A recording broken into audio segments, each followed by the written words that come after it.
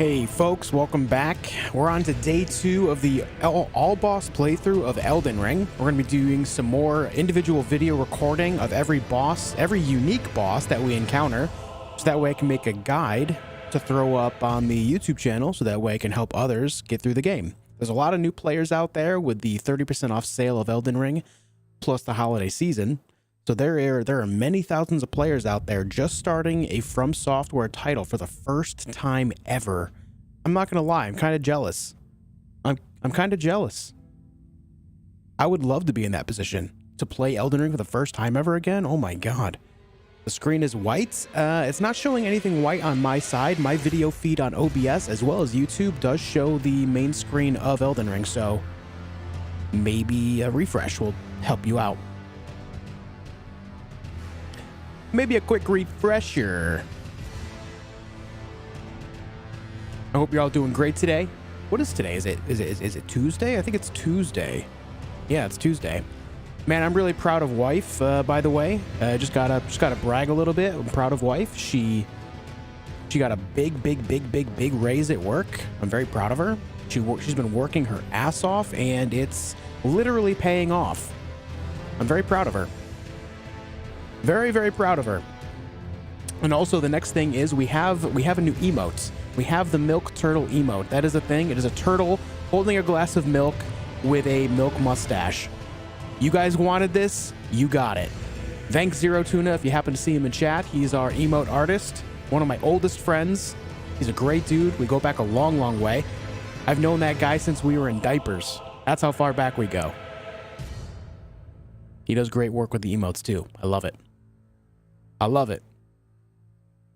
Anyways, I hope you're all doing well. Thank you for leaving a big like on the video to help, help give our channel more visibility. I really appreciate it, guys.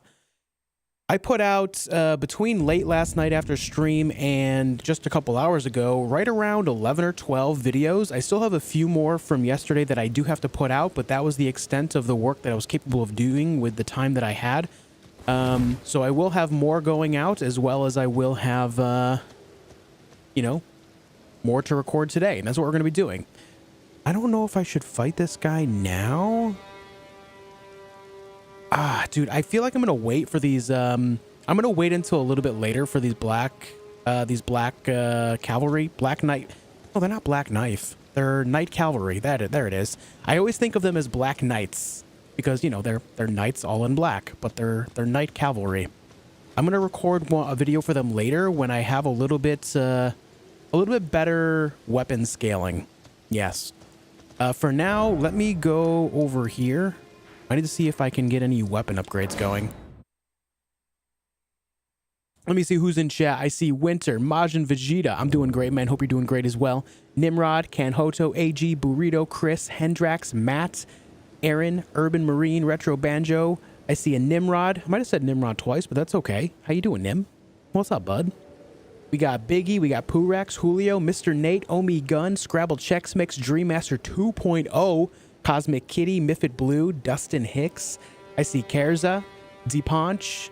What's going on, man? Hadi Ali, Mark D, Martin Norback. I see Ludo. I see Eric. Snowboards, Joseph Levesque. Glad to catch this one live. Glad you're here for it. What's up, Terry? Hope you're doing well. Crashy, hello there. Dadang. Richard, Cassia, hello. Hope you're all doing great. Retro is here. If I didn't say hello, hello there. I see Linda and Anthony, Typical Nuvo, Elden Beast. I see PT4M, Eti Ali. I see Lauren, Joel, Genia, Sus Vibes. Welcome, everyone. Josh Meadows, hello. What's up, James? Henrique. What's going on, everyone? Dom, hello. Edmund. What's up, guys? I hope you're all doing great. Thank you for tuning in. Thank you for tuning in. Let's upgrade this weapon, and then let's go. I think we got to do Castle Morn next, right? Castle Morn? Yeah, we got the boss over there. Yeah, I think the only thing left to do down here is just Castle Morn, so let's go do that. Playing some Battlefield 2042 the moment while I watch you? Right on, man. Right on. Alright, that can't be strengthened any further, nor can that. Okay. My weapons are as strong as they possibly can be for this early on in the game. Whoosh, whoosh. Really enjoying the curved blade moveset, by the way. Curved blades are so good. So good. I'm bad at names. Hello? Me too, man. This walkthrough is very helpful. I'm glad you're finding it so. That's the entire goal. I want to make sure that everyone can have a good time playing Elden Ring, but I want to make sure that no one gets stuck, you know? I totally understand, like, my first playthrough, my first couple playthroughs of this game, I would get stuck on certain bosses, but I have discovered that certain tactics work very well, and it's always helped me get through the game, and I'm trying to share that as much as I can with everyone. Okay, also, there is a death bird here. I am going to make a separate death bird video from death right bird. Maybe we try that now. It is nighttime. It is nighttime. That golem is dead. It does spawn right here. Let's try this out. Let's try this out. Hey, Josh, thank you for the 6 months. What's the story behind Milk Turtle? I missed it on stream. Keep up the great work, Josh. Love your streams. It's one of those things that is a meme that happened so quickly that it kind of grew its own legs and started walking around the chat room. You know what I mean? I think I was talking about like the old Got Milk commercials, and then someone mentioned the idea of like having our own emote about it. Yeah, one of those things. It just kind of happened. Thank you for 6 months, Josh. I appreciate it. Pick up the letter from Irina. Yeah, we got it yesterday. I've got it. Your boss guide's best of the best. Thank you, Edmund. Josh, random question. How do you feel about modded gameplay, and have you considered it for Elden Ring? Modded gameplay can be cool. I did do a modded playthrough for the Ascended mod, where it basically amps up the difficulty of everything.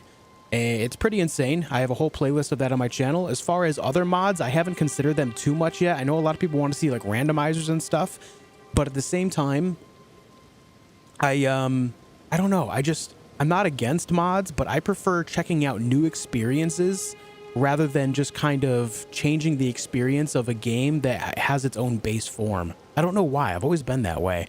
That's why I've been checking out Valheim and stuff like that. It's got some similarities to Elden Ring, but it's also got beautiful graphic style to it, and it's survival gameplay, so it's just kind of fun. All right, guys, we're going to do our first video of the day here. It's going to be this death bird. Wish me luck, guys. This thing is a pain in the ass to fight. Hope the DLC brings a way of saving Irina. I hate not being able to save her. Mr. Spiral. It's very much so intended. It's part of her story. Irina actually becomes Hyetta. If you don't know who Hyetta is, I'm so sorry for spoiling that for you. But if you pay attention, if you really look close, you'll see that they wear the same clothes. And Hyetta actually has blood stains on her clothes after she is killed as Irina. They're very much so the same character. If you pay attention to the details, that's the way it is. And in fact, Edward the Revenger, her father, ends up dropping a very important quest item that you need to give to Hyetta, which is even more interesting because he loses his mind to the madness after he sees his daughter murdered. It's very interesting. Very interesting how it comes together, right? Mind blown? Yeah, man. I remember my mind was blown when I figured that out too. Crazy stuff. Thank you, Majin. All right, let's go ahead and get this started, okay? Let's get this started.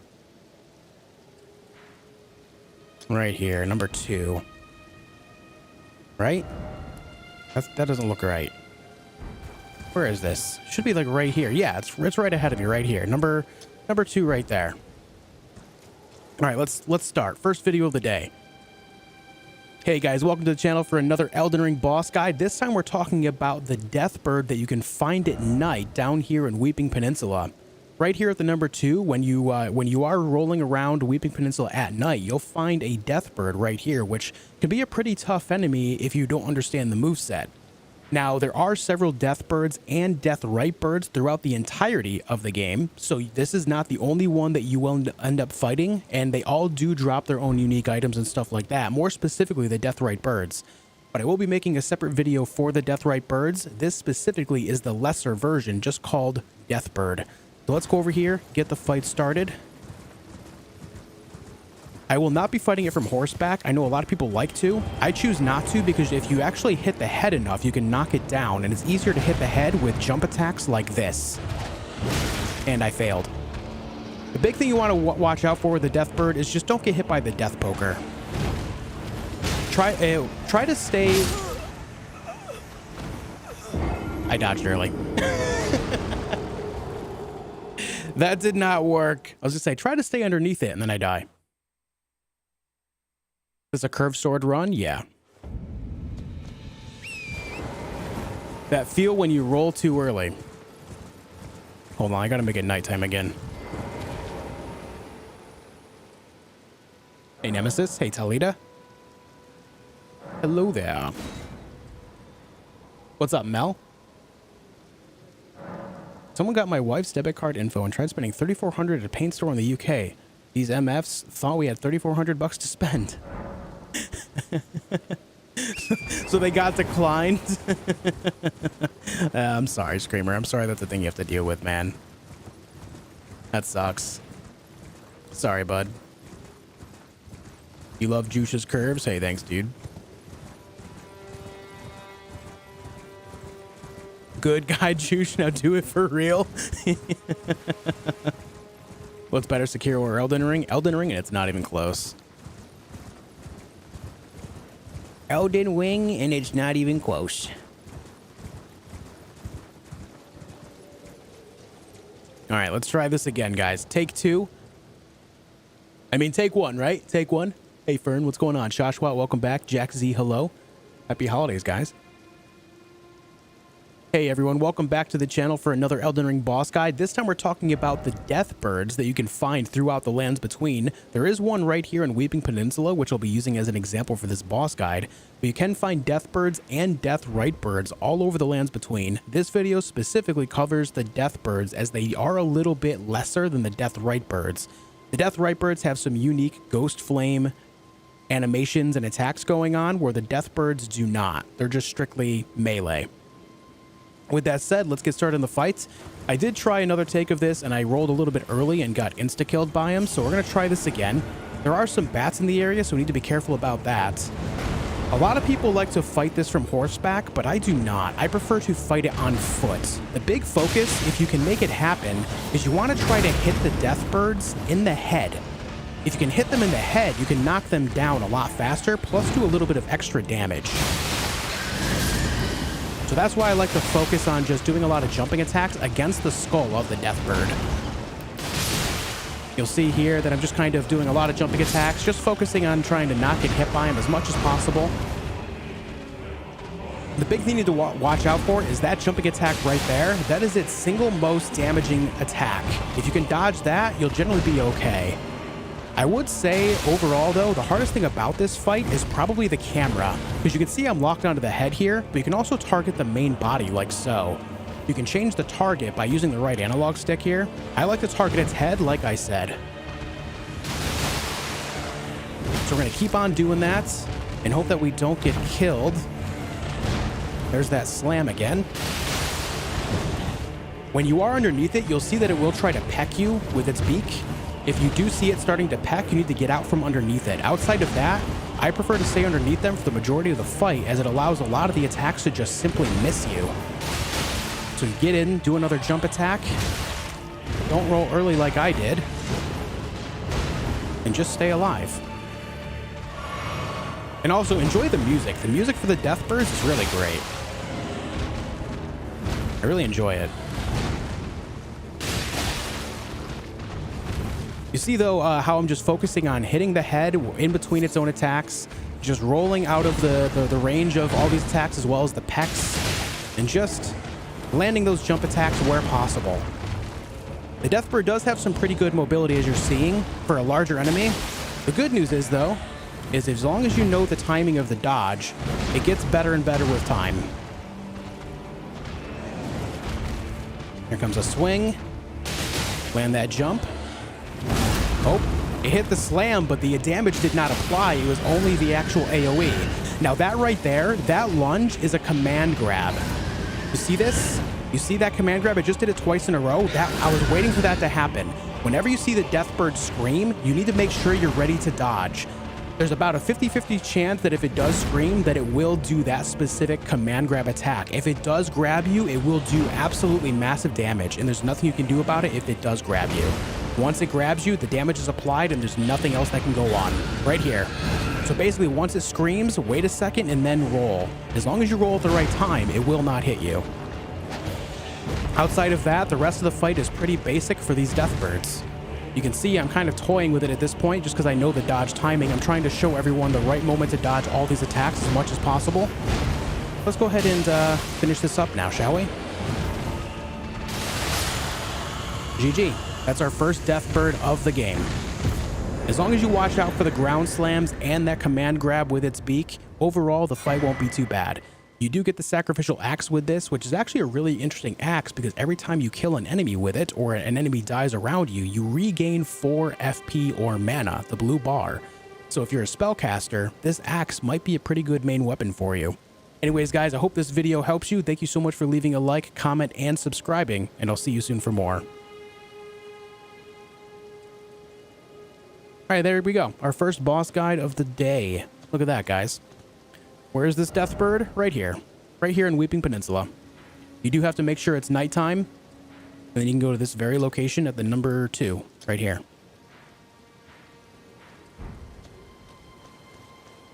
My character's face. You want to see the face, dude? Hold on. Let me show you the face. Let me show you. Let me turn on the nightlight for you so you can see real good. You ready for the reveal?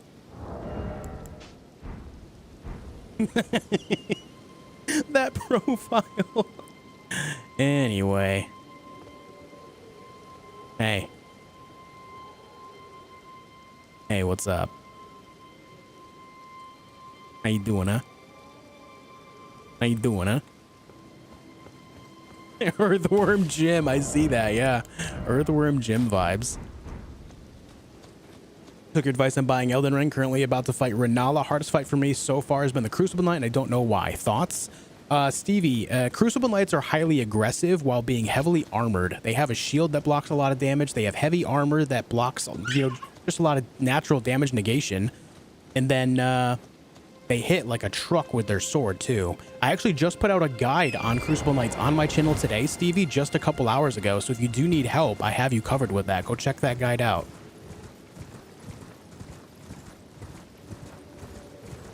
I'm glad you're enjoying the game otherwise, though.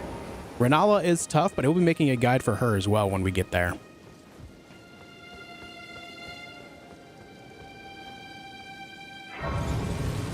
Indeed, Wizard Master. Yeah, I've been recording while streaming. I put out 11 videos since last night after our first session of recording. I've got a few more to go as far as like videos that I got yesterday, but also be getting probably a good dozen plus today as well. A lot of videos going out on my channel until this playthrough is done. Many, many, many. I love your videos. Thank you, Retro Nerd. I think the next boss we'll be fighting is going to be the Misbegotten Warrior, Leonine guy. The Leonine guy.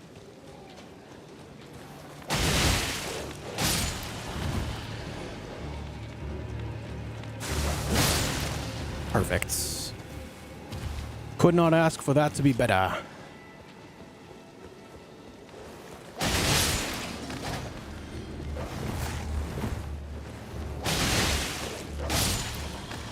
Curved swords are also very good at tracking enemies because they're so horizontal based. A lot of swords in general are like you'll swing from like 45 degrees over a shoulder or often vertical or even pierce for like a straight sword. But curved swords, they're very horizontal for the third part of their swing and the fourth part of the swing. And then when you're doing the running L1, it's all completely horizontal. So you just have such a wide range of attack in front of you that it makes even the dogs very easy. It's so good. What's up, Ivar? How you doing?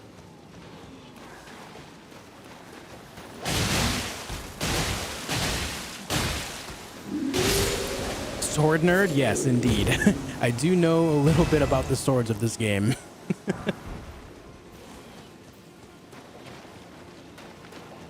Beat that deathbird you just done, not a patch on the night. Yeah, I've got that video out on my channel, so hopefully it can help you out a little bit, man. If you're still stuck on it or if you want help for future ones, because there is several of them throughout the game.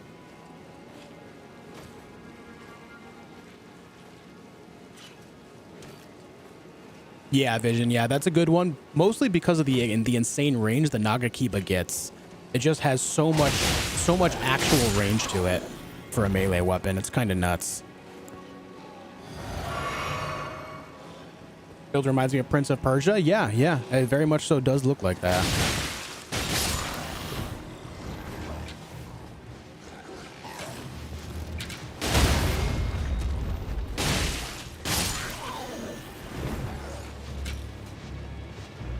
Oh, I missed.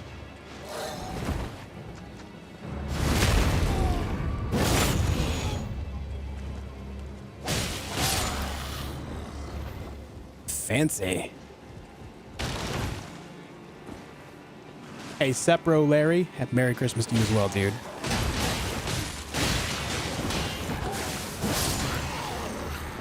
Swoosh.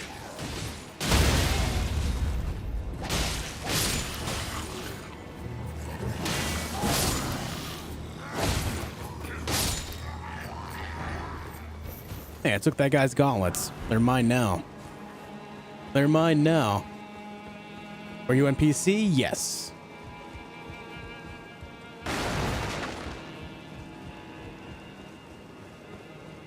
I'm Edgar, but you can Your Bloodborne character has a similar face structure. Two brothers. You know what? Let's tie these universes together and say yes. I see. Thank you. But I can't even. Gonna join the PvP update? Not really, Flip. I'm not really big on PvPing in these games. I think it's cool, you know, for people that like to PvP. You know, I have nothing against that. I'm just not big on PvPing in Souls games myself. If I'm going to PvP, then I'm likely going to go play a Battle Royale or Escape from Tarkov. That is my preferred player versus player format.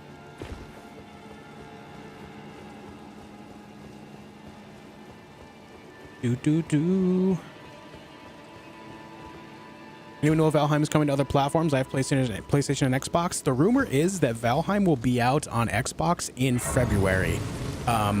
They've already said that the game is coming to Xbox and it will be on Game Pass, but there's not like a solid announce date yet. It's just been rumored to come out in February, which is not too far off realistically, just a little over a month away. So I hope it does come out in February because, man, Valheim deserves to be played by so many people. If you have not... Oh, shit, I'm dead. What? That didn't kill me? Okay. Well, I want to go back up because I missed a stone sword key, so let's do that. If you've not played Valheim and you can, like if you're on PC and you have access to it, I can't recommend it enough. It has quickly become one of my favorite ever survival games. It's incredibly good. I'll be returning to more Valheim after this Elden Ring playthrough is done. And it would mean a lot if you guys could tune in for that too. That would be sick. He lived, bitch. Yeah. Suzanne, how you doing today? What about PS5? I have not heard anything about the game going to PS5 as of yet, unfortunately. I hope it does, just because I'd love to see more people play it there too, but generally speaking, I've not heard anything about that. What's the name of the sword in your right hand? That is the Shamshur. The Shamshur. I've got a blood Ash of War on it, the bloody slash, so it says blood Shamshur, but it's just the Shamshur +3 right now. If you're curious as to where you can find it, you can find it in the same dungeon where you find the Guardian Golem, which I'll show you on the map in just a moment. I actually really like the way it looks. It's pretty cool. In fact, I think maybe this and a Shodel in my left hand would be pretty stylish. But you find the Shamshur in this dungeon right here. Ow! You little... Hold on.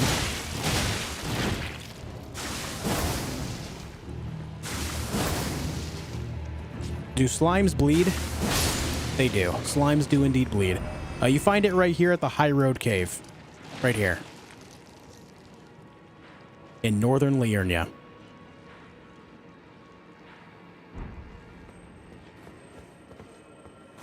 Hey man, what have you got to say about it? What have you got to say about the situation? Please help me. I'm of noble blood. If those hideous mongrels eat me, I'll be forever marred. Anything but that, please. Think of the disgrace. Nah, you good, dog. You can stay in there for a while. You good.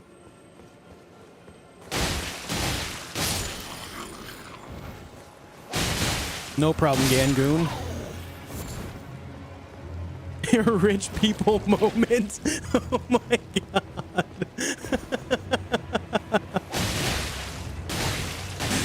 Jesus, dude.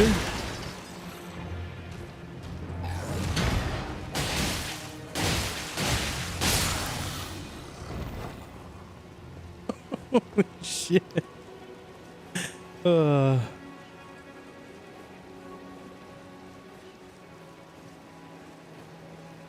I'm doing well, Suzanne. I'm doing well. I actually woke up feeling kind of under the weather today. I think it's just because it's been so cold lately, but luckily I'm feeling warmer today, so things are shaping up for me. I'm already feeling a lot better now after being awake for a few hours.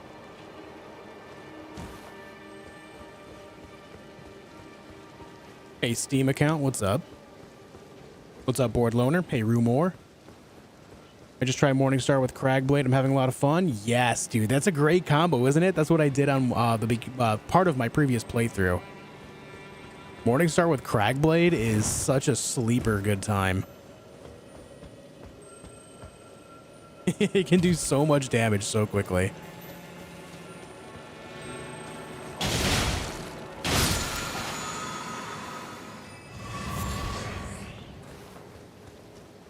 You're going up against Margit. We'll be fighting Margit today, actually not too long from now, so I'll be putting out a video on that one too. I know a lot of people actually get stopped at Margit. A good example of what I mean, guys, think about this. If you're on Xbox, you can look at the achievements. Last I looked, based on the achievements for Elden Ring on Xbox, right around 50% of the players that have played Elden Ring ever have actually got the achievement for defeating Margit the Fell Omen. So that means a lot of players are, you know, playing the game, but they're not able to defeat him. Almost half of the entire player base that does play the game gets stuck there. So I'll be making a guide in hopes that I can help more people get through that.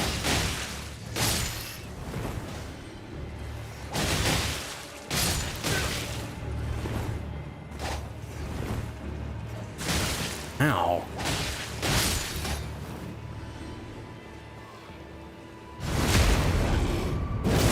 You saying I can't beat Margit, Streamer? Yeah, dude. That's what I'm saying, Screamer. Just you, though.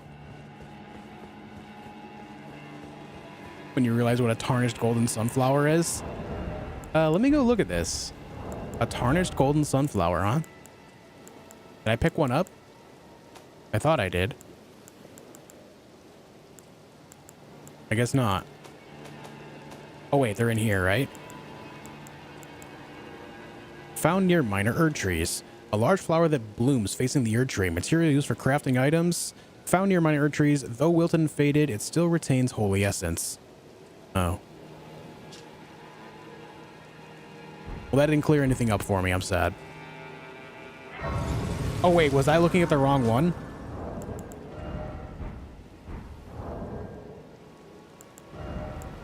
Let's look.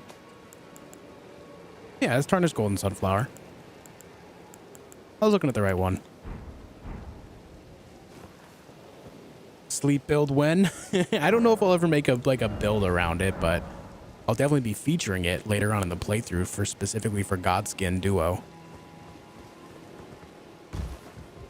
I am confusion? Same, man. Same. Nothing new for me, though.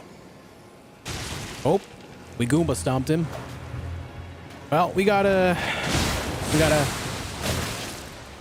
just... I didn't mean to land on you. I'm sorry. You guys want to hear something really dark? You want to hear something dark in this game? Jellyfish are the spirit of tarnished children. Or, well, just children in this universe in general. Yeah. Yeah, it's a thing. Yep.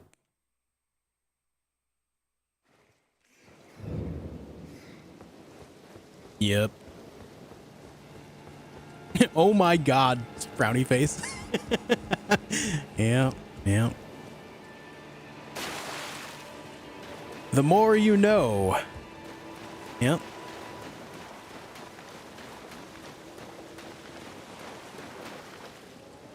The more you know. That is dark. It's a little grim, yeah.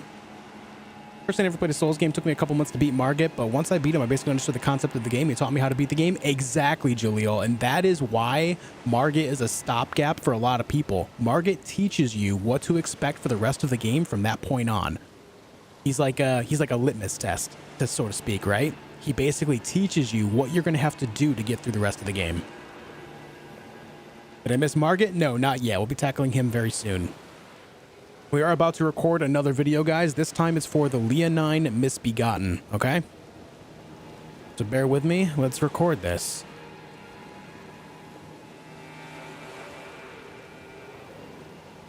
Hey everyone, welcome to the channel for another Elden Ring boss guide. This time we're talking about the Leonine Misbegotten that you can find down here at Castle Morn in the southern area of Weeping Peninsula. This boss can be pretty tough, and he does wield a very good not two-handed, but a very heavy greatsword. That is, it's pretty unique. If you've ever watched Game of Thrones, or if you know that George R.R. Martin is involved in the story of this game, then you'll understand the concept of the sword. It's called the Grafted Greatsword. It's basically a bunch of smaller swords grafted together into one, just like the Iron Throne in A Song of Ice and Fire. So with that said, let's go ahead and get this started. This boss is going to be very difficult for a lot of people based on its delayed attacks and its quick mobility. It's very nimble, very agile. So you want to make sure that you're not getting greedy with him. He can be easy to stagger, but you need to be aware that if he's already in the middle of attack, you likely will not be able to stagger him. As you can see, I'm already making mistakes here. He does scream like that, and then he'll run at you with the sword. He does a lot of jumps. Most of his attacks as well are going to be horizontal slashes, by the way. This right here is the best weakness of, best moment of opportunity to attack him, I should say. When he does the jump attack and then the overhand right here as well is another great opportunity. You can get a couple slashes in. All right, I'm gonna let him kill me. I gotta restart. I'm getting hit too much. That's not good guide material.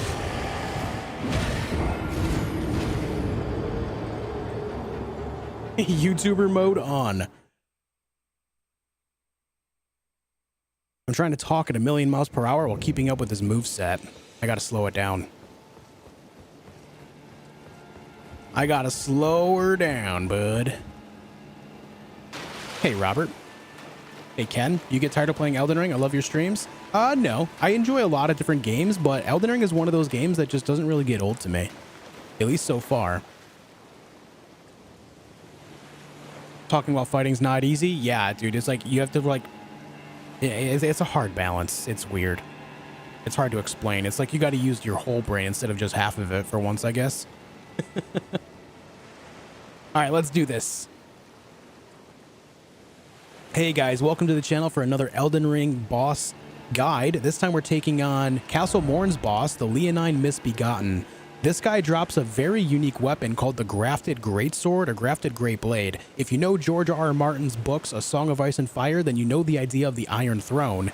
Imagine that, but into a greatsword. It's a bunch of smaller swords melted together. It's a pretty cool concept.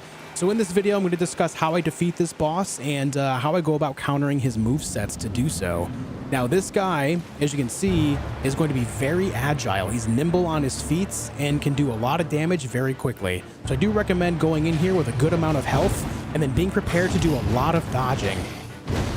This right here, that attack where he stabs his sword into the ground, is the single best opportunity to attack him. So keep that in mind. Once he stabs his sword into the ground, it takes him a moment to actually pull it back out. So you want to make sure that you are ready to attack at that moment. It can be difficult to get him to do it a lot of the time when you want to, but there's nothing wrong with just being a little patient, not getting greedy for damage like I just did there. You can sneak in a lot of attacks after a lot of his own attacks here and there as well, but I find it best to just kind of take it easy, be patient. You just kind of have to accept that if you are a new player specifically, that you're going to struggle with this fight specifically. This fight I have found to be one of the harder fights when I was new to Elden Ring. So as you can see, I'm just kind of capitalizing on his weakest moments right there where he stabs the sword into the ground because I can land very quick two attacks there. Here it is again. We can land 2 attacks and then back off. Most of this fight is just about learning the dodge timing, and I failed that one too. As you can see, it's very easy to just kind of roll his attacks early because a lot of them are so very delayed. Can hit him there. We dodge. But you see, because of the size of the sword and his mobility, the actual swing speed can be surprising in two different directions. Sometimes he delays them so they're very slow. Other times he doesn't delay them at all, so they're very fast. It's a bit of a learning process. It can be a lot. All right, here's the attack. This is the one we capitalize on. We attack twice, we back off. Keep in mind that when he does scream like that, oftentimes it will do damage to you if you're too close. You want to make sure you're not too close to him if you can avoid that. Land 2 attacks, back up, roll these jump attacks, stay far away. There's that faster strike than you would think there with the Leonine Misbegotten. Ouch. You can see that even though I've played this game a bunch, this guy still catches me off guard with the actual speed of his attacks. It still, at this time, just catches me off guard. When he does the double jump, you can land one quick attack if your weapon is fast enough, so you can swing there too if you want to make the most of the time. But I would recommend for most people to just kind of avoid it unless you have a very fast weapon. Same with that attack there. With that double horizontal 360 slash, if you are too close, chances are is one of them will hit you unless you jump. With that attack, because it does go a little bit lower towards the legs, you can jump over it, but if you try to dodge, then you're likely going to get hit by the first one or the second one because of the actual timing of it, unfortunately. That's just the reality of that specific attack. There you go. We capitalized on his weakest moment once again, and there it is, the Grafted Blade Greatsword. I know I took a lot of hits there, so it's not the best visual representation, but I specifically wanted to show the best moment of attack for you as a player. Now, if you are a mage going into this fight, you can basically just want to maintain your distance and just keep spamming your spells. Make sure you're not spamming your spells while he's charging at you, though. He is very aggressive, and he will nonstop go at you if you are like throwing spells at him and arrows and stuff. But you can still find a window of opportunity to cast, a quick glintstone blade or pebble, stuff like that. So it is still possible even with magic. You just have to make sure you're really pacing yourself so you're not being punished for casting the spell overall. Anyways, guys, I hope this video helps you. Thank you so much for watching. Thank you for liking, commenting, and subscribing, and I'll see you soon for more. All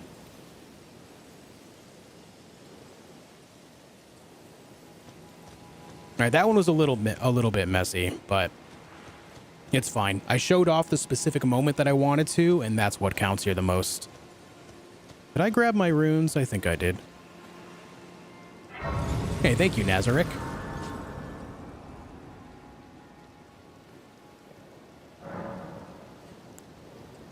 All right, let's see. Let me raise my health a little bit. I got my dexterity to 30, so my damage is actually pretty good at this point in the game. We killed the Death Bird, rather. The only boss that's left down here is the Night Cavalry and the Rune Bear. I'm trying to think. I don't think I can make a guide for the Rune Bear, dude. I don't think I can. It's like the way the Rune Bear attacks, it's so hard to actually see. So I think I'm going to skip out on that one. I'm really thinking about how Rune Bears work. And they're just, like, they have that really fast shoulder charge. They have one of the weirdest command grabs in the entire game. And it's just so hard to predict that I can't even explain how it works. I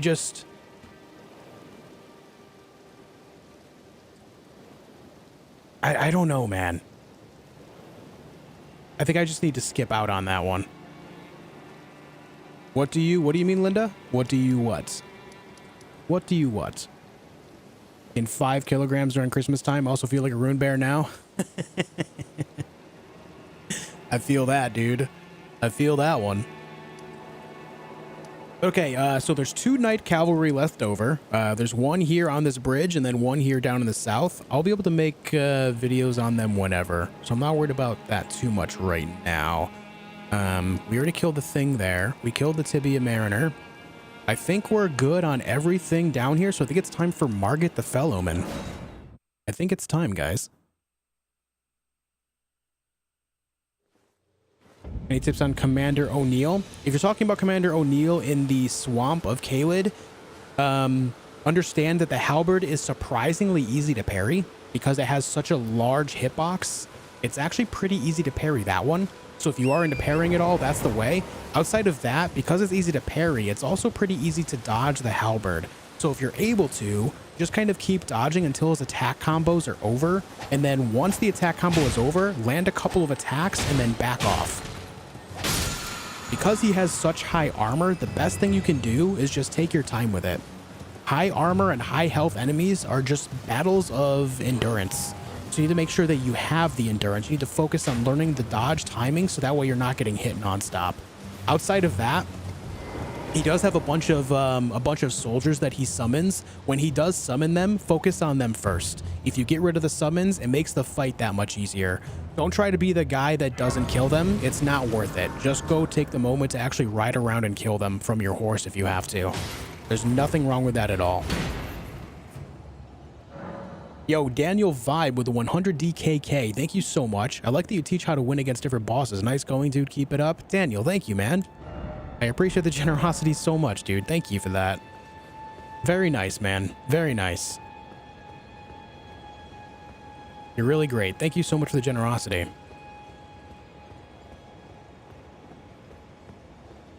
Okay, are you guys ready? I think it's time for Margit the Fell Omen.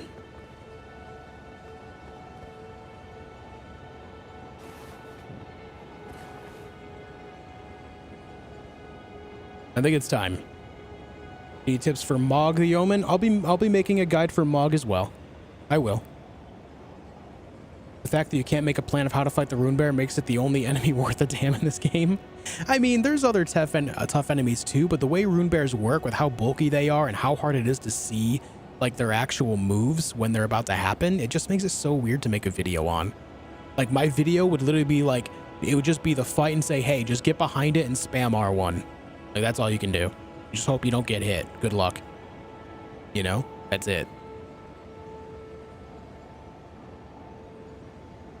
Lantern adds 5 HP. Yes. Yes. All right, let's do this thing, guys. Let's do this thing. Hey guys, welcome to the channel for another boss guide of Elden Ring. This time we're taking on Margit the Fell Omen. This boss is a major test of player patience and skill, and so I'm hoping that this video can help you out. I'm going to talk about a few different ways that you can take on Margit, specifically with focusing on dodging, and then another focus on potential parrying. Now, if you are a spellcaster, you can cast your spells like crazy in this fight. Just be aware that Margit will become hyper aggressive if you do so.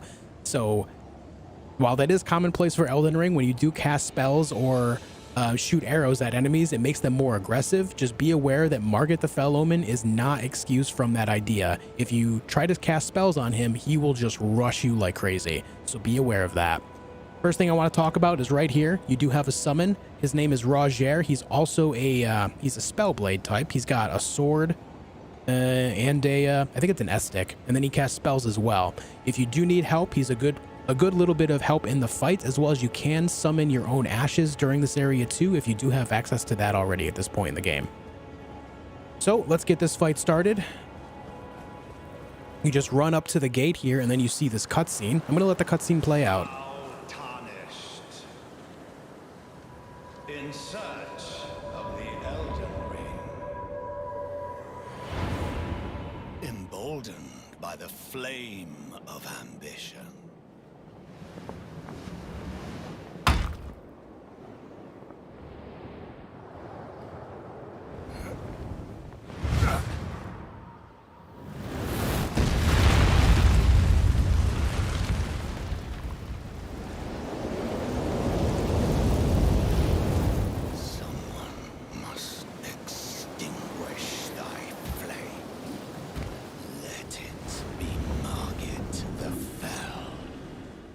All right, so the first thing I'm going to talk about is how to parry Margit the Fell Omen. He does have a couple of very parryable attacks, so let's talk about which ones are. Not this one. You cannot parry any jumping attacks in the game, so don't try that. He'll have this attack right here. He'll charge his weapon. When he does that, he's going to swing at you twice. Basically, you want to roll around the back of him. If you try to roll away from him when he does that, you'll find that his cane has extremely long range and will likely hit you because of the actual hitbox size of it. So be aware of that. Let's see if we can get him to parry. So that attack right there that I just missed the parry on, it is very parryable, but I parried a little bit late. A lot of his overhand attacks that he'll do are very parryable, and if you are parrying, those are the ones you want to focus on. He does do a little bit of a scoop attack right here, and then follows it up with the slam. That slam is the one you want to try to parry. And then that backhand attack is also parryable, but keep in mind that in order to actually get a riposte on him, you have to parry twice. It does save, so once you get the second one, it will work out, but you will not be able to get a riposte until that second parry specifically. So be aware of that. Let's see if we can get this to work. Here it is. I parried late again.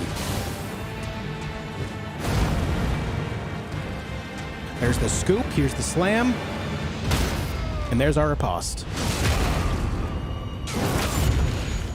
So I wouldn't recommend actually parrying him. This is something that if you really want to challenge yourself for this fight, that is a way to fight him.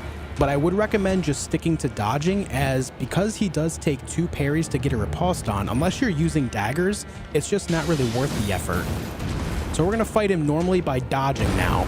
You'll see that he has a couple of slower attacks, one where he jumps up in the air and then slams the ground with the staff, and then another one where he just slowly raises the weapon like he just did and then stabs the ground with the staff.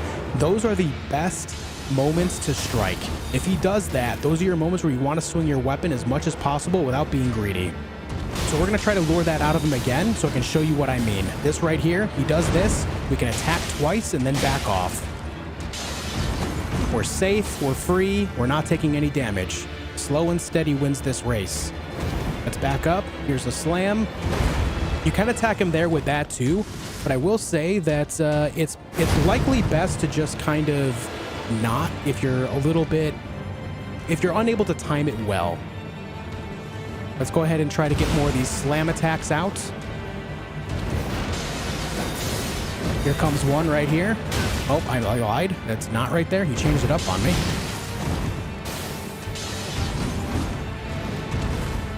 Here it is right here. Once he stabs it into the ground, you can land 2 or 3 quick attacks and then roll away. You see how much damage I was able to land there without much effort? Those are the attacks you want to capitalize your damage on, because he's unable to move, so you can just hit him for free. Here's this attack again. We dodge around the side of him for both of these attacks. We swing once, we back off. Once he goes phase 2, he pulls out a Faith Spirit Hammer and then slams the ground with it. This is when the fight gets real. These weapons are unparryable and can also be very hard to dodge based on the combos that he pulls off with them. But the same rule applies though. Same rule applies with the staff. When he stabs the staff into the ground, you can hit him 2 or 3 times, then back off and take minimal damage. And so that's what I'm going to keep on doing to really show how much you can take advantage of that moment. You can also hit him once or twice for free after he does the jump attack with the hammer, but you need to be careful because if you time it poorly like I just did, he will hit you with a follow-up attack, which is just devastating.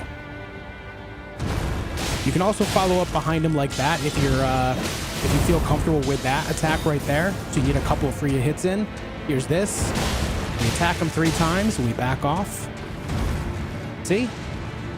This is the way. You want to take advantage of moments where he stabs the staff into the ground. That is when he is at his weakest and most free to take damage.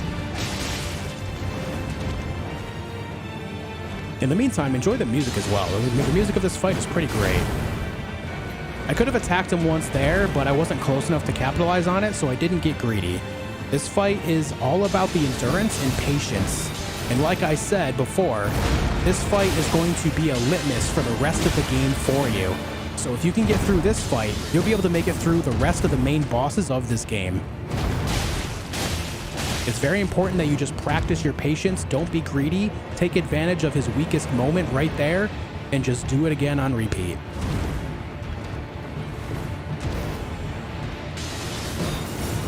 Here it comes again. We get behind him, we swing, we back up. Free and easy. And now we go for the finish. One more time he does it, it's game over. Now keep in mind that you can do this with summons again as well, but that's something that it does change the dynamic of the fight because he'll actually change the targeting and it will change up his actual combos if he's able to remain close range to an enemy. And there we go. When you defeat him, you get a talisman pouch, which means you can equip a second talisman, which is a huge upgrade for your character. You can equip another talisman and become that much stronger, and then you're free to play the rest of the game. You can move on into Stormveil Castle, which is one of the best areas in the entire game. So much to explore, so much to do. It's exhilarating. Thank you for watching this video. I hope it helps you get through Margit the Fell Omen. Thank you for tuning in for it. Thank you for liking, commenting, and subscribing, and I'll see you soon for more.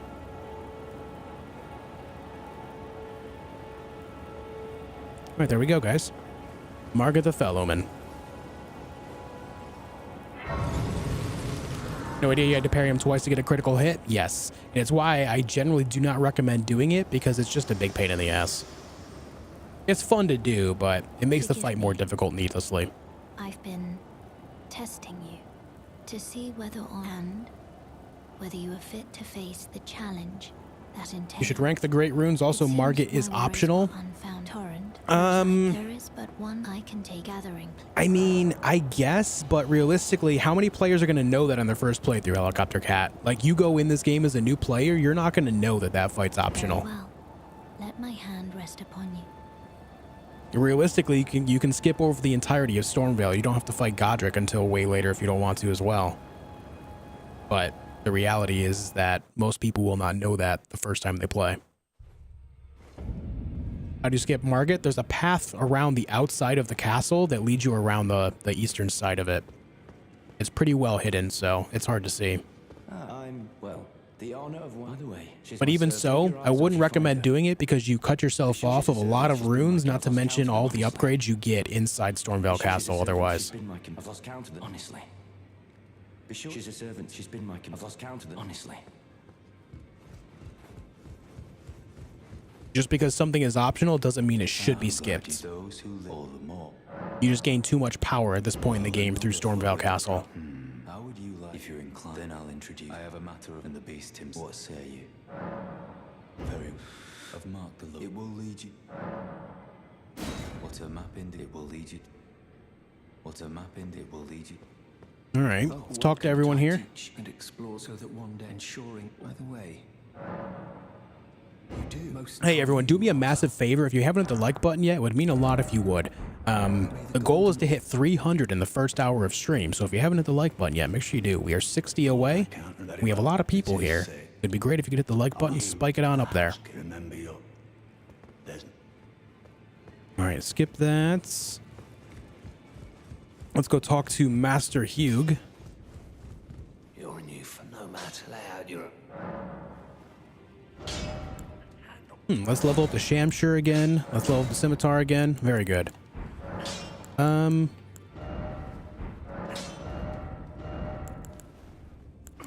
I need to get another bleed or frost ash of war so I can put it on the my left-hand weapon too.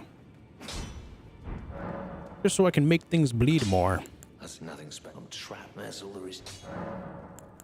No, no crap. My being bizarre. Just running the dialogue of all these characters really quickly, so that way it's out of the way.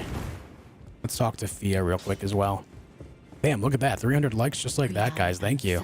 Perhaps you doing so, and you do you think? Thank you so much, guys. The support is unreal. Hey, Anne Rose, what's up?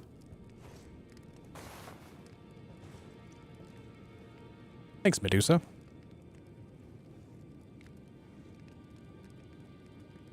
You are. Is Godfrey optional? He is one of the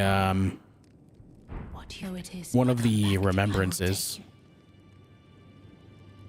Okay, from my understanding, I've never done it, but I do believe you can just kind of go around it if you want to. But again, I wouldn't recommend it. Mostly because his great rune is largely considered the best one in the entire game. So if you're using like rune arcs for those additional buffs, then that's the one you want for most of your gameplay.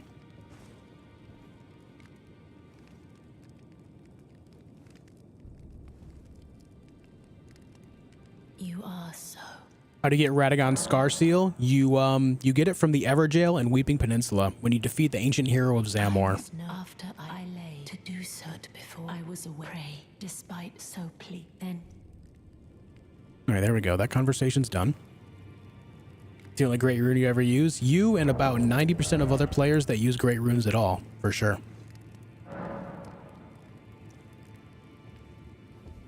Think about it like this. Because it gives you +5 of every stat, it's basically 40 levels on your character, which is nuts. Absolutely insane stats.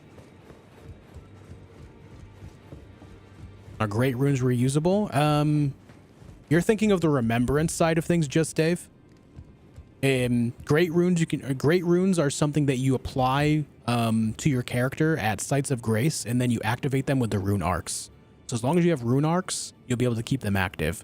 The remembrance is you can use once for 20,000 runes.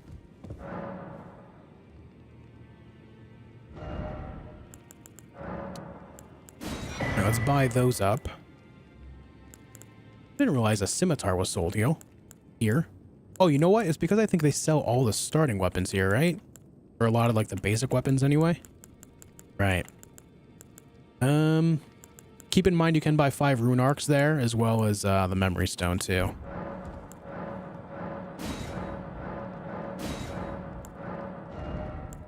I don't have enough runes for that. I'll come back and grab it later.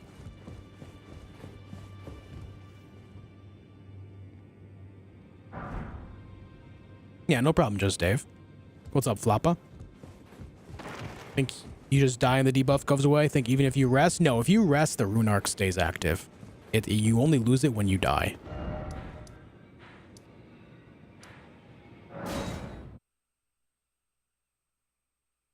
Plague Root, what's up? Are you going to play the extremely unfair mod for Elden Ring? If you're talking about the Ascended mod, I already have. There's a playlist for it on my channel.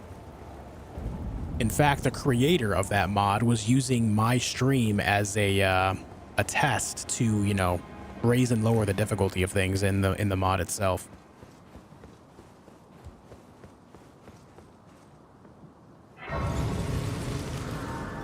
Nah, Floppa, I play solo, buddy. You there? Come over here. It's tightly booked. The guard, you'll breach the... Well, but of course. Am I gonna kill him? Yes. The gates! Open the gates!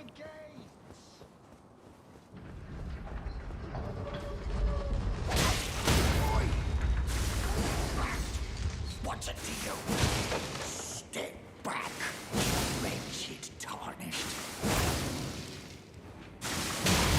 Ow.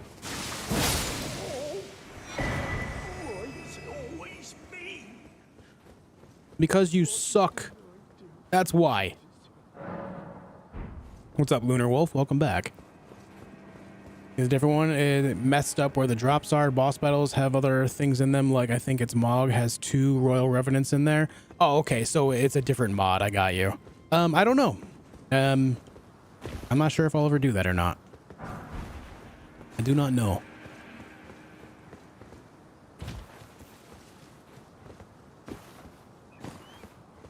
Godrick, the Blade of Mikola. Yes.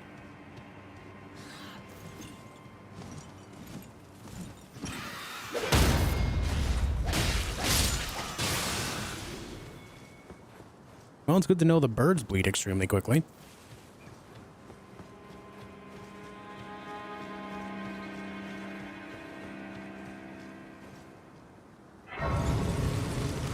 Now that you kill the homeboy, can you still get into the room that he traps you in with the knight? Yes, Steve, you can get in there, but the difference is now that Godrick is dead, he will not trap you in there. Instead, you actually can get the drop on the banished knight by being able to sneak in and backstab him. Yep.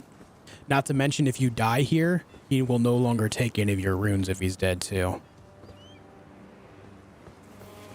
Tips for birds. If they have the blades on their feet, you can parry them. They're very easy to parry, actually. All you have to do is just wait until their feet are touching you and then, or, you know, tap L2 just before their feet are touching you, rather. Outside of that, man, if you have any vertical swinging weapons, you can hit them pretty easily with them. Things like Reapers and jump attacks with great swords, stuff like that. Those are all pretty good at taking them out.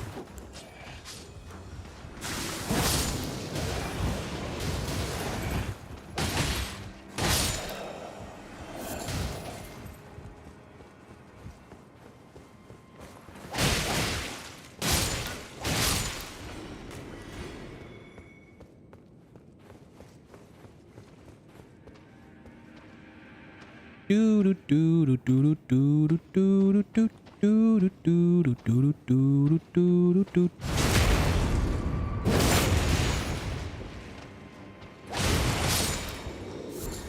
Am I going to get seppuku? Yeah, I'll grab seppuku later on. Might throw it on the one of the swords. We'll see.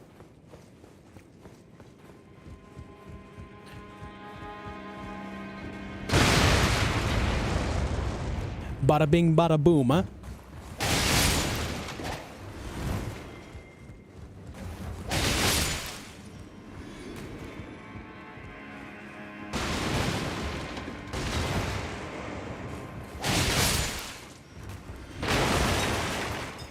I get Doug stuck in my head every day that I'm in stream. You're welcome. You're welcome. So yeah, here we are at this door. Now that Godrick is dead, you see I can open the door and then just walk right in, and he doesn't close it on me. And you'll see right over there, the Banished Knight. We can turn our nightlight on, and if you sneak around the left side right here, you can get behind him and then do a little backstabberino.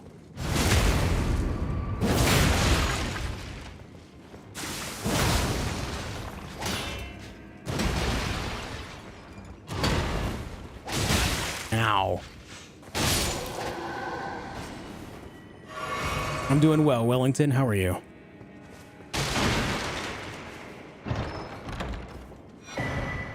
What resolution are you playing in? What GPU are you running? I'm playing in 1440p and I have a 3080. RTX 3080.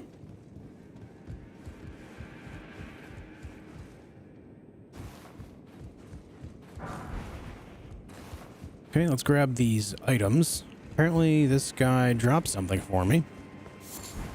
Ah, some butterflies. Perfect. Let's put the butterflies in our pockets as one does.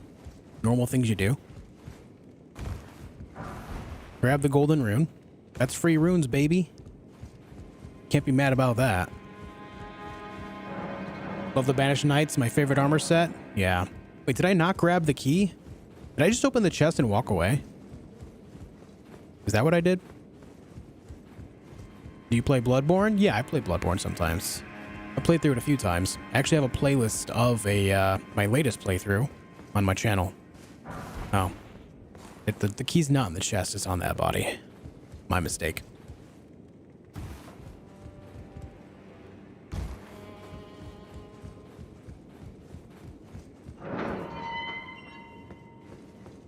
Yeah, the Banished Knight armor is some of my favorite in the entirety of this game.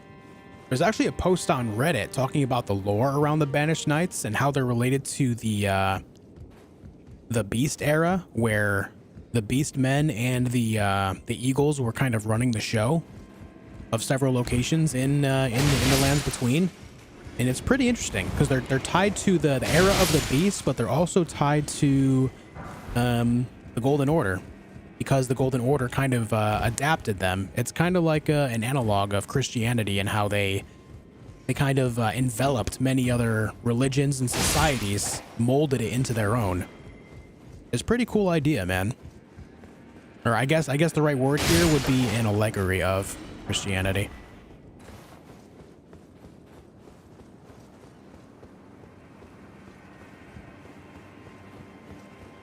Hey, Ali, thank you for joining us. You like Radahn's armor? Yeah, it's pretty stylish.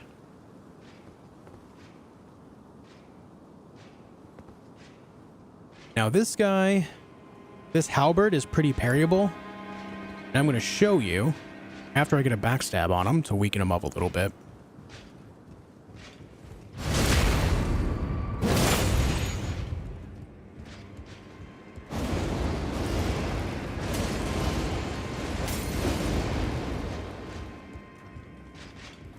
Oh, too early. There you go. It's kind of weird, but the halberds from a lot of the enemies in this game are very parryable.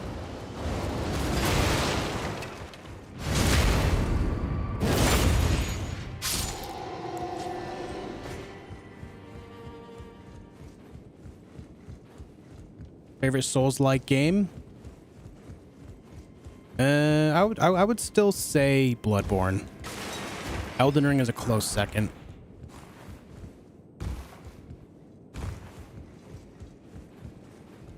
Let's hit the site of grace real fast while we're here.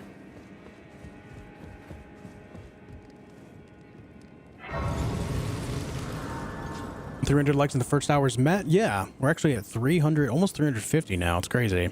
How many for the second hour? I don't know. What do you guys think? You want to get it to 550, Suzanne? Suzanne wants to see 550 likes on the second hour of the stream, guys. That's what Suzanne says. She thinks that's possible. Ow, don't kick me, man.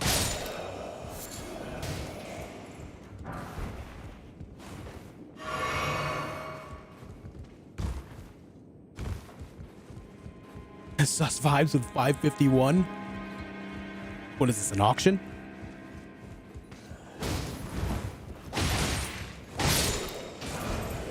Hey, the exile armor, nice.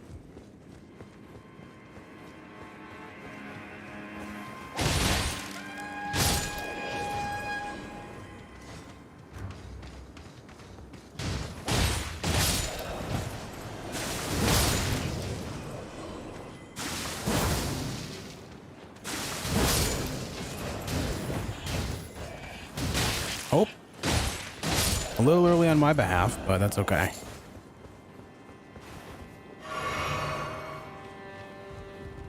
Do I hear 560? 561. All right, let's hop over here.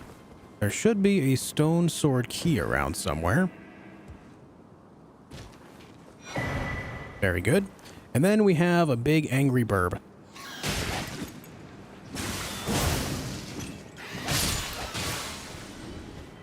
Let's just hit him with the bloody slash and move about our day.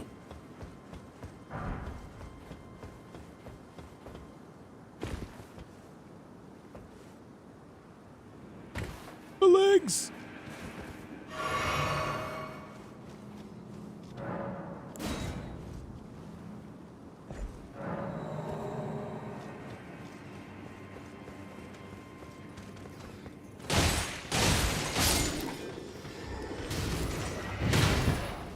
You know, I can't remember if these axes are parryable or not. I want to say no, but let's try.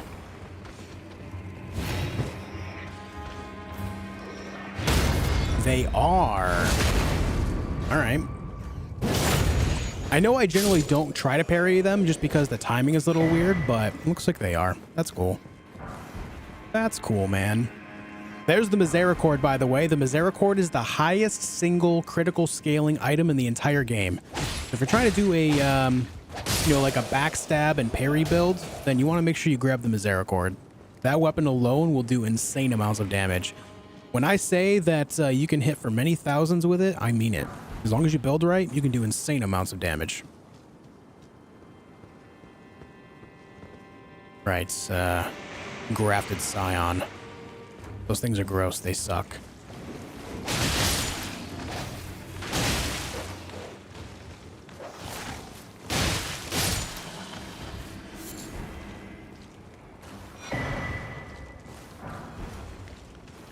You guys want to hear some cool lore as well for this part? You guys want to hear some cool lore? So what's her name? Over here. What's her name? The Heartbroken Maiden. What's her name, guys? I can't think of it just now.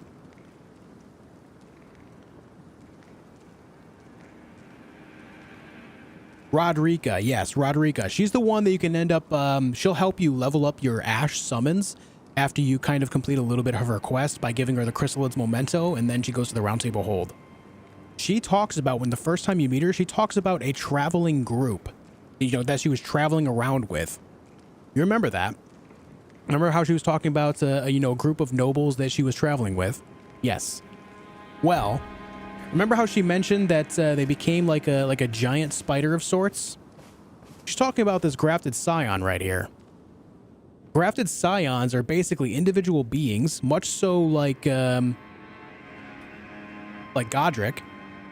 Just a bunch of arms and legs attached to one living being. And these are all the bodies right here that all these limbs were taken from to create this Grafted Scion over here. They got grafted. Yeah. So these are all Rodrika's friends right here. And they became that. over there. Isn't that cute? So when you do come here and you grab this Chrysalids Memento and you go give it to Rodrika, you can actually come back to this very spot right here and you'll find a Crimson Hood. And then you can equip the Crimson Hood yourself and it gives you +1 vigor. So that's pretty cool too. How do we know this? Just by connecting the dots.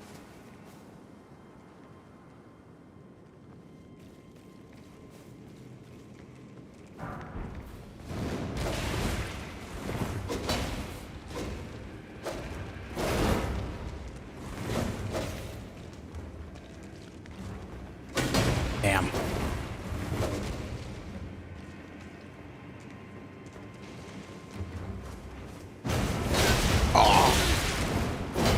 I hate that attack.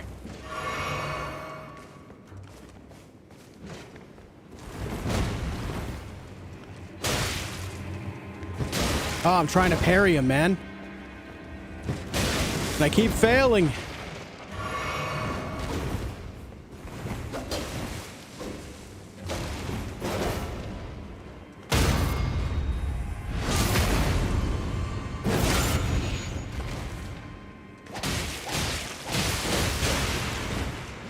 I might die here, but it's fine.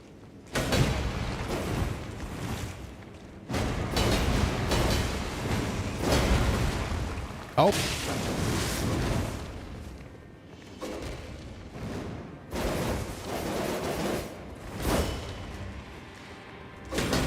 Damn it, dude. All right, it's all or nothing right now.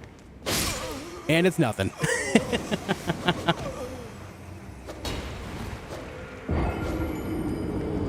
Didn't see that you looted the memento from that pile. Makes it quite obvious. Exactly. Yep, I did loot the memento there, and that's how you connect the dots to that whole idea of that little story there. It's kind of cool, man. Oh, I should have taken the elevator. Shit, that's my bad. Okay, let's get back down there. I'm gonna try to kill that Scion again.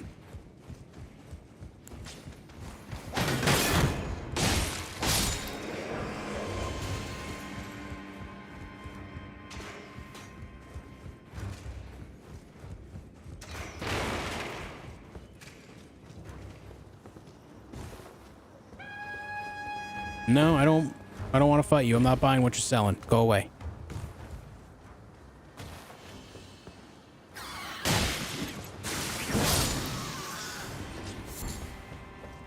Vertical striking attacks are the best way to take out the birds. Once again, vertical striking attacks.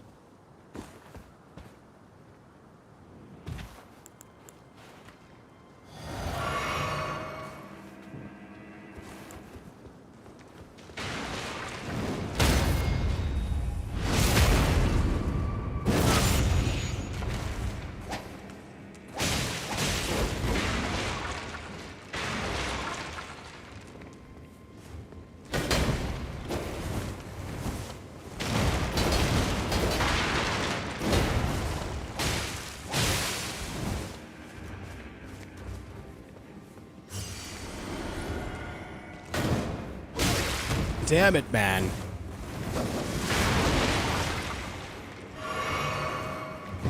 Oh.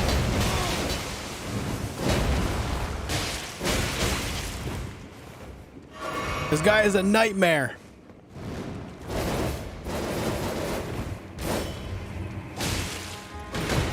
How was that not a parry? Hello?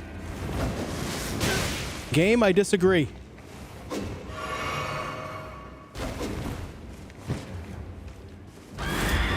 Yeah.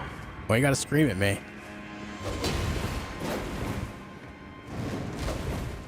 That's probably their most parryable attack right there. Damn, a little late. Again. What is that stance? Get down from there. Oh my god, he's spinning. He went Beyblade mode.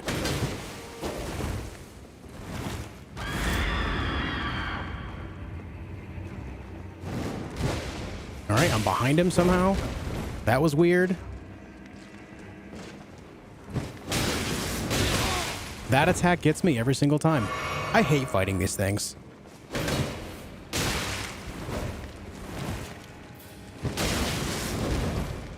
All right, last heal's gone.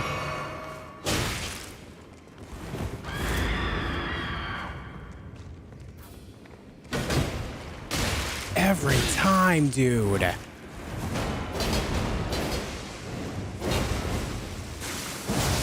Oh.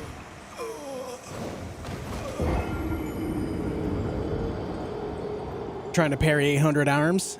Someone's got to try, man. Someone's got to try. I actually didn't know they were even parryable until my most recent playthrough. And so that's why I'm trying to do it now. I'm trying to get more in line with parrying them. But a lot of their attacks just happen so quickly that it's kind of hard to line it up, you know? Where am I going? Hey, Lore, how have you been? Good to see you. Nabs, thank you for the 14 Canadian. Merry Christmas. Thanks for all the hours upon hours of Elden Ring content. Hey, I've got you covered, dude. Thank you for the 14 Canadian. Thank you for the generosity, man. Thank you. It'd probably be easier if I had a buckler too, but is what it is. Maybe next time I'm at the round table hold, I'll buy it.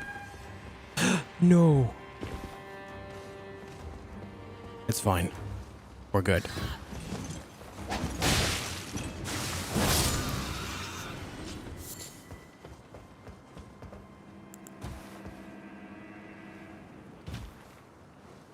Thank you for the 14 Canadian, Nabs. I appreciate it, dude.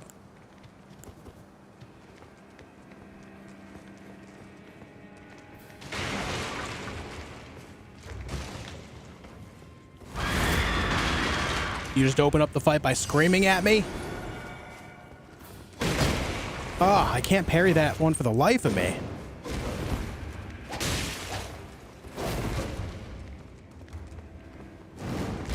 That one is his best attack to parry for sure.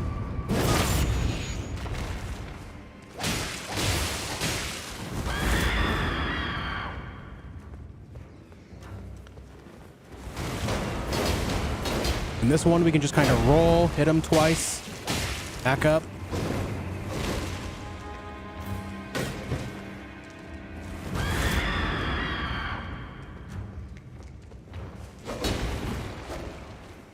Oh! Do the lunge.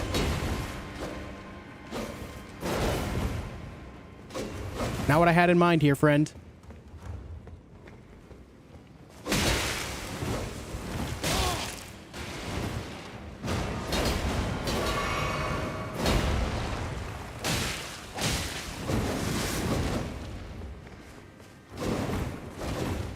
My man is a Beyblade. It's a living Beyblade.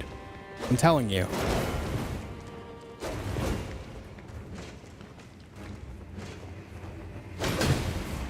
I want to parry that one so bad.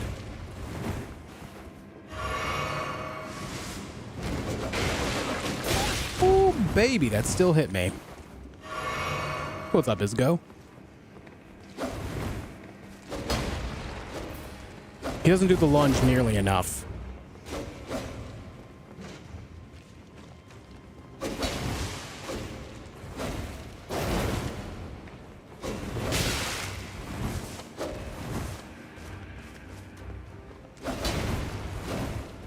It's really hard to bait it out of him, too. I'm not even sure what range we have to stand at, because he just keeps doing the normal swings. Maybe it's RNG?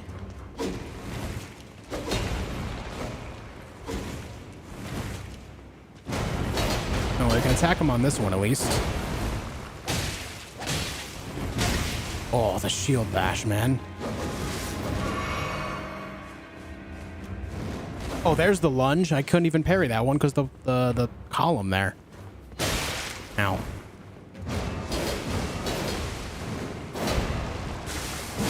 Whatever. All right, my summary of those guys trying to parry them, I think the best thing you can do is just not worry about it. As cool as it is, cool as it might be, I think it's just worth to not. I was hoping that parrying would make them a little bit easier, but unless they give you that one lunge attack, it's just a nightmare to try to pull off. Hey, Clyde, how you doing?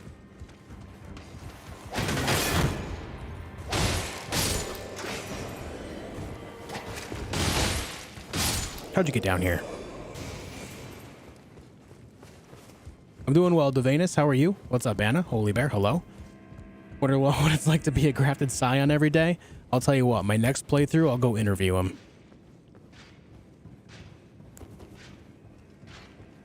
Sir, what's it like to be a grafted scion? Do you wake up and choose violence?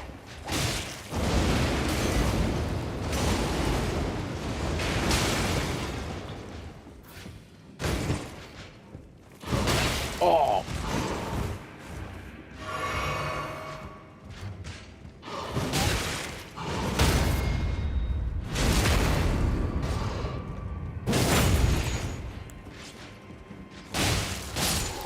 Yeah, no doubt it would be easier with a buckler, but the fact of the matter is a lot of his attacks happen so suddenly.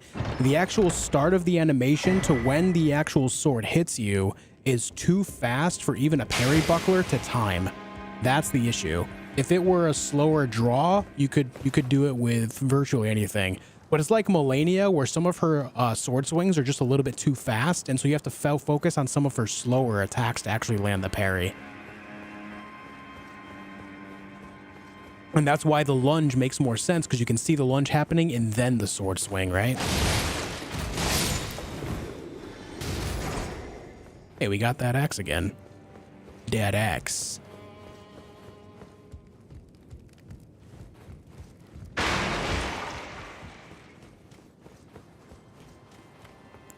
I have no healing, guys.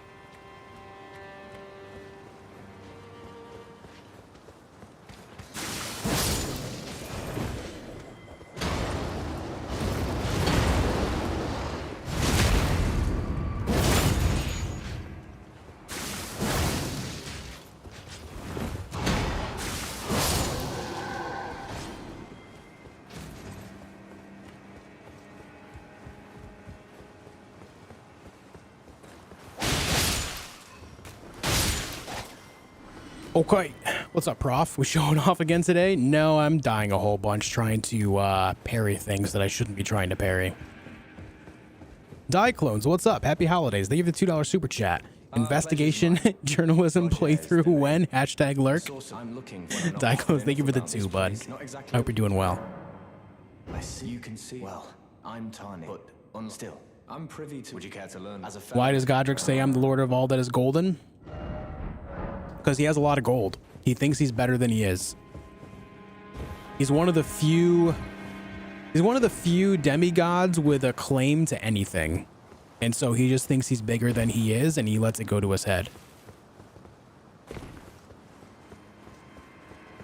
He thinks he's a big deal, but he's actually kind of a chump.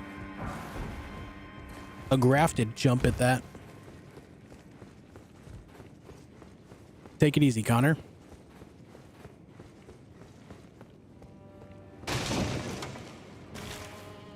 Oh, that squish when I landed, that was kind of gross.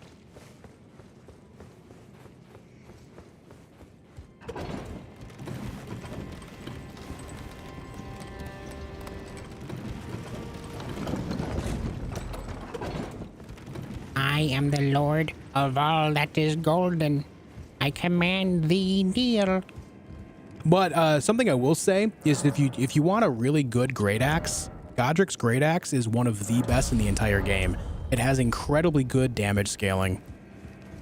It can do absurd amounts of damage extremely fast. It's so good.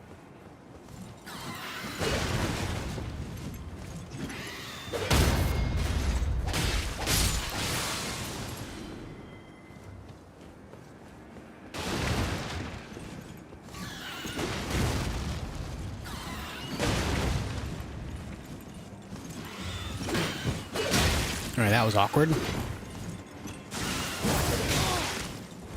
Am I dead?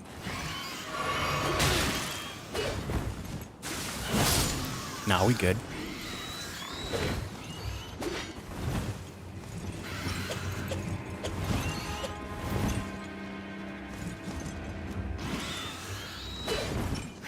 Ah, the camera goes all crazy with these birds every time. Ugh. Are you guys ready for the secret of all secrets in this castle?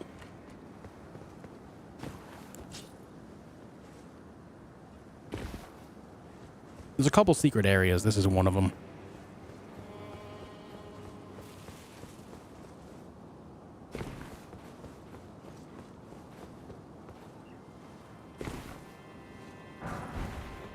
Do, do, do, do, do, do, do, do. And then we drop down here and we crash. But it's okay because for whatever reason, we're able to survive it.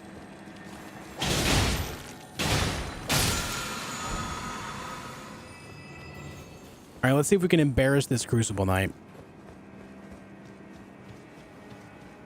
Somber Stone 2.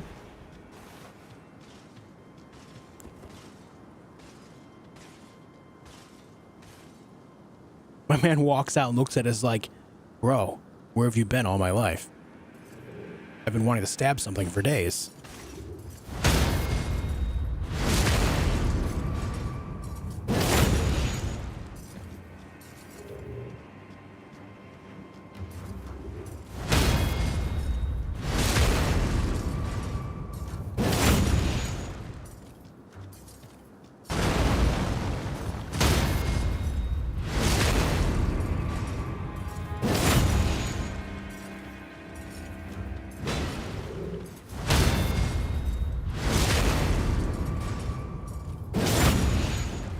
Bum, bum, bum, bum, bum.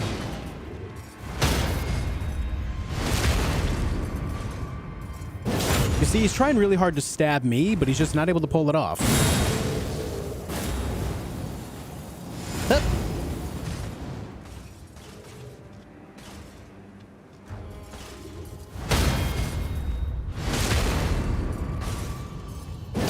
What's up, Toby Sore? How's it going?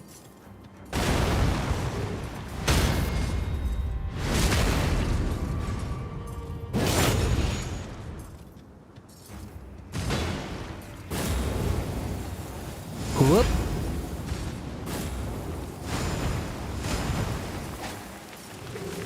I missed. Awkward timing on these attacks. Here comes a shield. No? Wow. Okay. I was expecting the shield bash there. He didn't do it.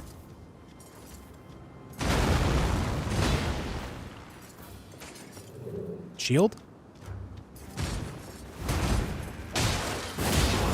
Oh!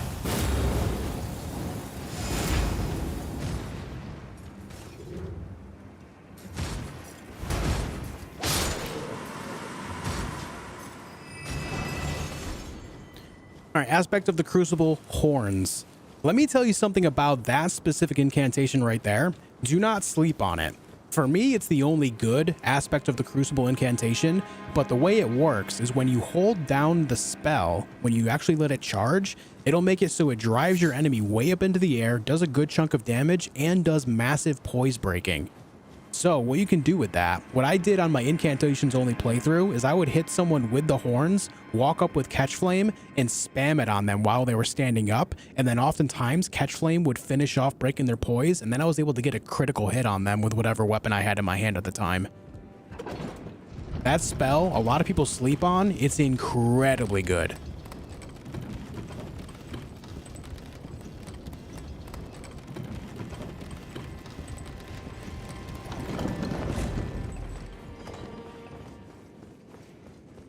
Okay, here we are at the site of grace again. I don't really need it at the moment, so let's carry on this way. Ooh. We got the jumps.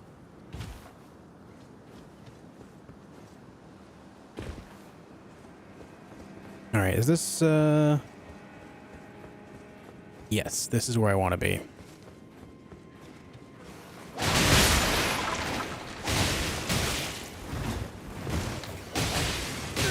Ow.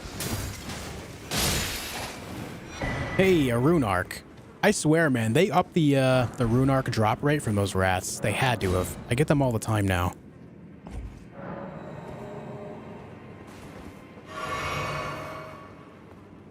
There's something about his face that makes me want to hit it. The Crucible Knight. Anyone that is having difficulty fighting Crucible Knights, I actually just put out a guide for them earlier on. It's on my channel. It's my most recent upload, my most recent video. I would say check that one out. I talk about the tactics that I do to defeat them, both with parries and without. That would be my recommendation to you.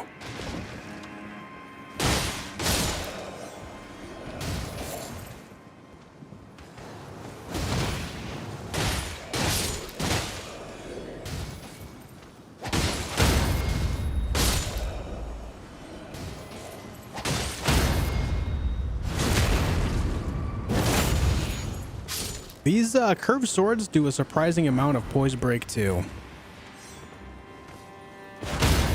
Look at that.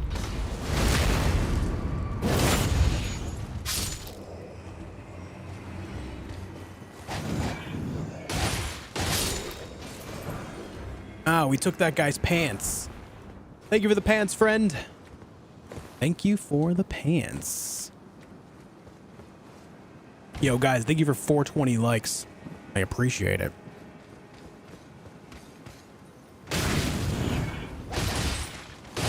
Man walks up with fire on a stick. What do you do?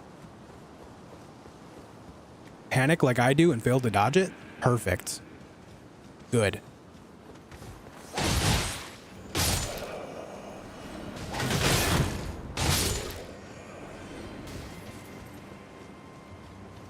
Hey, Tatface.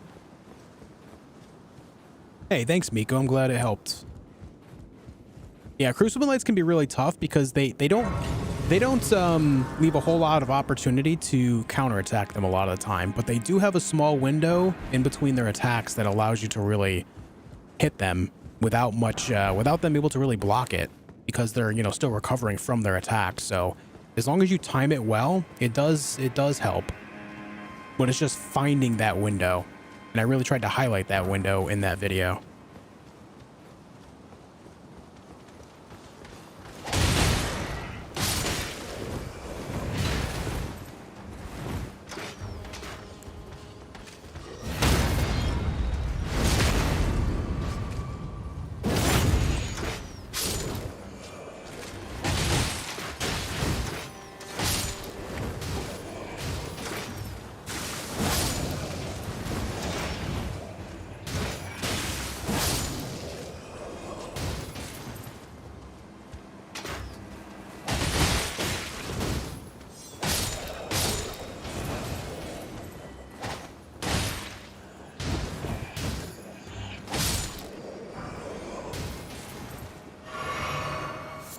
So many enemies. Okay, it's time for a lion.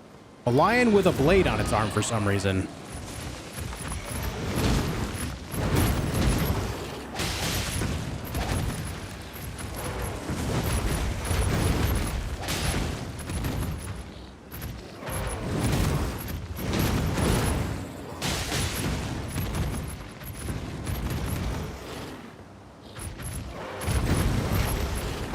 Oh, I rolled early.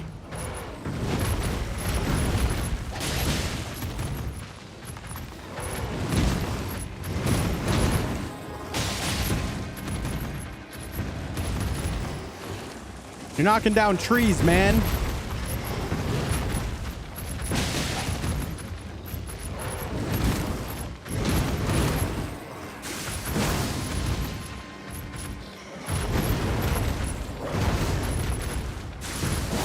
Oh, nice dodge. Oh, nice hits. I'm in pain.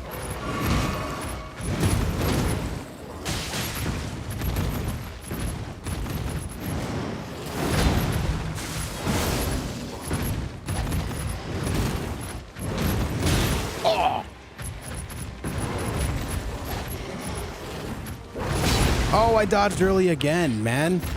Tragedy.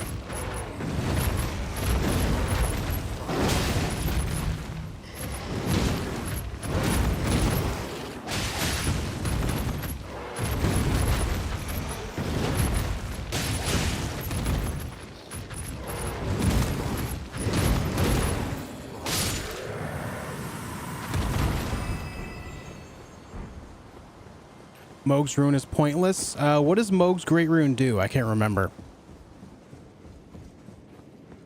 Hey, thank you, Mr. McCall.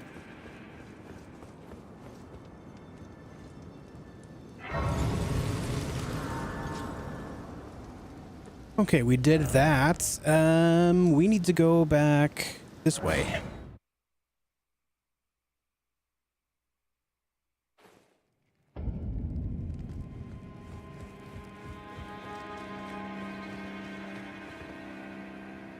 Oh, we barely made that jump. Holy.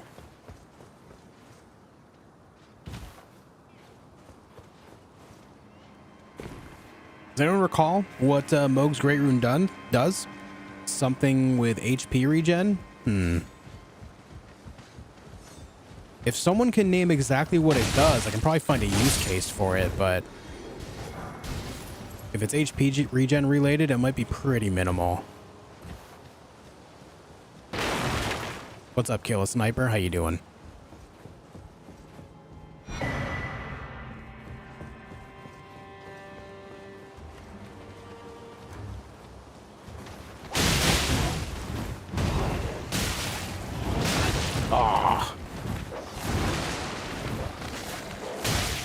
Stop fighting me.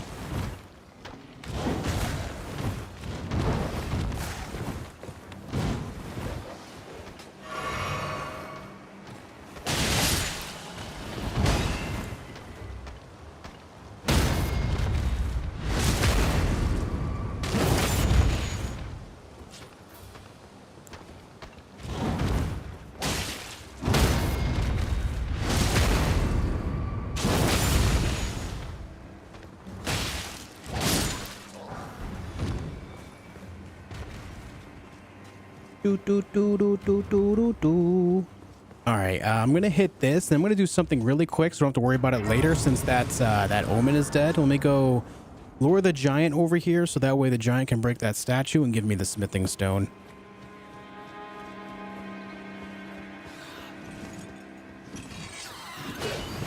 What was that? Ow! Ah!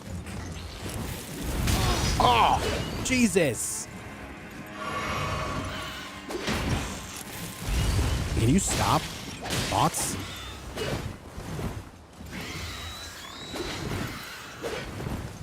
Burbs are terrible.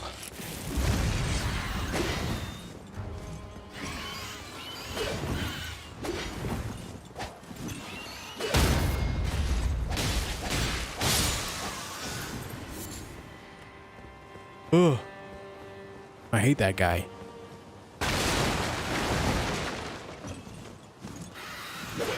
Hey, you're too high. I can't hit you from up there, man.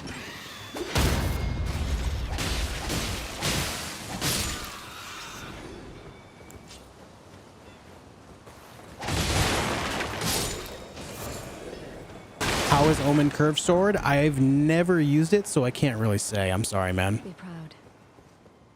You were a fine warrior. Well, who do we have here? Tarnished. I am the I'm here by decree. Any tips for fighting tree spirits? I do have a video on my channel that I put out when the game first came out, Jaren, talking about it. I will be making another video on how to fight them as well. I'll actually do that here in a little while. So make sure you stick around and I'll talk all about it. Making sure that dialogue is ran.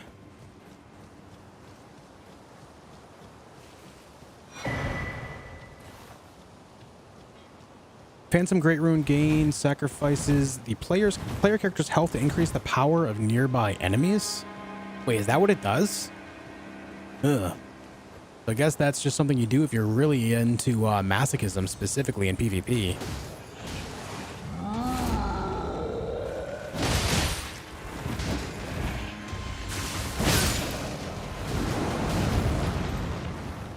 Alright, so for this area, you actually want to lure the giant this way because you can get a free smithing stone out of the ordeal, which this early on in the game can be pretty good. Help you upgrade your weapons. And the giant is the only enemy in this area that can do this. You want to make sure that you bring them along with you. Generally speaking, you just want to make sure you kill everything else that is in the area like I did back there. And then just walk them over this way, nice and slow. You see that glowing statue right there? You need the giant to attack it. The giant is the only enemy in the area strong enough to actually break this. As you can see, right there. You get 5 smithing stone 1s and a smithing stone 2. Oh, that stomp. Oh, that stomp again.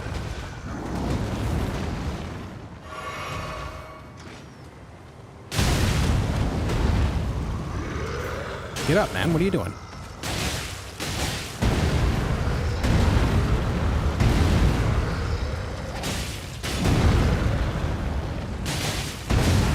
Bro, stop. Stop stomping. This guy's throwing a temper tantrum right now.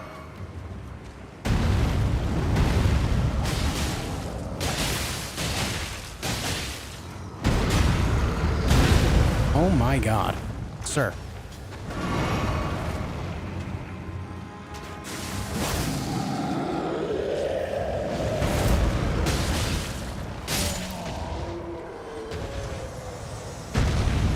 What do those pictures do? The pictures, these paintings specifically, are areas of the game that you can find. And if you can actually find this angle, for example, if you can find this angle, you'll find the spirit of the person that painted it, and the spirit will then vanish and then drop an item for you. Some of them are worth it, some of them are not so worth it. This one here, I don't know. There's waterfall right there, so I think maybe this is Liurnia. Then again, there's oh, you know what? I know right where this is.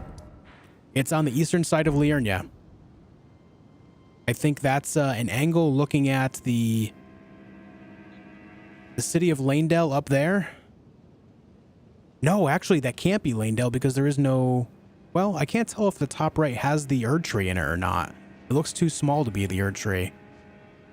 So I don't know what that is, actually. I can't tell if that's the Erdtree in the top right or not. It's kind of hard to see.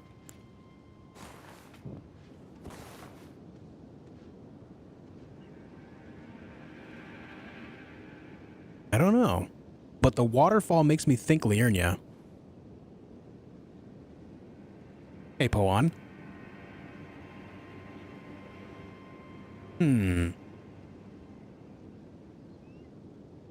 I don't know. I don't know. What's up, Vlad?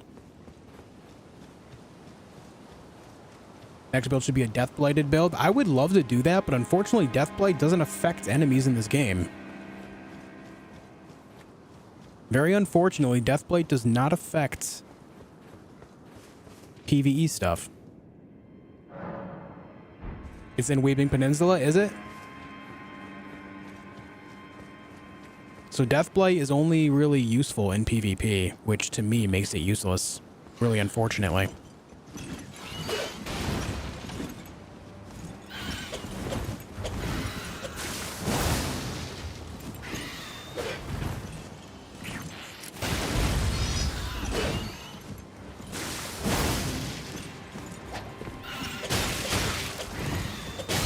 My God, just die.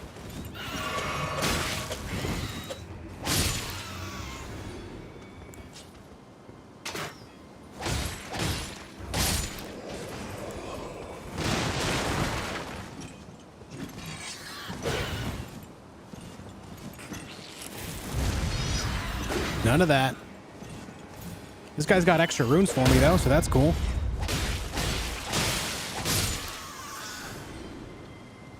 That's pretty neat. Okay, Map B. They give the $2 super chat. Weeping Peninsula across the river from the first step.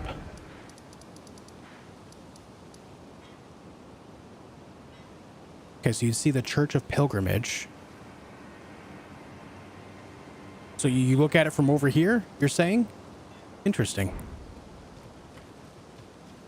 Interesting. Matt, thank you for the 2, dude. I appreciate it. Oh.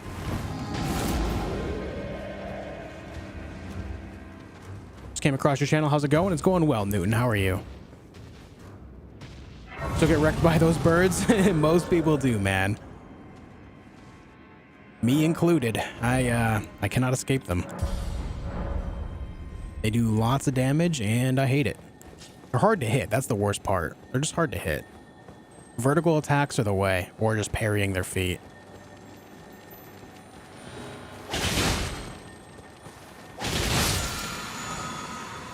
All right, we do not fight the jars. At least I don't. I like the jars. I don't want to kill them. There's some cool dudes, man. There's some cool dudes.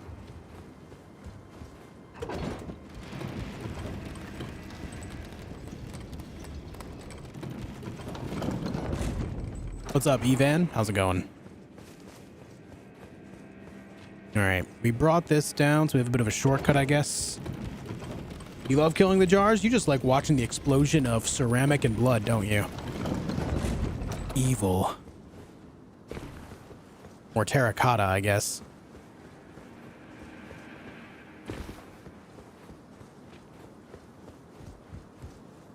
Hey guys, they were 500 likes on the stream. I appreciate it.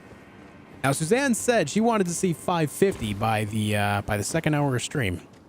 We're 15 minutes away from that, and we're 50 likes away from 550. Thoughts? Thoughts, guys?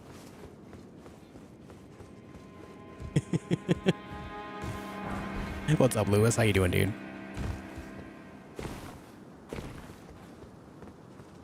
Jars are so lovely. That's what I'm saying. You get it.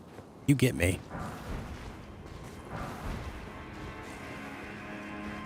Hope you're doing well, Kevin. Good to see you, dude.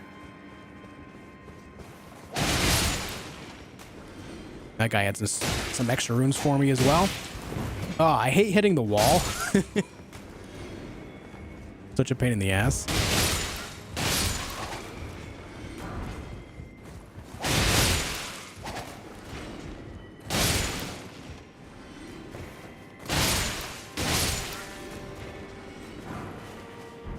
Ah, the Manor Tower shields.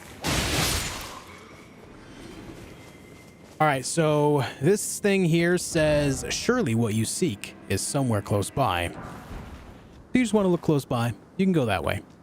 That's where you want to go right there. On this side, there's nothing but a dead fall. You don't want to go that way. Jump on the ledge here, get on this rock, jump down here on these rocks, and then boom, you have this little battlements you can run over on. You have to actually hop up here to grab the item, so be careful. Golden Rune 5 this early on is pretty good. And then you end up over here.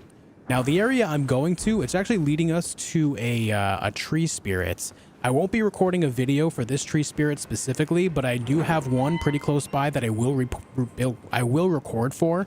I'm going to talk about how to avoid their moves and whatnot.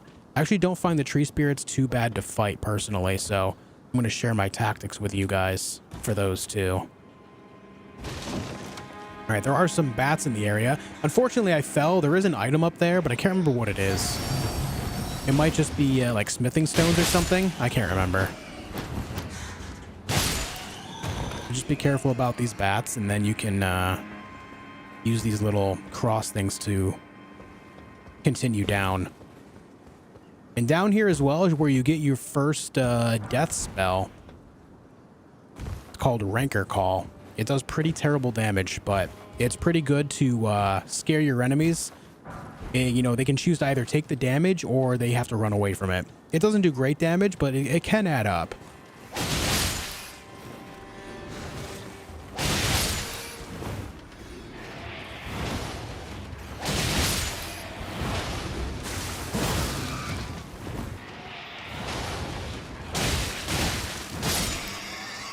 Runark?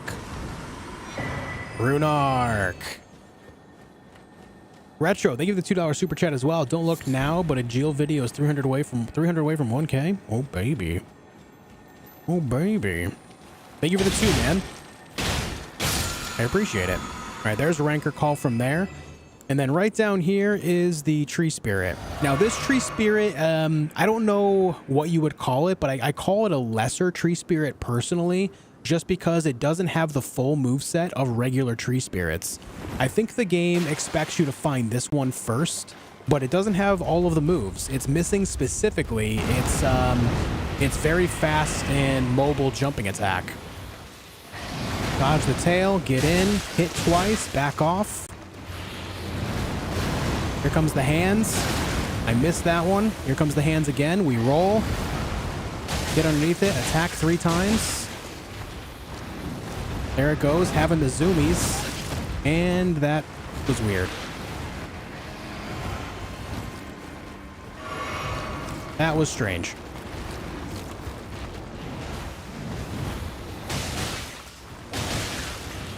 Let's hit it a little bit. Here comes the fire. We run in.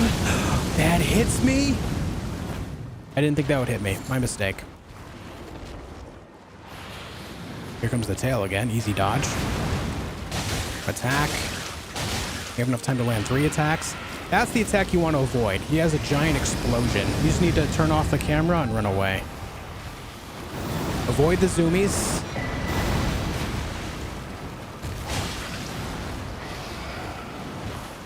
Watch the hands. Don't do as I do there. That sucked. Dodge the head slam. Dodge the second head slam. Here comes the explosion again.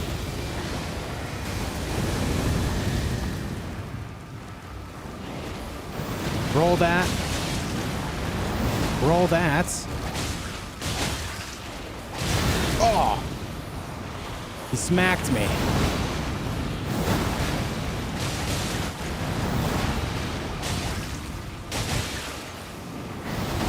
Head smash. Head whip.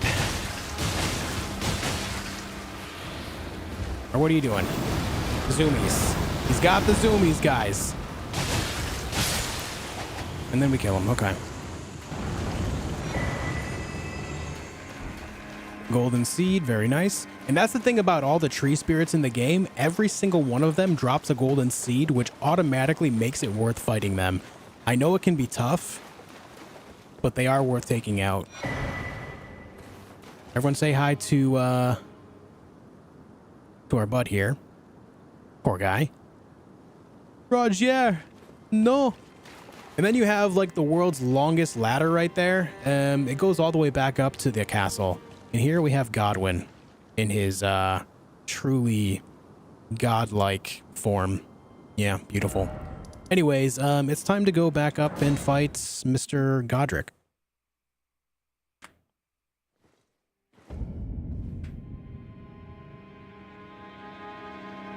Okay, before we do fight Godrick, I need to take a quick bathroom break. I have to pee so bad. By the way, 555 likes on the video. Holy heck, guys. Thank you.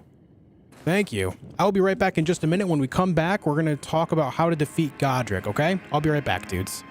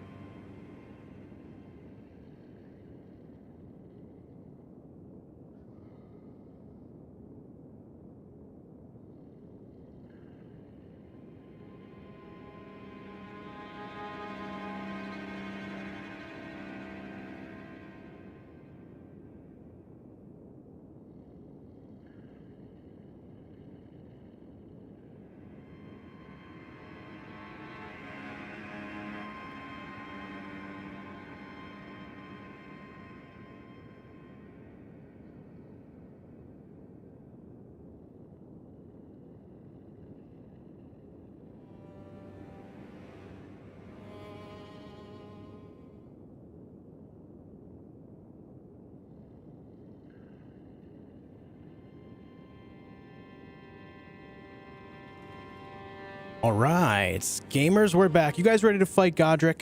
I'm ready if you're ready. We are going to record a video for this as well, just like we have with many other bosses. Keep in mind, you do have a summon here. It's Nefeli Lu. The lady we just spoke to down there with her Stormhawk axes, she can help you with this fight. I'll talk about that in the video real quick too. What's up, Barge? How you doing? Don McKingo, hello? It's a long P? Nah, it's just the house is on the other... the bathroom is on the other side of the house.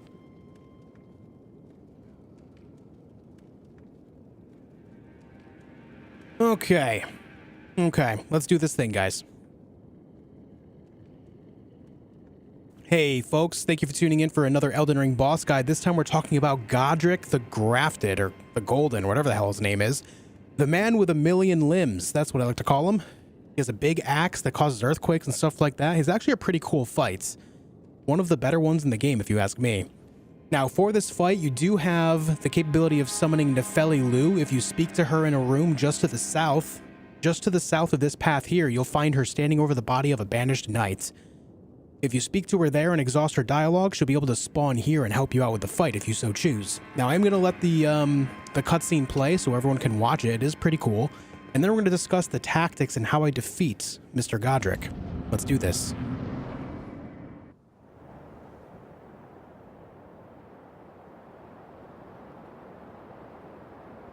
Mighty dragon, thou the true-born heir.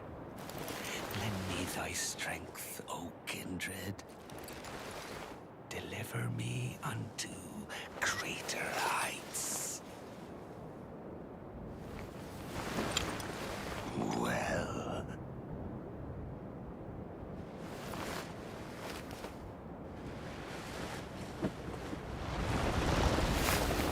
the lowly Tarnished,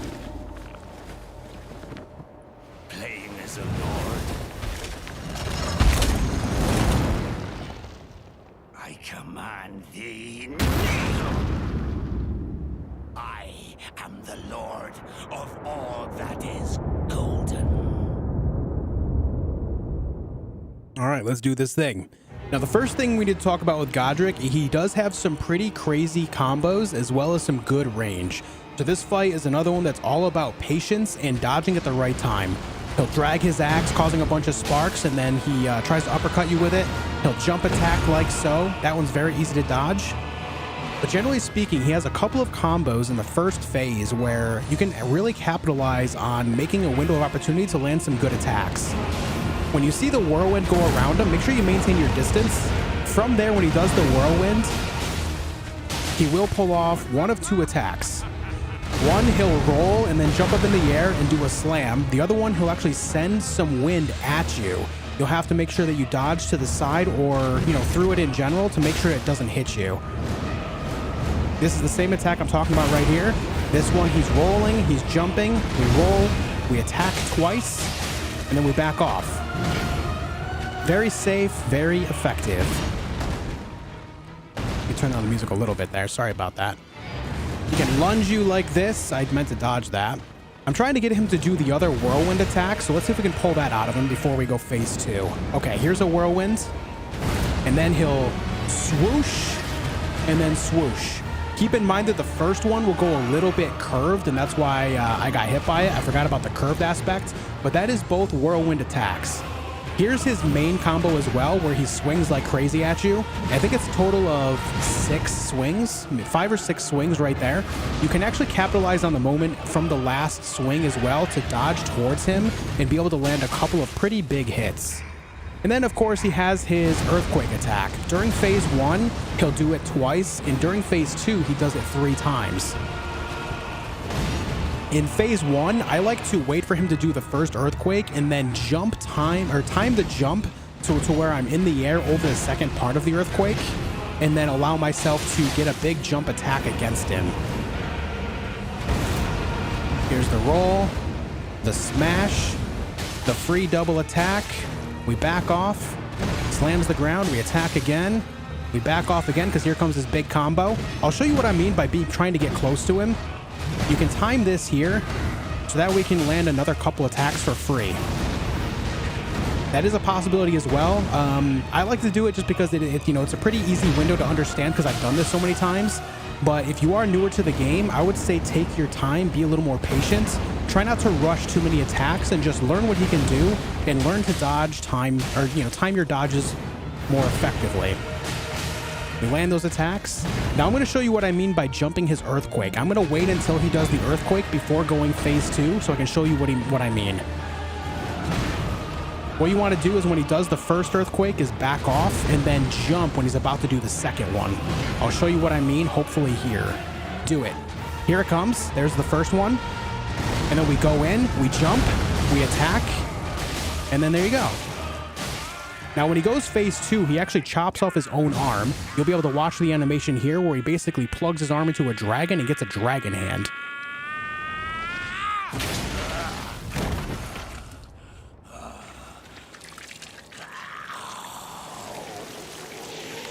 I think of the old Glade plugins every time he does this.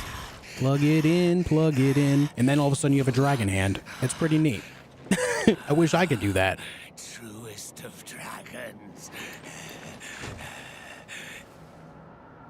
Lend me thy strength. Now, right away in phase 2, he's going to spray dragon breath at you, and it has a very good range. What I like to do is once phase 2 starts, I sprint at him immediately, because if you get close range, the fire can't hit you because his arm passes over you, which gives you a good opportunity to land at least 3 attacks, which is pretty massive. I'll show you what I mean. Once the cutscene ends, just sprint at him, and you'll get right underneath him, and he can't hit you. See what I mean? That's very big damage for free. Now you just want to make sure you maintain your distance. Watch for what attacks he's going to use. He has 3 different fire breath attacks with the dragon hand. He just pulled off the second one. Or I should say 4. Sorry. This one here is just an extension of what his whirlwind attack from the first part. This time it just has extra fire on it. The other dragon fire attack is this one right here, where he just does the horizontal spray. You can land a good 3 or 4 hits there. And then the other one is he does like the mid-range mortar type attack where he just kind of sprays fireballs everywhere. And then he has another one where he basically sprays the fire in a straight line. Right here, this is the one I'm talking about. This one has insane range and is very difficult to dodge. In fact, I'll likely get hit by it here because of the range. I got very lucky and somehow didn't get hit. But I'll give him some more opportunity to use more of these dragon spells so you can kind of see what I mean. You can see that he just has like an extension of his first phase whirlwind, including the fire of the dragon this time. There's the horizontal dragon spray. Very easy to land a lot of attacks on that one. Let's see if we can get him to do the mid-range one. Here it is. You can see it's like a mortar where it's just a bunch of little fireballs going everywhere, causing splash damage. And then he has the this one right here. Perfect. Where it's basically just a very long-range flame. You just want to back way up from that one, because if you get too close, it just hurts you, knocks you down, and can cause unreal damage early on in the game. With that said, let's finish off the fights now that we have seen his entire moveset. Also, I will say as well, for his earthquake during phase 2, your best bet is just completely avoid him. You can time the jump as well on the third one, but I consider it not worth it because it's extra delayed and it can cause a lot of timing issues for people that might not be able to time it so well like myself. From there, we just go up, we hit him a bunch, we really capitalize on those moments where he's at his weakest, his most vulnerable, and we defeat Godrick the Grafted.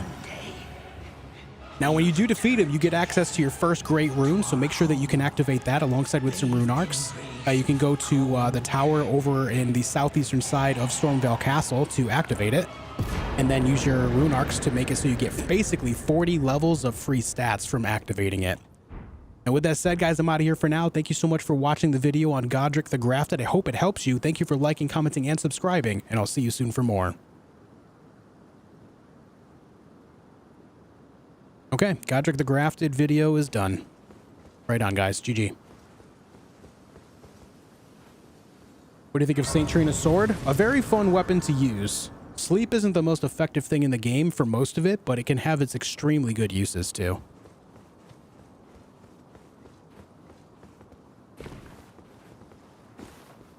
Yeah, let's go this way.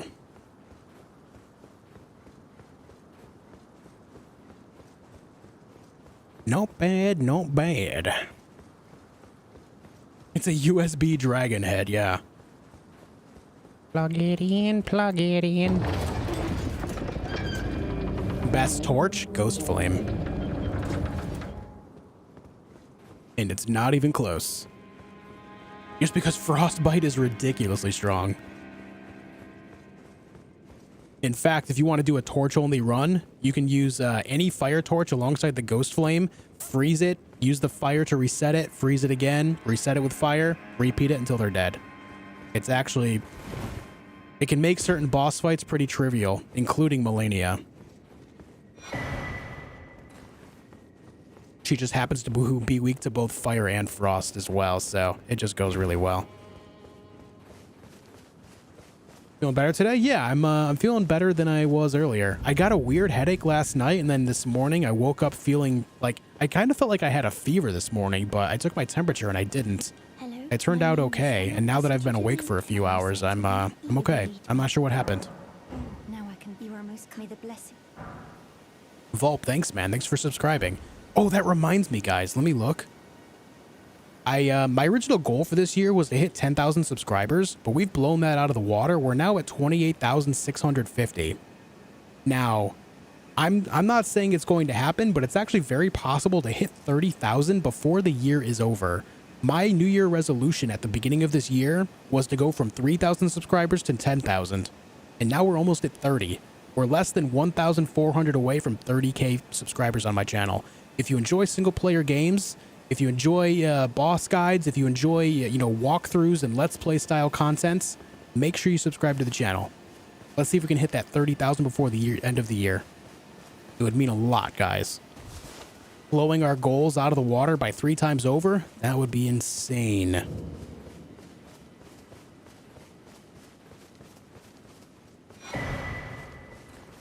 You can believe it or for a... Well, you're a true... We give 10 runes to Thops because then we can learn some cool spells. When we talk to him, he talks about another glintstone key that you can give to him to continue his quest from there. Also a possibility. Let's see. Darkest Night, thank you for the $5 super chat. 80% of this game is understanding greed is the enemy. Complete 180 from Bloodborne, where he who is most aggressive usually wins. Yeah, it's very much so a different take on the combat. It's enjoyable too. I kind of enjoy the reactionary instead of forced action type of combat myself. It allows me to really practice my parrying and dodging and stuff like that. I can absolutely say that playing this game has made me a much higher skilled gamer. I know that might sound weird, but playing this has made other games easier for me. I've been playing Valheim lately, and it's made parrying in Valheim so easy, and I've been able to dominate bosses like crazy in that game because of it. Thank you very much for the 5 spot, Darkest. And then the 5 gifted members as well to the community. What a nice guy. Darkest, thank you, man. Thank you, dude. Let's see those cult emotes for the new non-cult members. Hope you guys enjoy the emotes you can use now. They're a bunch of cute little turtles.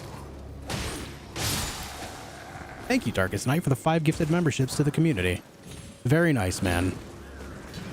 I really appreciate the generosity. Thanks, dude.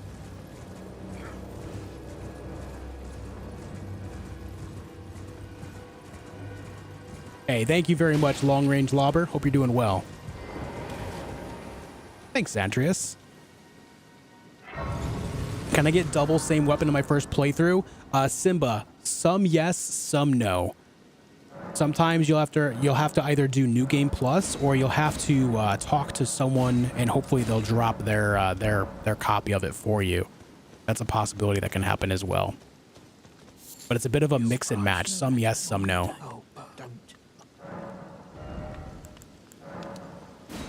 We buy all these.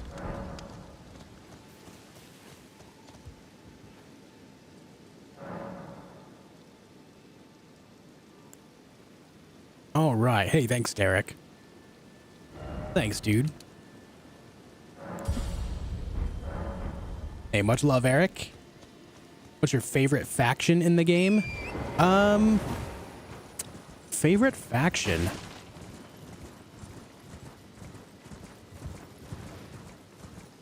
I guess I would have to go with Golden Order because they have pyromancies, and I enjoy that. I enjoy that a lot. I'm generally a big fan of pyromancies and club-type weapons in a lot of video games. Those are usually my go-to, so I guess those would be it. Ow! All right, Revenants suck.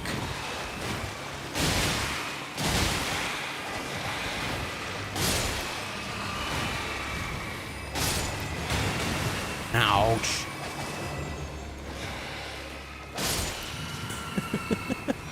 Those things guarding the map, dude. What's up, Soyuz?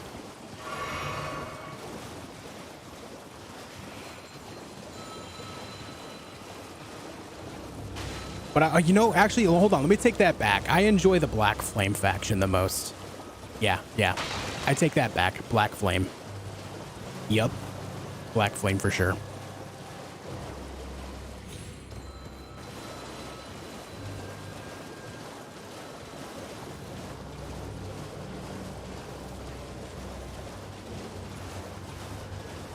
Are the dudes who serve the giants the pyromancers? There's a couple different ones. Like you have the fire giants that have stronger pyromancies, but then you have the more lowly pyromancies that the Golden Order has, and then you have like the flame monks as well. Those are related, you know, to each other in a certain way, but the lesser ones I find more interesting. Things like catch flame and stuff like that I like more than the than like Giant's Flame Take Thee, stuff like that. I like them more because they require a little bit more agility to them. You can land your small damage and then roll out of it, stuff like that, instead of lobbing giant fireballs everywhere that do wide AoE stuff, you know?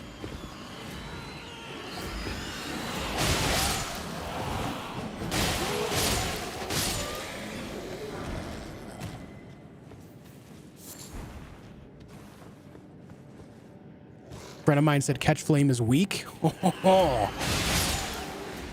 Showed him some of your gameplay. Now it's one of his favorite incantations. Hell yeah, dude. Catch flame is one of the single best incantations in the entire game, in my opinion. One of the single best. Very fast to cast and very low cost to cast.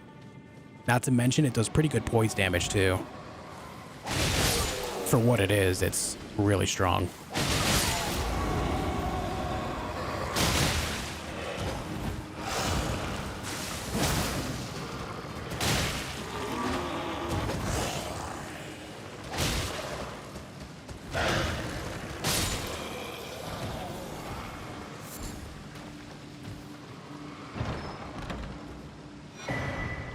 In fact, I would say if you're someone that is capable of understanding dodge timing and stuff like that early on in the game, Prophet might be the single best starting class in the game as well.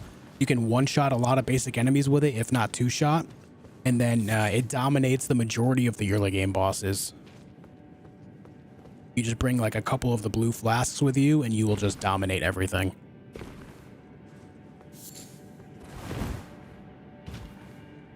And for whatever you can't dominate, you have a poking spear.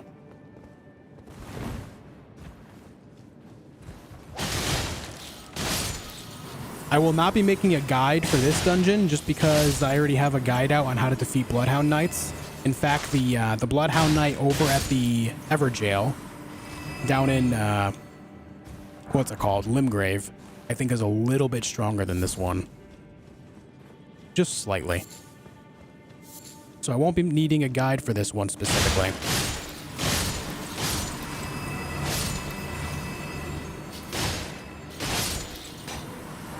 What's up, Ash?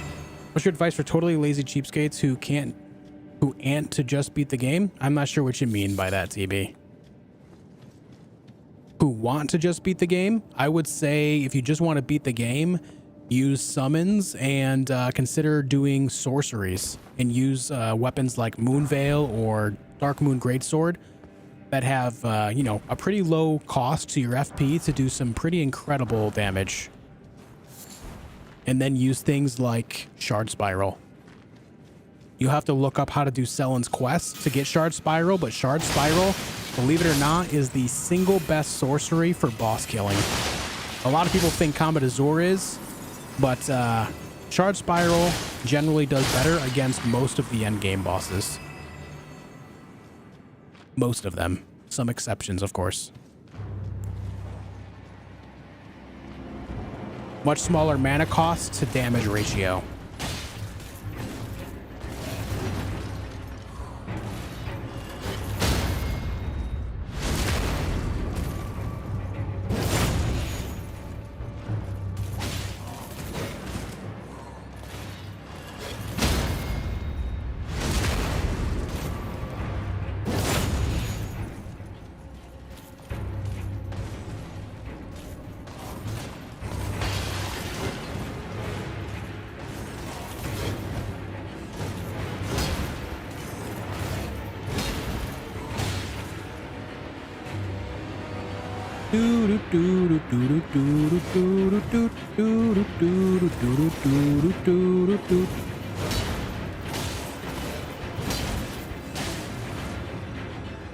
Come on, man.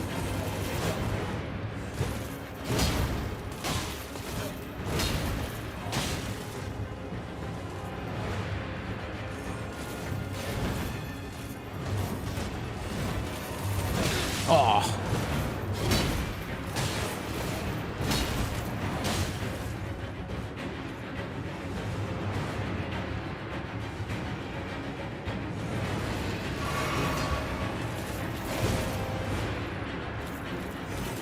This guy's not very active like he should be. There we go.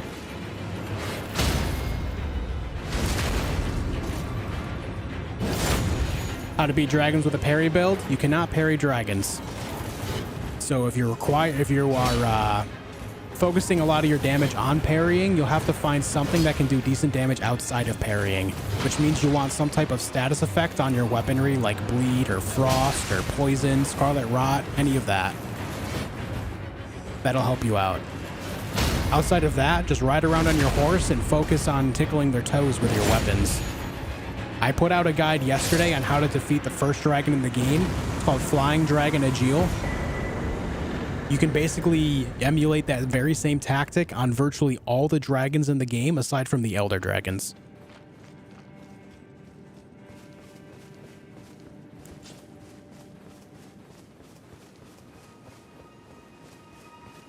Fell Tarnished. What do you want? I told the Any big plans for 2023? Streaming, making lots of videos, playing a lot of video games, and hanging out with people from all over the world while growing my YouTube channel.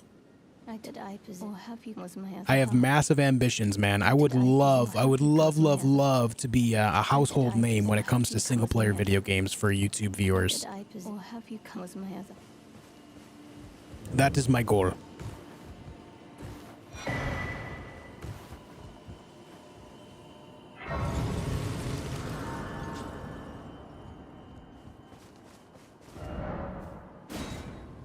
Okay, so we need to go back down here.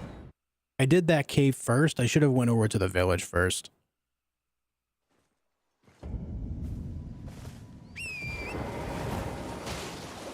What other games do you like to play? I like to play all sorts of stuff, man.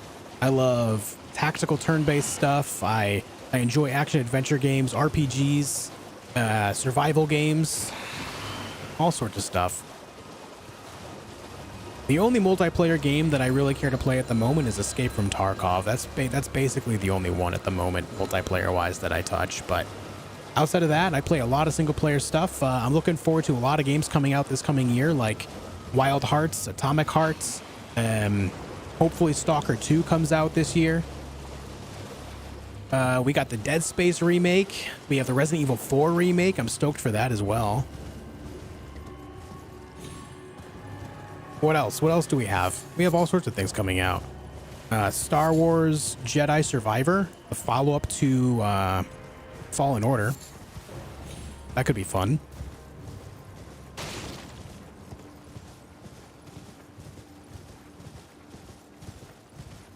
You get a Sombra Dragon Smithing Stone from that NPC's quest, right? Yes, Louise, yep.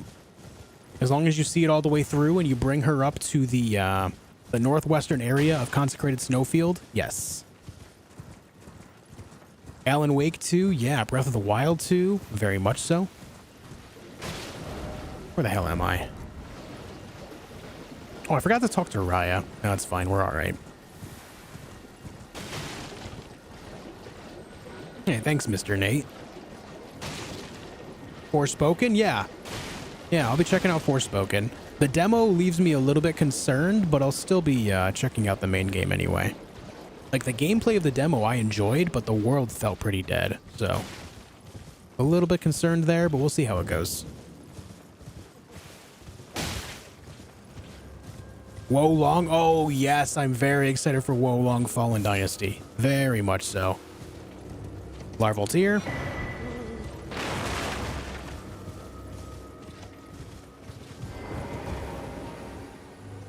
Proper Waffles, thank you for the $2 super chat. Ever checked out Dragon's Dogma? Think you dig? I love some Dragon's Dogma.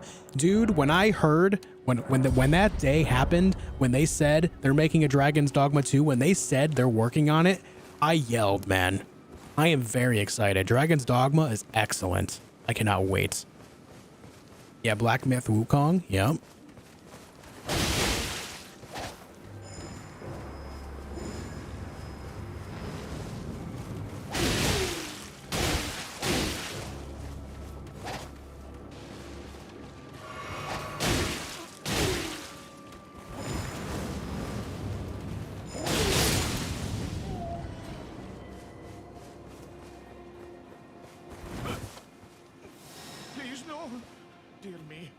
What's Dragon's Dogma about? It's an RPG that has a very interesting combat system. Basically, it's like a rock, paper, scissor type system, and you have to figure things out as you go and discover new things. It's really cool.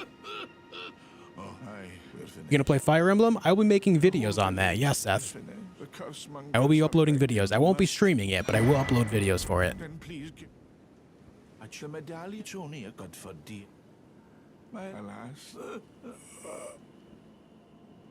You've never heard of Dragon's Dogma? Man, if you want a quality RPG, you have to check it out, Kai. You have to. Ivory Sickle, is that considered a curved sword? Or... it is not. What is Ivory Sickle considered?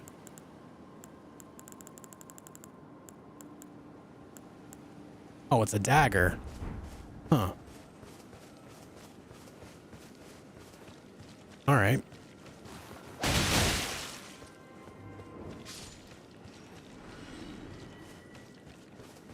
Yeah, Dragon's Dogma, if you're an enjoyer of RPGs, you can't sleep on that one. It's good. Proper Waffles, thank you again for the $2 super chat, buddy. I really appreciate the kindness.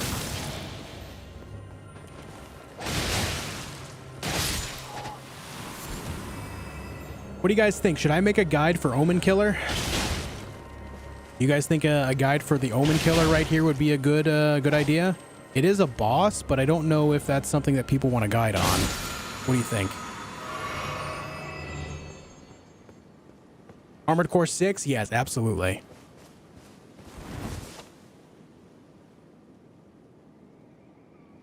Yeah, he does show up as a boss a couple times. Yes, I find him difficult. What's up, Miss Bradica? How you doing?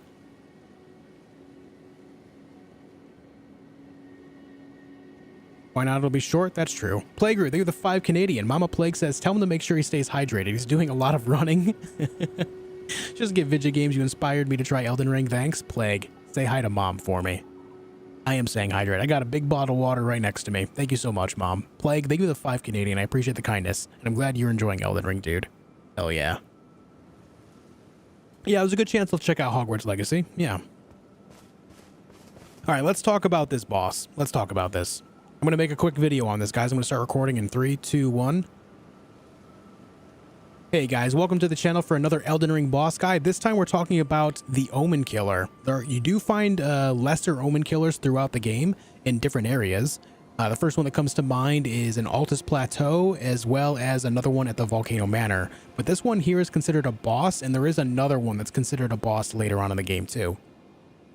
Now, this area is the first one you'll find find one. It's called the Village of the Albinaurics. My map is a little, blanked out here, grayed out. But either way, Village of the Albinaurics you find in the southwestern area of Liurnia. And while you're walking around this village, exploring it, you'll find this Omen Killer as well as 3 dogs in the vicinity.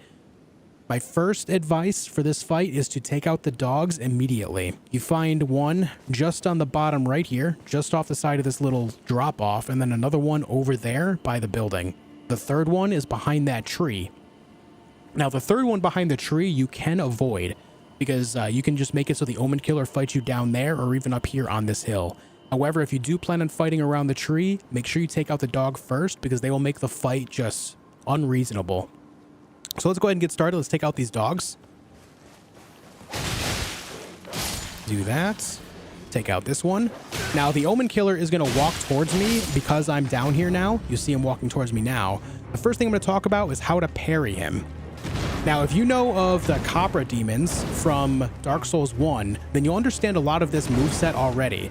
You'll see what I mean when he takes both of his swords and smashes the ground with them. He'll be doing it after he probably sprays some fire. You can see how he just, swings his swords about, and then he blows fire in a wide arc. Make sure when you do see him take his head back that you're not in that field. You want to back right off because the fire can do a good amount of damage. Now, when he's going to do this attack, I'm going to parry it. Never mind, he did the wrong one. Either way, when he's swinging his swords, you can either parry or dodge. That one I prefer to dodge, and that one I prefer to parry right there. When you parry the double sword jump attack, you can just do a quick riposte and back off, and he'll likely swing again or spray fire. So let's go ahead and get on the other side of the fire here. Let's see if we can bait out that parry again. And after I get another parry, I'll talk about more dodging and getting behind him to strike him for damage. There's that parry. You can see because he takes extra time to jump, it's really not so bad to time it. He gives you a fair amount of time to deal with it. Now let's talk about just getting behind him, dodging and attacking like a lot of players will do. Make sure you, again, avoid that fire. It does a big amount of damage very quickly and then stays on the ground and just causes a lot of burns. You want to make sure you stay out of that. Now let's go ahead and get behind him, swing, and then back off. You don't want to stay near him for too long because these swords will do a lot of damage quickly as well. As you've seen, I've already gotten hit a couple times by it. So we're just going to take our time, poke him down slowly, gently, let him blow his fire, and then just re-engage for the fight again. You can see that he gives you a fair amount of time to recover, counterattack, all that. You just want to take your time with him and deal with him in your best personal way. Here comes this attack. He does this 3 times. Now, again, if you know Copra demons, then you already know that they do that slam attack. In this case, you just have to deal with it 3 times instead of once, which overall isn't a big deal because they pretty much are straightforward and have a very even timing to them. Again, wait out the fire, and I do believe you can backstab him as well, so I'm going to show you how I backstab him when he does the double attack here. Because he has a longer recovery time, you're able to get right behind him and do a backstab for free. And then when he's standing up, you can land another attack if you time it right, unlike I did there. Here comes the fire, I think. Yep. But when he does the two-handed slam attack like this, it's very easy to get behind him and do a backstab. I'm not sure why the backstab didn't work there. It gave me the animation, but it didn't actually connect.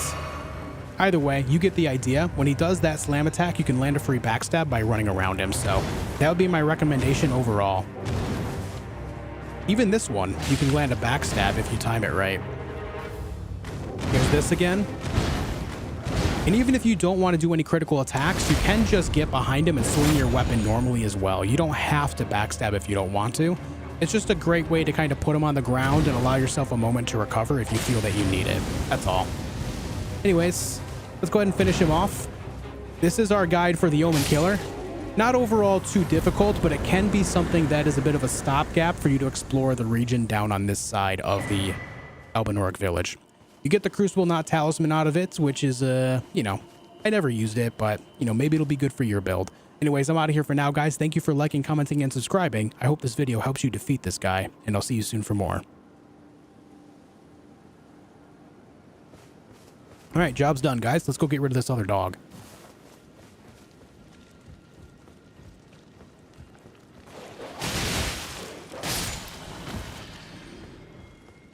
Right on. And then there is another item down here, as you can see. I can't remember what it is. I want to say a rune arc. Yeah.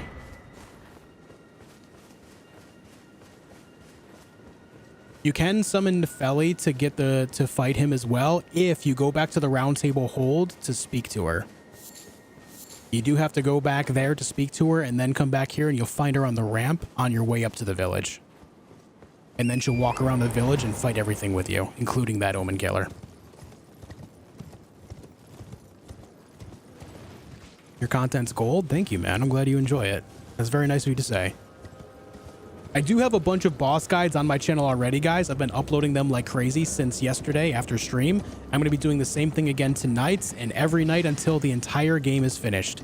Every unique boss in the game will have a boss guide on my video by the end of this playthrough, including all the tough ones like Melania, Moog, Horalu, Radagon, and Elden Beast. All of them. They'll all have guides on my channel.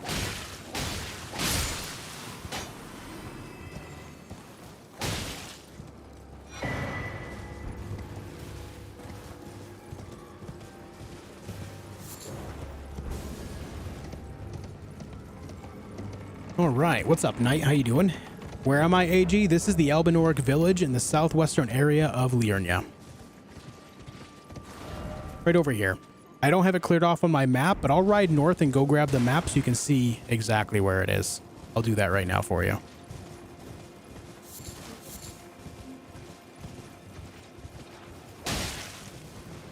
You played Hades? I have not yet. I do have a copy of it, but I've not spent any time with it yet.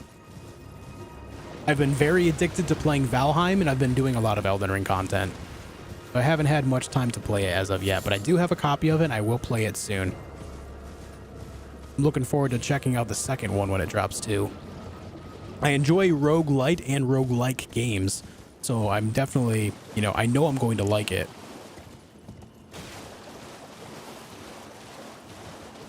From the games you've played, what would you say is the best game of 2022? For me, it's Elden Ring, followed up by God of War Ragnarok. I also was a big fan of Stray. That was fun.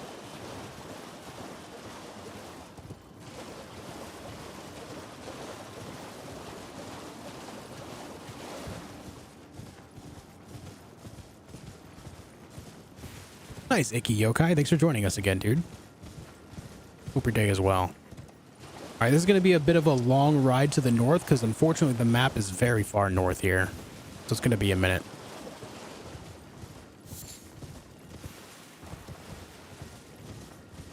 Stray is your game of the year? Right on, man. That was a pretty good game, dude. Did you like Returnal? Yes. I'm very excited to see Returnal on PC. Man, I got very excited about that. I was hoping that it would happen, and it is. That's so good. Returnal is awesome.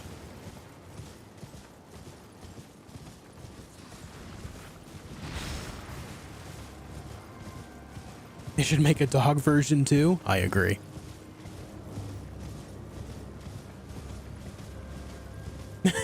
High on Life. High on Life was fun. Yes, I did enjoy that a lot. All right, I only have 2 healing, but let's try this fight real quick. If I die, it is what it is. I'm not going to make a guide for this one because this is very similar to all the other trolls and giants in the game. It just has a couple spells that are easy to dodge.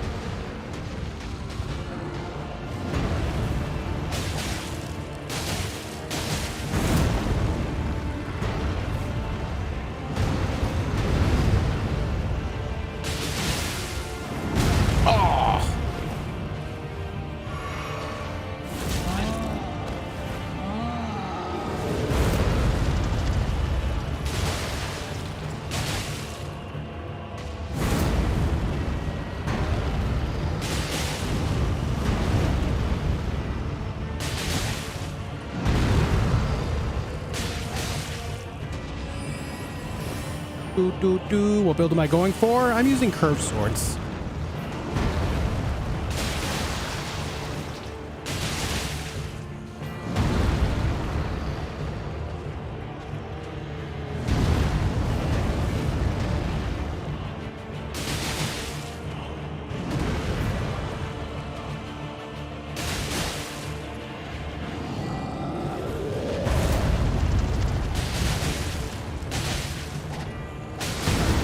was hoping the bleed would proc there.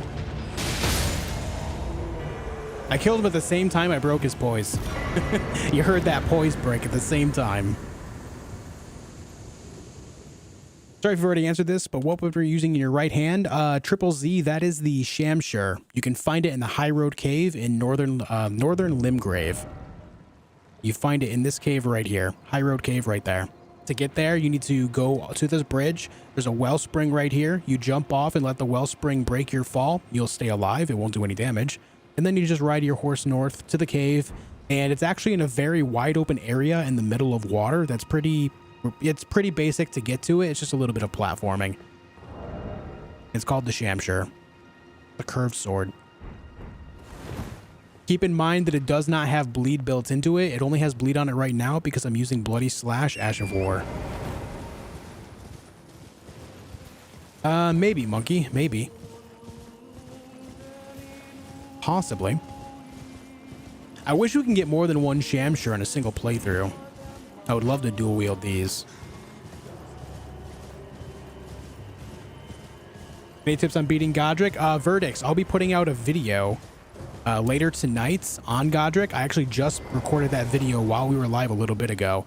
If you'd like, you can scroll back in the stream a little bit, so that way you can watch that specific segment. I cover all of his moves, how I counteract them, the best times to attack, all that stuff.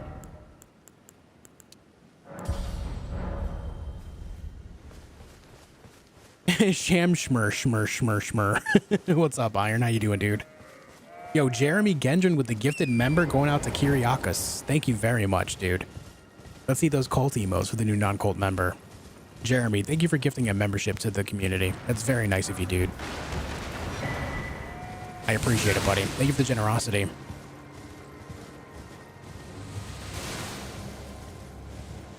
Wish the same just with Scavenger Curve Sword? Yes. Oh, man, that's another good one, because that one has bleed built into it already. That would be so nice to be able to just have another one of those around. I agree, man. That would be great. Can you stop biting me? Thanks.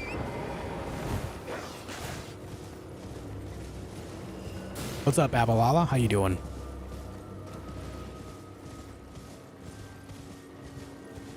What's up, Volcosma? Welcome. Right on, Verdict. Sounds good, man. I hope that helps you. How many times have I beaten this game? This is my 24th playthrough.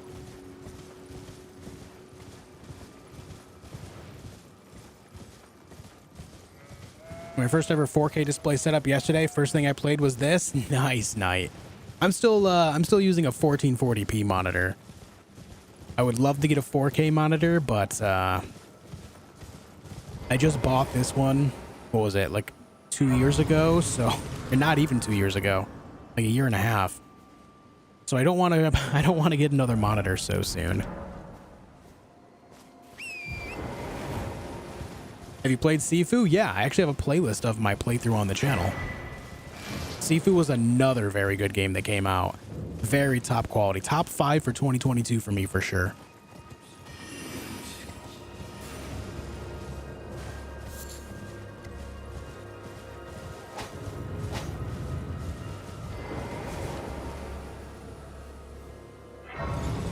Who has a better voice, the Lady Vampire Bats or the Ancestral Follower Lady when it comes to singing? That's a great question, and I want to say the Vampire Bat things. Yeah. Just gonna grab this Site of Grace here, and then we'll make our way back down south. Also, to those of you that want to see where the Elbenoric village is, it's underneath this plateau right here. Village of the Elbenorics, right there. In the southwestern area of Liurnia.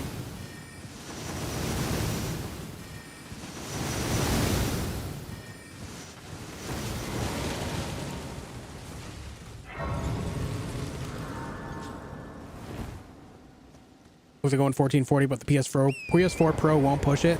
Would have been still 1080? Yeah. I mean, even the PS5 wasn't pushing it until a few months ago. They actually had to put out a software update to the console to make it capable of 1440p. For some reason, they launched it without the support for it. Very weird choice.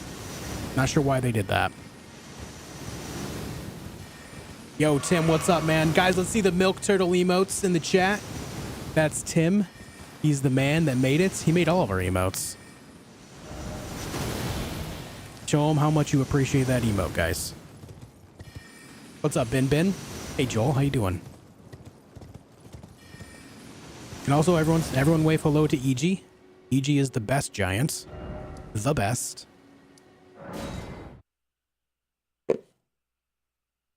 Sorry, my tooth hit my straw for my water bottle. That hurt. Oh, that didn't feel very nice at all.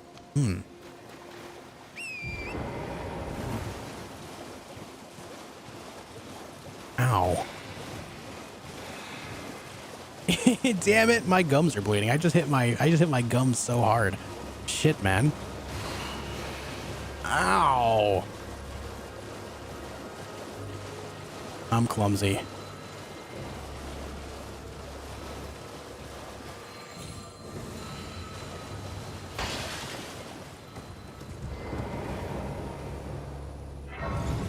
All right, let's go speak to Raya about Volcano Manor stuff. That's the worst? Yeah, it does not feel very good.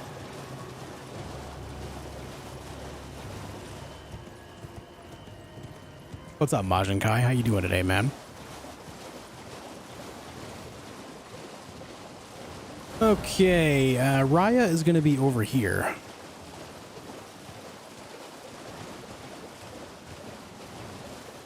Hey, Fabrian. Try biting a fork? Yeah, I've done that too, man. That also sucks. What's up, Finks? Hello. Hello. Hello there. My mistress said that I was a Snake girl. thug only if you've... Oh, to bless a thug, please. Please. Okay. Let's go talk to Braggarts about this business. Going to bed. Have a great stream, everyone. Talk to you next stream. Sounds good, Jaren. Take it easy, man. Also, guys, if you are new to the channel, if you are new here, keep in mind that I do upload videos quite often. I've got a lot of boss guides, as well as I do Let's Play style content on my channel all the time. And I do stream most days. I don't have like a set schedule just because I stream all the time. I often go live. Most of the time I go live at 4 p.m. Eastern time. And of course, you're all welcome to hang out. It'd be great to have you guys here for more streams in the future, so make sure you subscribe to the channel. I'm trying to hit 30,000 subscribers before the end of the year, and we're about 1,400 subscribers away. So if you haven't subbed yet, make sure you do. If you enjoy single-player games, you're in the right place. Join us. Yeah, I knew I rode past it. There it is. Once you get to this clearing, you've gone too far. Did you get hugged yet? If you're talking by Fia, yes. Loved your Dead Space videos? Hell yeah, man. Looking forward to the remake. What are you lot trying to start? Give me the necklace. I'll consider I'm not in love. You're a first. All right, things know you're bloody. Here, talk to me. All right then, I could be. Oh, all right, well, but it ain't my anyway. Look, After you buy the necklace from this guy, he'll actually sell you some boiled prawn, and then later on in the game, he'll sell you the boiled crab, which is even better. It helps you out with a lot of I think it's damage negation, right? So it's pretty good. If you're someone that's prone to getting hit, damage negation goes a long way there. Jeremy, becoming a tier 2 member. Thank you very much, man. Hope you enjoy the emotes you can use in chat as well as my videos. Thank you very much, man. That's incredibly nice. Thank you, dude. Thank you, dude.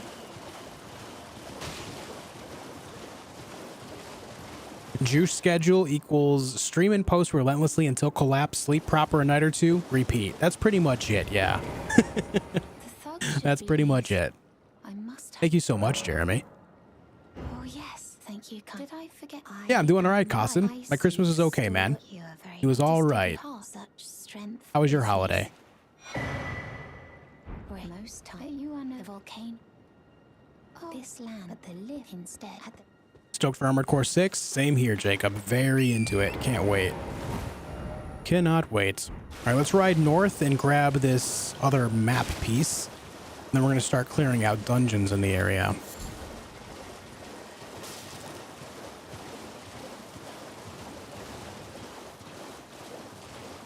New weapon, curved girl. Yeah, that posture, right? Posture check. Crabs. Or I'm sorry, lobsters. Be wary of these lobsters, by the way. I'm surprised they didn't include a lobster boss in the game. I feel like these lobsters are actually more difficult than a lot of bosses in the game, so I'm actually shocked at that. I just thought about that. Why is there not a lobster boss?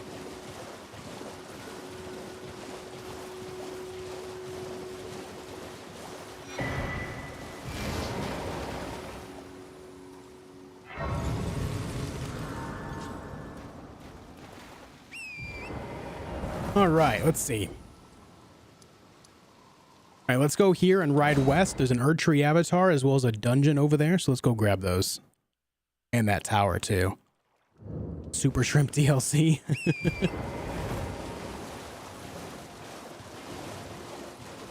Guys, thank you for 725 likes on the stream today, on the video. I really appreciate it.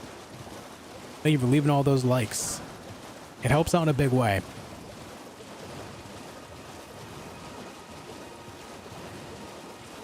A pest boss? There is. There's actually a duo pest boss.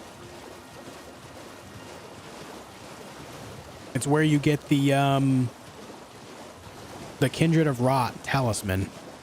The Kindred of Rot talisman is insanely good if you're using Scarlet Rot or poison-based stuff. Because what it does is when something gets poisoned or Scarlet Rotted, it gives you, what is it, 15 or 18% extra attack damage for a short time?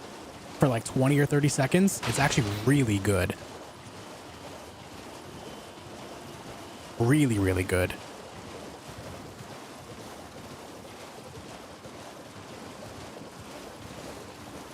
%, for 20 seconds. Yeah, that's insane. That's insane. Insane extra damage for that. Did Hogwarts get canceled? No. It got delayed, but it's coming out in February. February 10th, I think.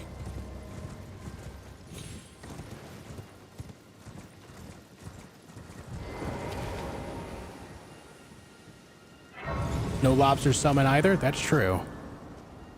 All right, so this tower here in the southwest of Liurnia, it says that it wants you to use erudition.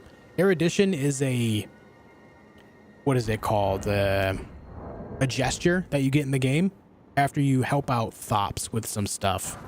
However, you can still complete this tower without erudition. What you want to do is hop on your horse. And you can ride up one of the sides like so. And then get to the back and hop on up. This is not intended, but they never fixed it, so free memory stones. There you go. Sabah, hope you're doing great. Good to see you, man.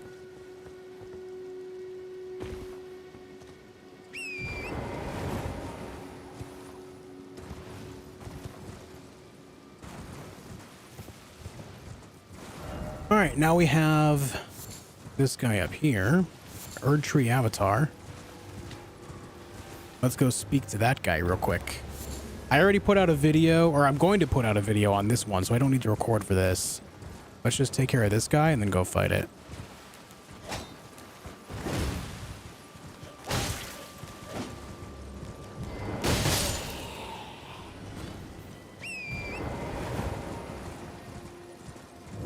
Retro, they give the $2 super chat. Renala fight update, she summons Sniper Shrimp.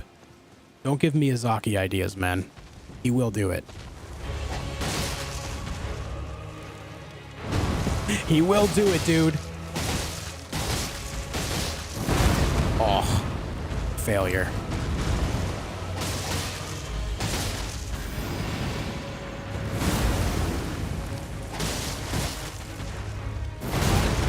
What is wrong with me? Why can't I do that right now?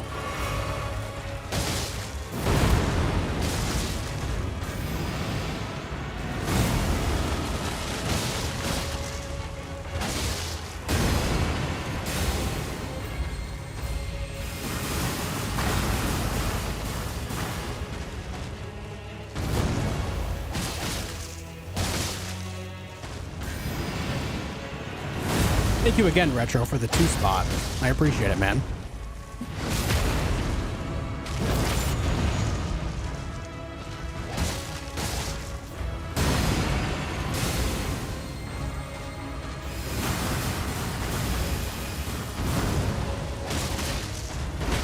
Oh my god, I rolled early again.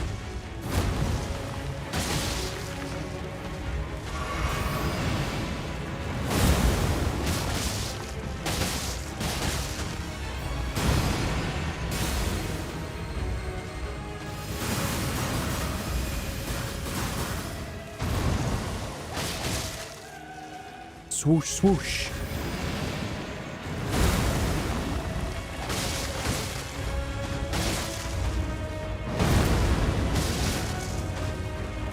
My god, he is spamming the hell out of this attack, isn't he?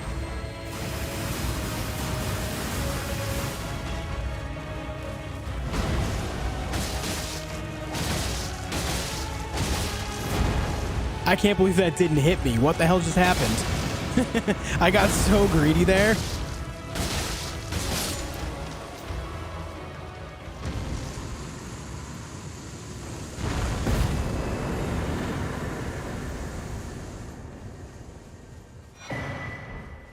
The Bloodfang sword at the moment, I can't put any Ash of War on it. Why? Because I already has an Ash of War. Stevie, that's what's considered a unique weapon. A unique weapon will not allow you to change the Ash of War on it. Unique and legendary weapons specifically fall into that category. If you want to change the Ash of War, you have to use a non-unique weapon.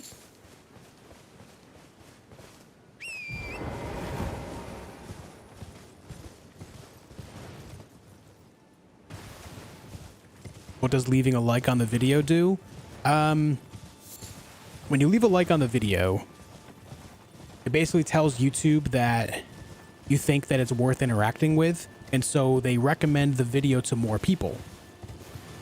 People that might enjoy similar things to you. So if you're into watching, say, video games, then it might recommend my channel to them on their homepage, which allows them to discover my channel as well. Basically, if you enjoy a streamer or, you know, a content creator on YouTube in general, if you enjoy their stuff, when you leave a like on it, it helps push their content to more people. Helps out in a big way. Edgar the Revenger.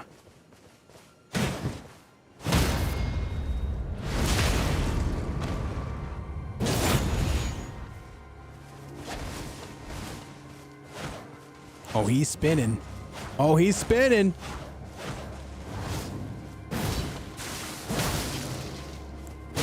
Ow. Stop.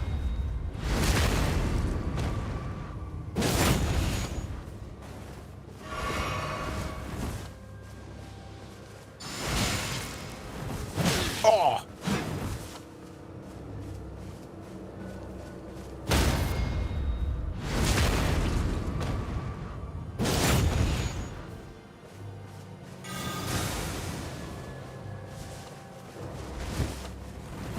Cool, baby.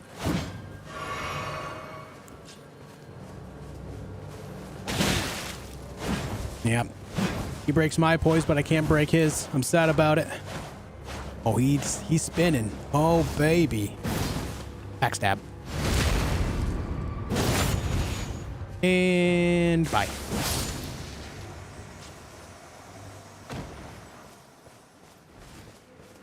Poor Edgar. Poor Edgar, boy. That's how I found this channel. Right on, Lionheart. Thanks for joining us, man. You found it on your recommended, huh? That's cool.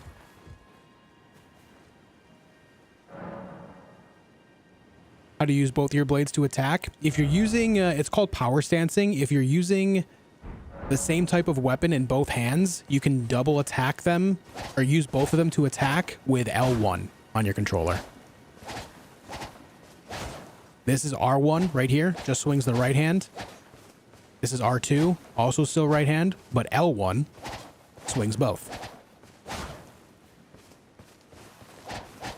That's L1 while running. This is R1 while running. So if you want a power stance, you need to make sure that you have a same class of weapon in both hands, and you can use L1 to attack things. Let's see. We got that done. There is a dungeon right down here. Let's go do that.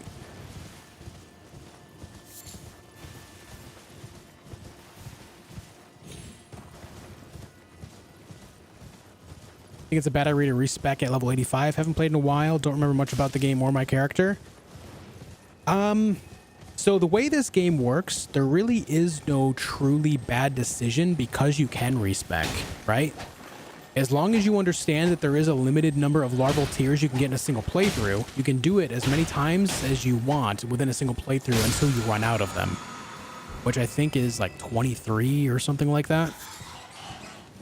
So what I would say is if you've not played the game in a while, jump back in the game, use whatever your character has going on just to kind of get reacquainted with the combat and everything. And if you still want to respec, do it then.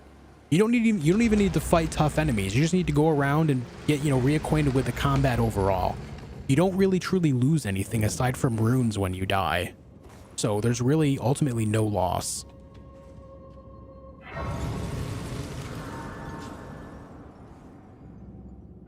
A lot of people fear losing things in this game like crazy, but something to remember is there's an infinite number of monsters in the game to defeat, which means an infinite amount of runes to get. All of your losses are temporary. Your gains are permanent.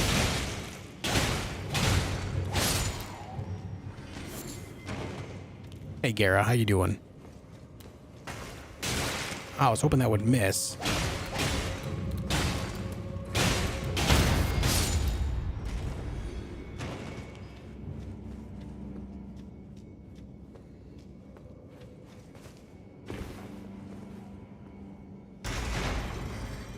All right. Okay, so the way we want to go to get through the end of this dungeon is actually this way, but there's a lot of stuff we can do by going further down the other way first, so we're going to focus on that.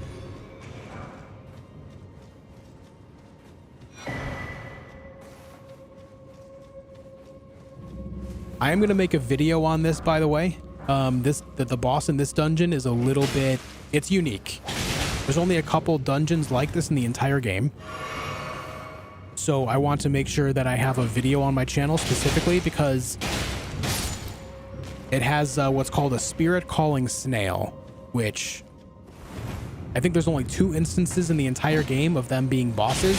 It's this one and then the one with the god skins over in the mountaintops.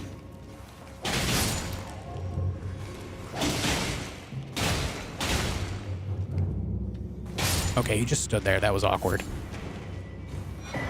There's the watchdog staff. I always forget you find that here. That's so strange. There's not actually a watchdog here. Well, you get a staff anyway. Ow.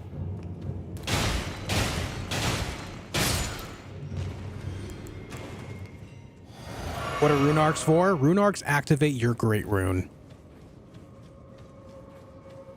Every time you die, you have to reactivate it with another rune arc.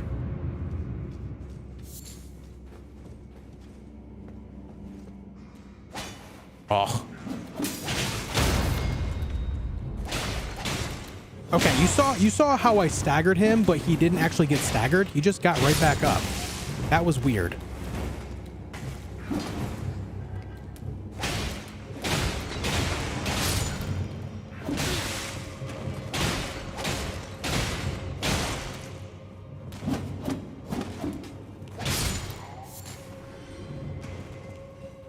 You're one of the nicest people here. Thanks, Amit. I appreciate that. It's nice of you to say, dude. Thank you. Cringe imps? True. True.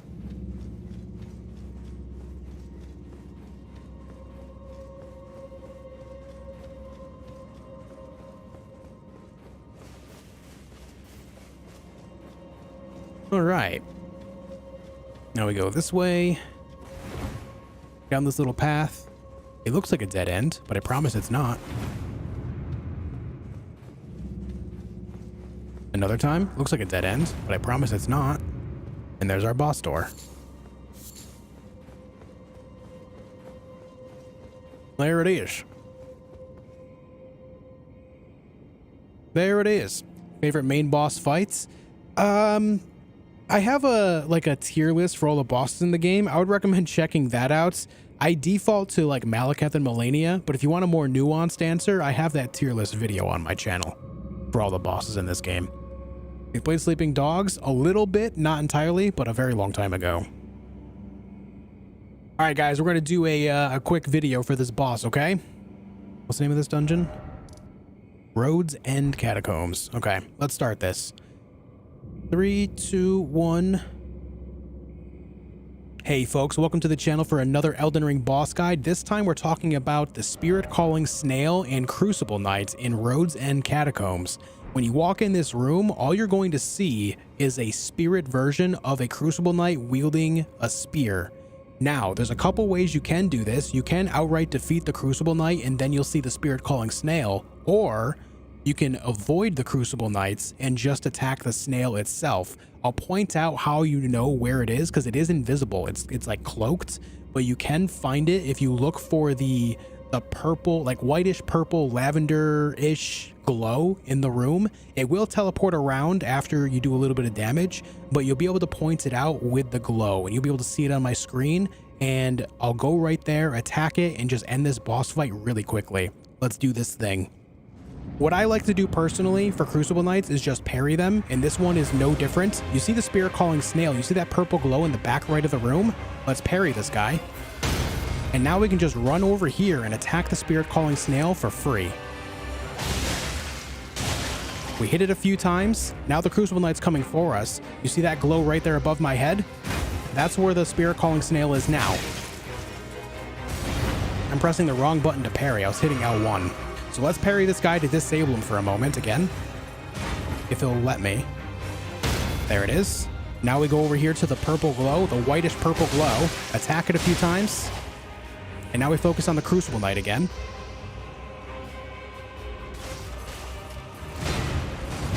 Now the reason why I parry it is so that way I have a moment to do whatever I want without it chasing me around. So we run here, attack this again. The next salvo of attacks will kill it. Now you don't have to parry this if you don't want to. You don't have to. It is just my way of doing it. You can just run around the room and dodge it and still attack the snail if you can locate it. But generally speaking, that's how I do it. I find it easier. But again, you don't have to do it if you don't want to. You can straight up fight it and deal with it. But that's the faster way to do it. With that said, I'm out of here for now. I hope this video does help you. Thank you so much for liking, commenting, and subscribing, and I'll see you soon for more. All right, job's done. GG.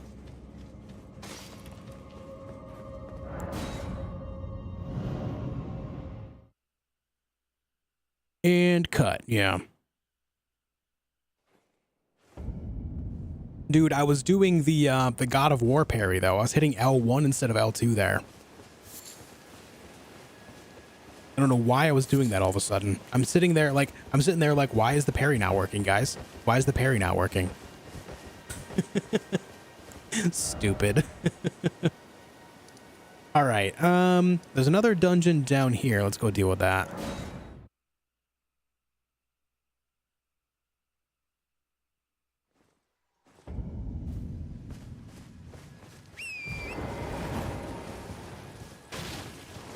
Hey folks, thank you for 800 likes on the video. Thank you for 800 likes. That puts us in the realm of possibilities of hitting 1,000 for the second day in a row. That might happen again today. If you haven't hit the like button yet, make sure you do. I really appreciate it, guys. The support is unreal. What's up, Demos? How you doing?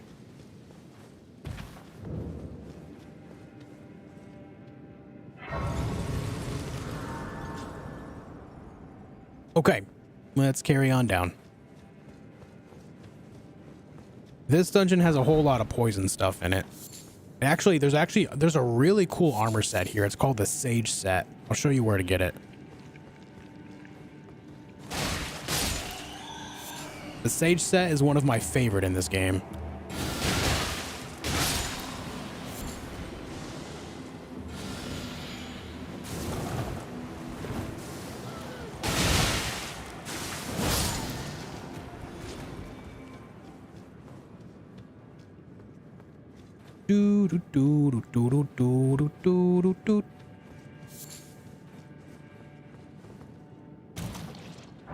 There it is.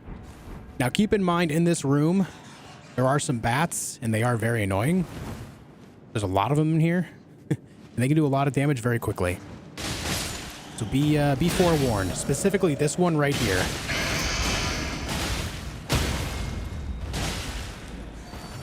But you can knock them out of the sky if you hit them enough, and then just, you know, free Golden Rune 6. I do recommend using this doorway to fight them, though, because if you try to fight them out in the open area, the poison slows you down, as well as you have pretty limited space to work with. But if you limit the space even more so here, they force themselves into the tunnel and allows you to hit them for free. And so that's the easier way to clear out flying enemies, or just restrict their movement. And if you guys want to see the Sage set, it's the same set that Gowry wears.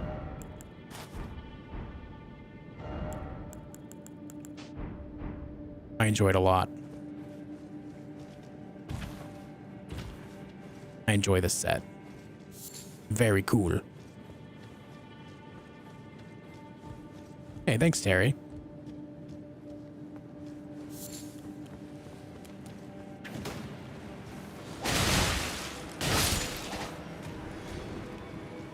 Hey, Siegfried, how's it going? Ow. Well, they got me with the poison. They got me. Oh. That guy's flying away.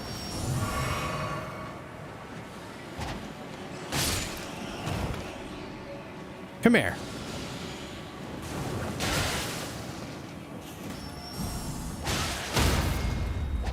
Oh. Oh, I just Goomba stomped him to death. That's awesome. I think it's my first ever kill by landing on something's head. Hell yeah. Goomba stomped that idiot. Get him out of here.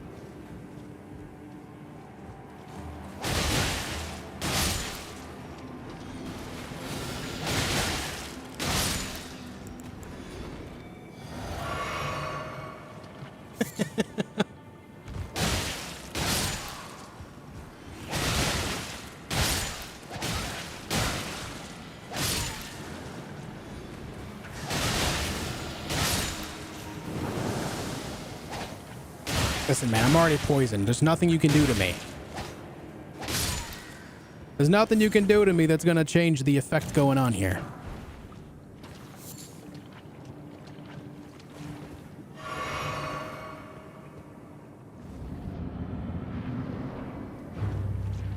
Hello there, Clean Rot Knights. Backstab? Nope, I missed.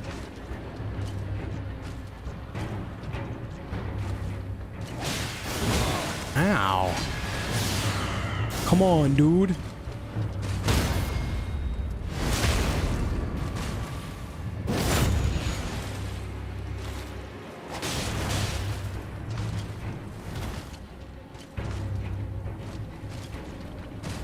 Oh, I did that a little late.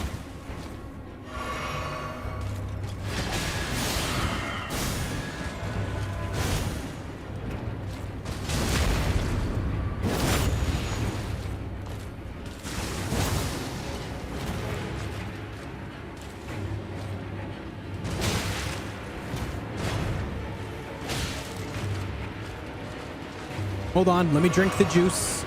Got poison going on here.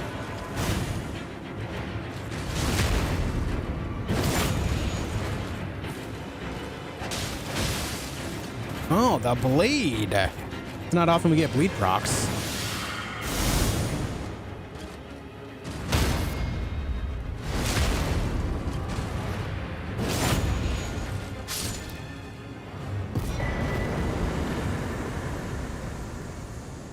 All right, the Winged Sword Insignia is very good if you're using a build where you land a lot of attacks quickly. Let me show you what it does. It says raises attack power with successive attacks. This means if you're hitting your target a lot with a lot of things in a short period of time, your damage goes up successively. Like every attack that you land, it does a little bit more damage. I think the effect starts after 3 hits, And I think you have to do it in like 3 seconds or something like that. I don't know the exact time anymore. It's been a while since I've looked. But either way, the more you hit a target in a small amount of time, the more damage you're rewarded with. So it kind of rewards you for being greedy. But it can be very good with a lot of Ash of Wars that do small damage but a lot of hits. Think of the Regalia of Yokade or Mirai's Executioner's Sword, where it has the drill attack. Every little attack for that just kind of, it adds up. All those consecutive hits will do massive damage. In fact, if you combine that Ash of War with a couple of good talismans, you can end up doing over 5 digits of damage with a single charged Ash of War. It can get pretty insane. It can get pretty damn insane. All right, let's ride up this way. There's going to be a special spear we can grab, the Tree Spear.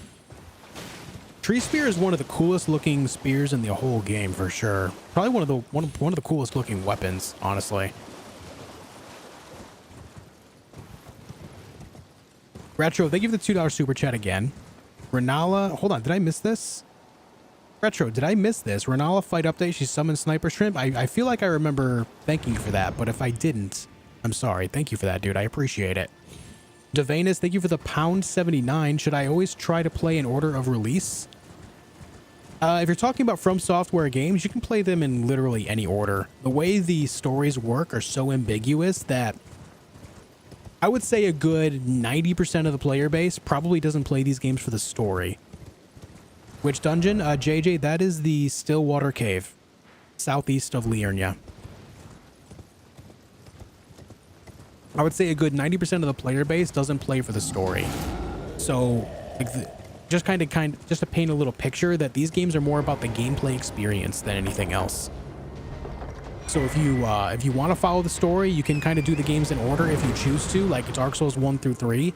But the rest of the games do not tie together whatsoever, so you have nothing to worry about. You can play them whatever order you want to. But even then, Dark Souls, you don't have to play them in order either, because the way they tie together is so ambiguous too.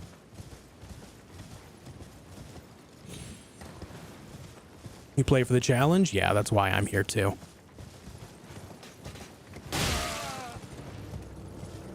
Just smack those guys real quick. And Gabriel Zhang, maybe the $5 super chat as well. No message, just the generosity. Thank you so much for that, dude. Thank you so much. Also, Timothy Flores Jr. I feel like I did miss this one, and I feel terrible about it. Timothy, if you're still here, thank you for the $2 super chat, dude.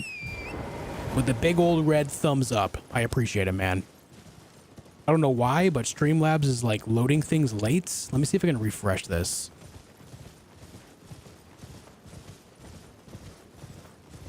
All right, let's see if that works.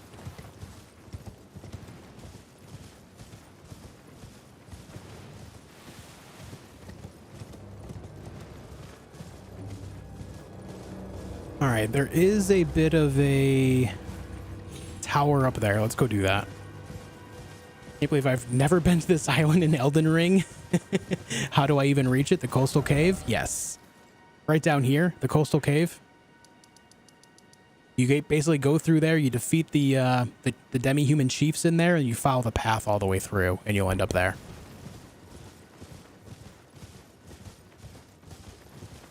The skybox is awesome. I know, isn't it? Look at that.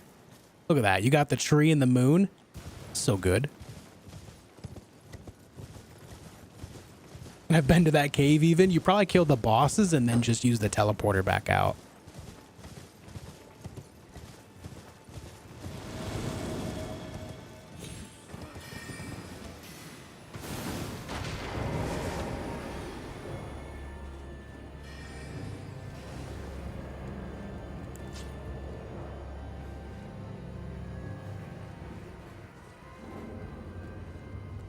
You can put a comedy on, stand up, whatever. I can't muster a laugh. However, watch anyone destroy a video game enemy and teabag its corpse. I'm in stitches every time. Probably need therapy or something.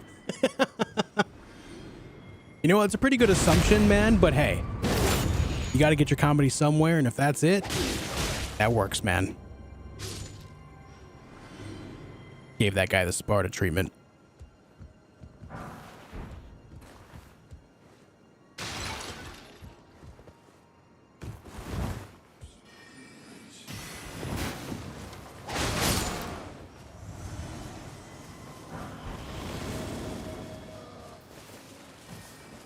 It can be, Marlon, especially when you're changing your tactics. You're using, you know, different weaponry, different spells, all that.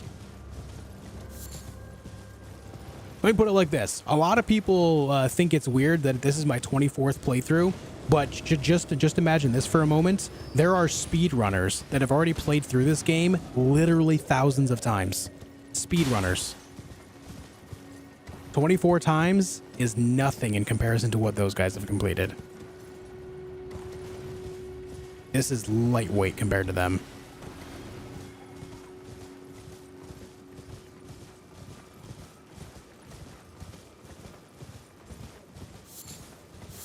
Happy Tuesday, Carmen. How you doing? Like how obscure Elden Ring is, it leaves room for you to fill in blanks with your imagination, come up with your own conclusion with the world of Elden Ring. Yeah, it also creates a massive opportunity for community as well. Think about it like this. How many people talk about the ins and outs of the lore, the tactics, all that? It's a big opportunity for community bonding. That's not something that a whole lot of single-player games can do. It's actually really difficult for a single-player game to forge a community. So when you leave things ambiguous like this, it leaves open conversation. It leads to, you know, debates, all that. It's actually pretty big.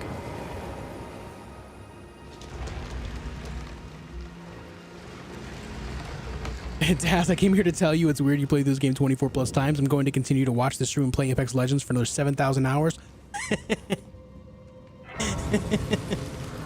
Beautiful. Beautiful, man. Mad lad. Hey guys, if you enjoy Apex Legends, by the way, make sure you go subscribe to Daz. He's actually sitting in the room across from me, like literally 15, 20 feet away. He's sometimes the guy you can hear in the background. That's him. Go over to his channel, subscribe. If you like Apex Legends at all, he's the man that'll teach you the ins and outs of that game. He's very good at it. My man gets Masters Plus every single season with minimal playtime. It's kind of nuts. Prove it? Daz, yell real loud. There he is.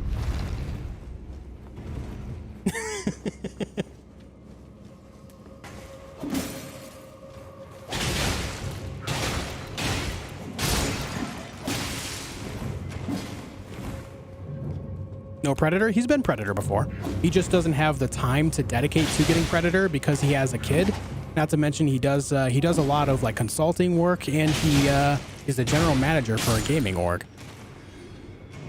My man's very busy, so he doesn't get to play Apex nearly as much as I'm sure he would like to. But he's so good at the game, he gets Masters anyway. Was not ready for that. Me and Daz actually met years ago through Battlefield. Him and I both used to stream it over on Twitch. Me, him, and Fireborn. He used to be known as Prophet on Fire back then. But Fireborn is another streamer here on YouTube who does a lot of Warzone content. So if you're into Warzone, go sub to him too. These are my best buds. These are my boys.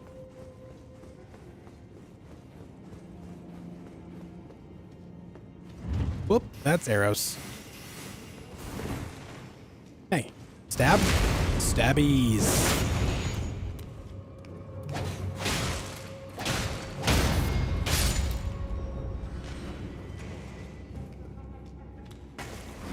Oh, I rolled early. And Daz said if we get 1,000 likes, he'll yell again. You guys want to hear Daz yell real loud? Hit that like button.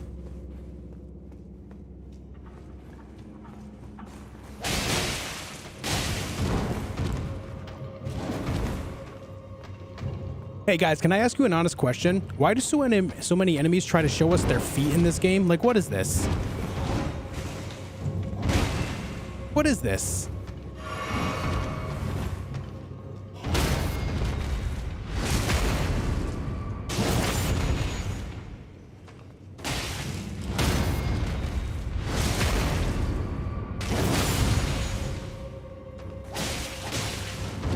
Can't parry feet either, it sucks.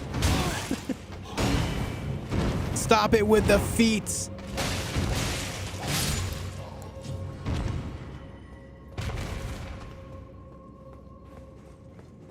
Adam, what's going on, man? I hope you have a good one as well. Thanks for hanging out with me, dude. Elden toe ring. Yeah, that's what I'm saying. Oh, let's get a free backstab on this guy.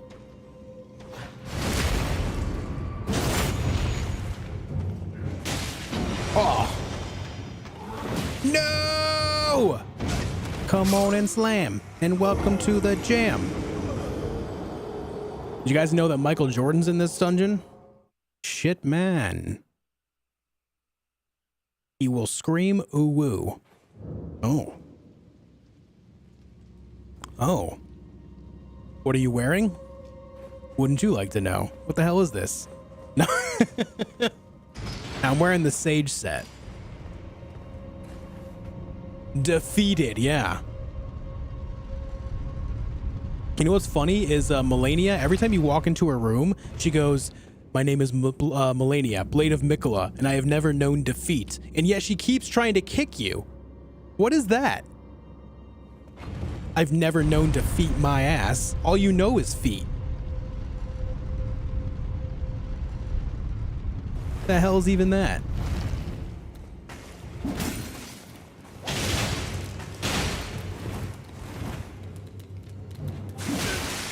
Nah. I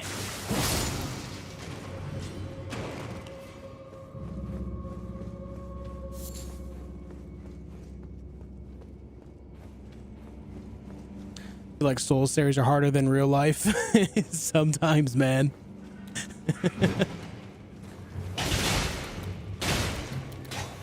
Oh, I hit the wall. That blows. Hate it when that happens. Now I've seen everything, I think. Hopefully so. You know, I saw pretty much everything in the game until I discovered the 4 belfries as well. Have you done the 4 belfries thing, Screamer? I imagine you have, but that was like the final thing for me. You can go to a special part of Far Missoula. You get to go back to the very beginning of the game. You can find the Stormhawk there and all that. For me, that was the final thing.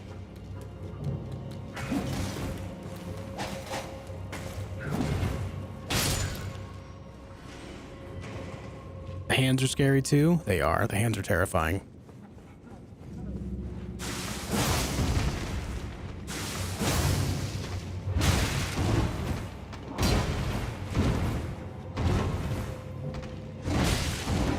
The hell is going on?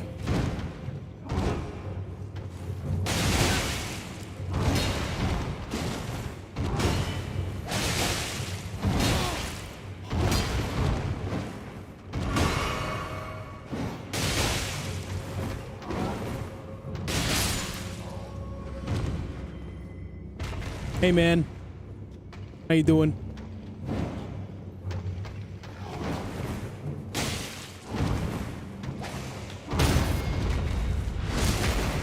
Oh, camera.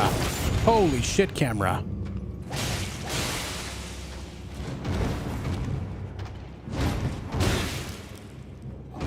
Oh! Camera did not do me any favors there. You love all your content, don't ever stop. You got it, Andre. You got it, man.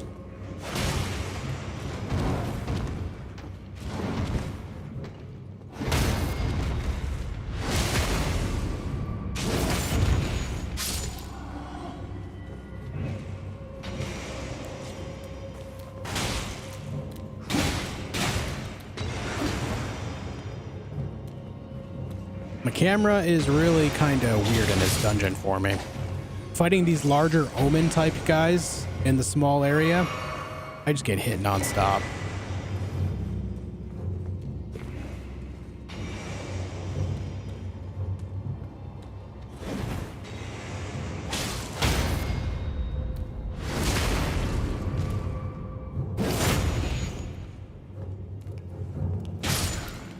Thanks, Sauce Lord. When you pass the fat guys? Eh.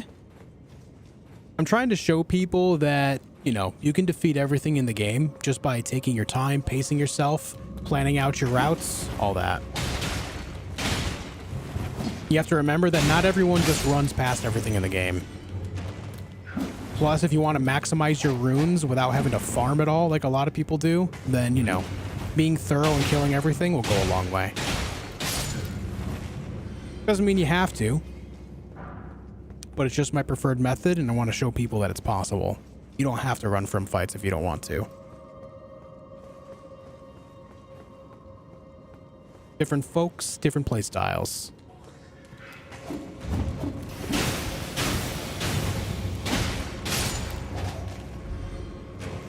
Here's a scythe.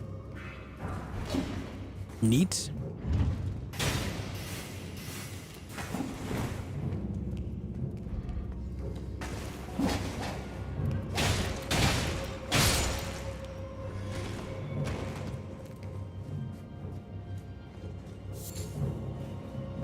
Okay. Oh, that's arrows.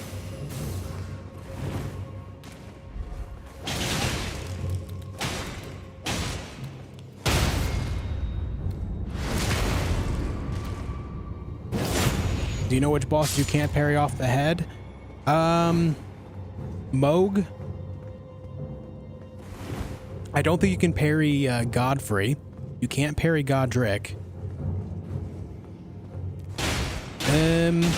You can't parry dragons, so the dragons are excluded here. What else? You can't parry any of the trolls or the giants, so those would be excluded as well. Basically, any enemy that is just unrealistically large. If they're just way larger than you, then chances are is you can't parry them. Elden Beast? No, you cannot parry Elden Beast. No, you certainly cannot parry Rykard. Yeah. All right, we're going to lure this guy over here and use this arrow trap.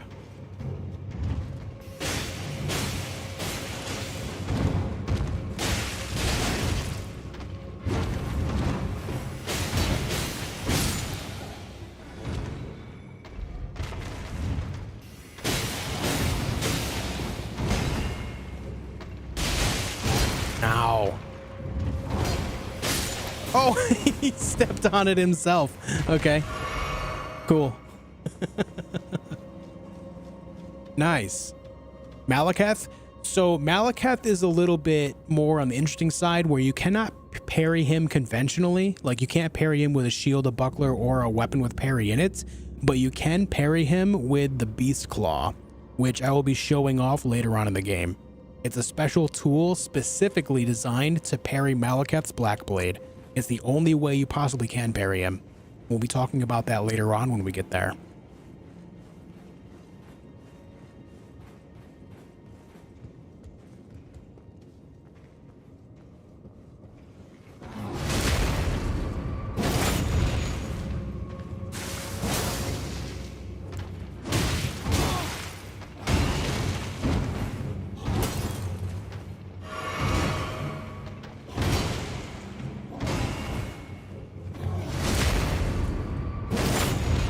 Not in one setting, Wandering Mind. We had part 1 of this playthrough yesterday. I'll be having part 2 today. Part 3 will be tomorrow. Okay, that was bad.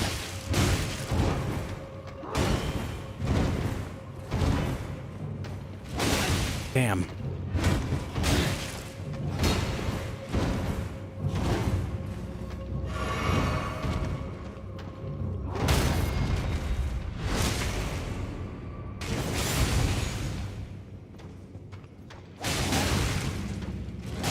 Oh, just die, dude. Jesus. Terrible. I'm so bad at fighting them right now.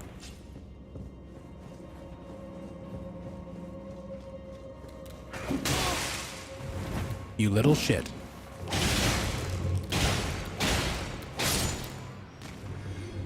Alright guys, if you want to hear Daz scream, we need 100 more likes on the video. 100 more likes. And then he'll scream real loud.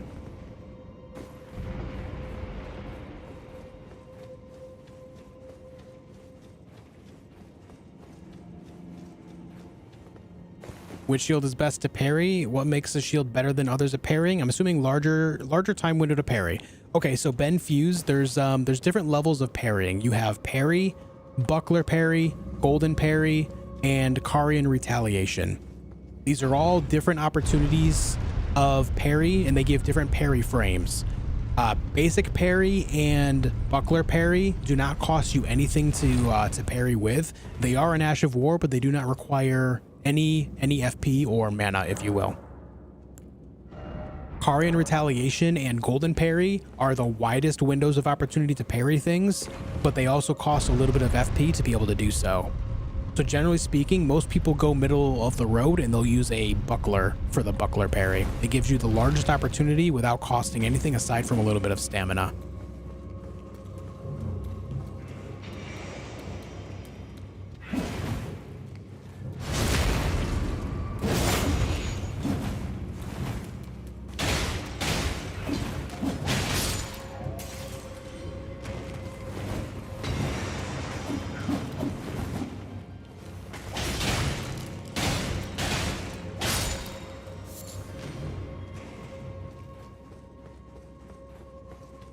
All right, does anyone remember what boss is in here? Cliff Bottom Catacombs? Let me look at my my checklist. I can't remember what's in here. Cliff Bottom Catacombs of Liurnia.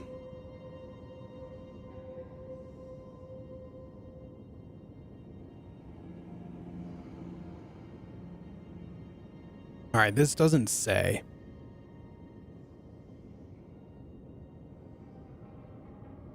Shit, man. I'm assuming it's an Erdtree burial watchdog. Yes.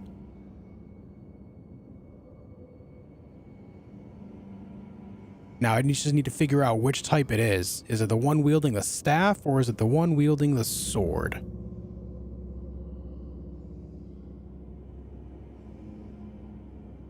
Please hold while I figure this out. Okay, this is the staff wielding version. So we're gonna go ahead and make another video for this one because this is a different version of the watchdog. So let's do this.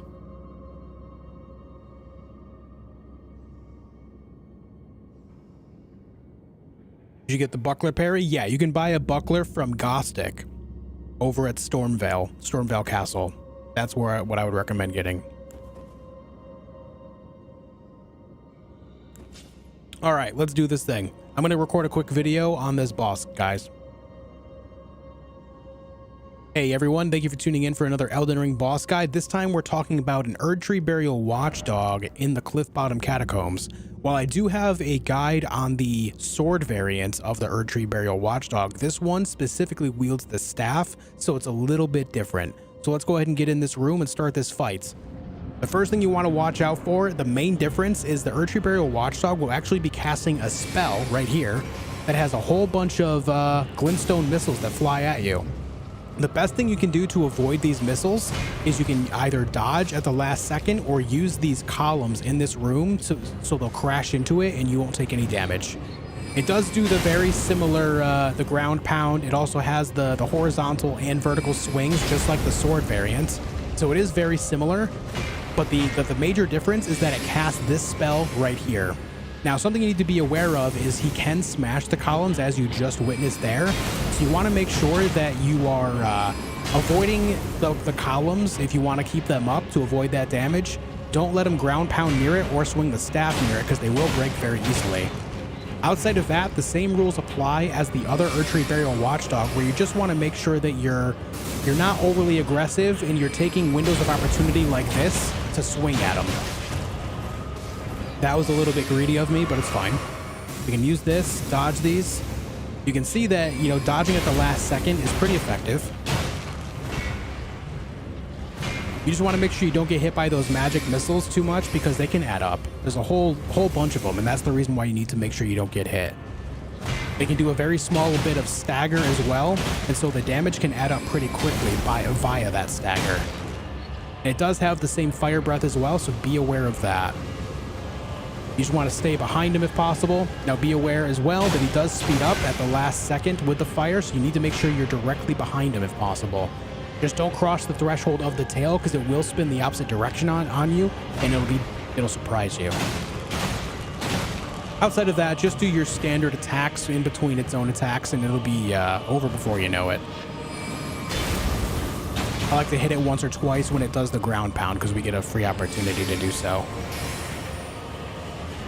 We dodge all that. This attack right here affords us the best opportunity to attack him as well. Once he gets on his hind legs and then smashes downwards with the staff, he'll give you a couple seconds to attack him for free. I usually hit him 3 or 4 times. You also get an opportunity at the end of the fire breath as long as it doesn't hit you. And let's just finish off the fight there. So as you can see, the Erdtree Burial Watchdog with the staff is very similar to the one with the sword, aside from just those magic missiles. Anyways, guys, I hope this video helps you. Thank you for tuning in for another Elden Ring boss guide. Stay tuned for more. There's a lot of bosses in this game, and I'll be making a ton of videos covering every unique enemy, every unique boss in the game. Thank you for liking, commenting, and subscribing, and I'll see you soon for more. All right, job's done. Another video on the way.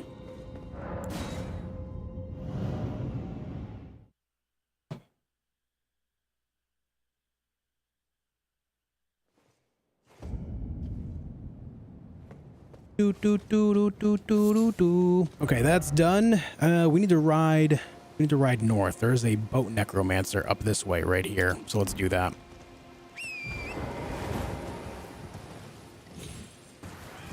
Mifid Blue, have a great night. Thank you for hanging out today. I'll see you next time.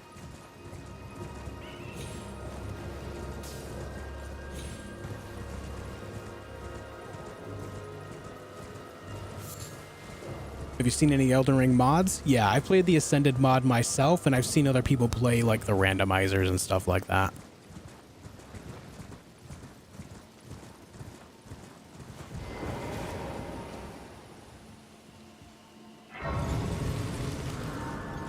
Hi Josh, Sony Vegas is half price on Steam right now if you're interested. I am interested. I'll take a look at that later. Thank you. Thank you.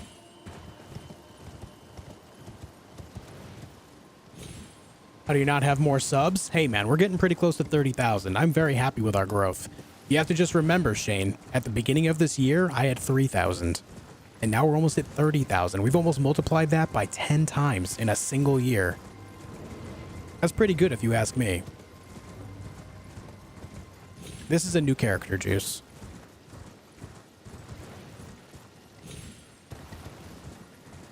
With that said, guys, I am trying to hit 30,000 before the new year, so if you haven't subscribed yet, consider doing so. If you enjoy single-player games, often played on the hardest difficulty, as well as if you enjoy things like boss guides and stuff like that, then make sure you hit that sub button.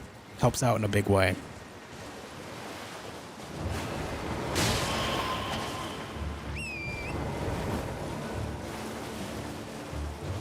I already made a guide for the Tibia Mariner, so there's no need for that this time.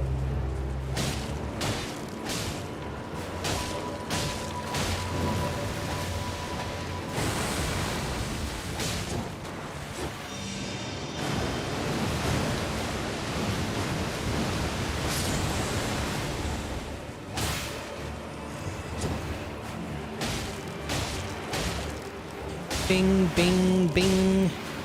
Ow. Ow.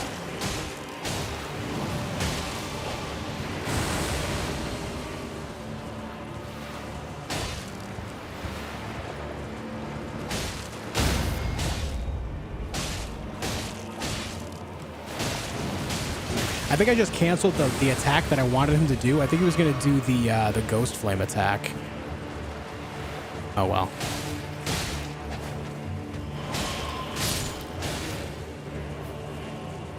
He went this way, didn't he?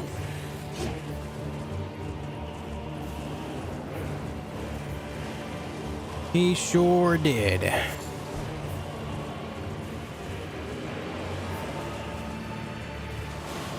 Boing, boing, boing, boing, boing. Come on, man. Do your attack if you're going to do your attack. There it is. He was hesitating that so hard. He just wouldn't go. Ah, yes. More purple water. Triple kill.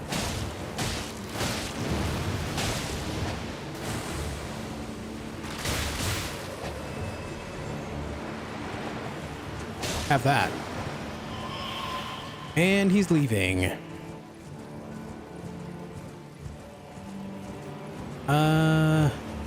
Where the hell did he go? I think I heard him over on my left. Nope, there he is.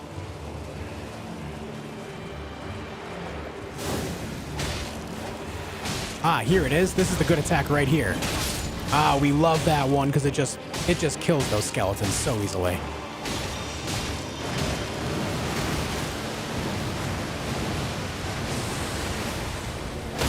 I repeat, triple kill. I just didn't even try to dodge that one, man.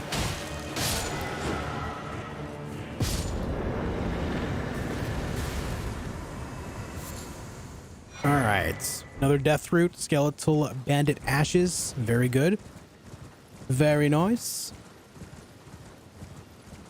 And then we have this guy. This guy has a very good book if you're into incantations. He has the Dragon Cult incantations, so you need to make sure you kill him.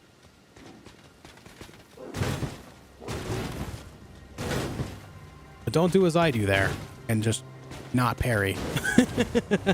Rollin, thank you for 5 gifted members to the community, dude. I really appreciate it. Thank you for the generosity, man. I hope you're doing great. Hope you had a good holiday season. Oh! I didn't think the sword would hit me. Rollin, thank you so much. Thank you so much for the $5. I appreciate it, dude. Very kind. In question, do you find any bosses hard at this point? Yeah, there's plenty of bosses that are still difficult that I'll die to. I mean, I'll die to enemies like that sometimes. It just... No matter how good you are at this game, let me put it like this. There's people that make a living by speedrunning and no-hitting this game. Some of the biggest From Software-based games and the streamers and YouTubers around them will still die to basic enemies like dogs, knights, imps, stuff like that all the time. The way these games are designed is that you pretty much have to be on the edge of your seat almost all the time in order to play it the best. It's just the way it is. You can be a little bit more relaxed the more you get used to it, but ultimately, you will always be caught off guard by something like I just was. Despite having almost 1,000 hours in this game, I'm still caught off guard sometimes. It's just how it is.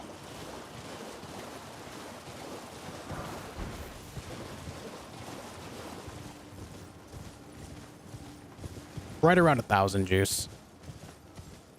Finishing blow was shocking. Yeah, a little bit.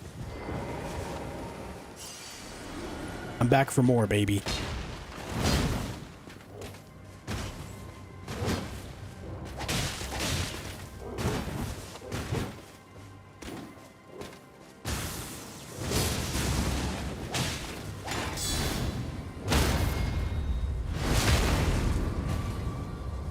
I don't know, man. There's just something about parrying a counterattack like that that's so satisfying.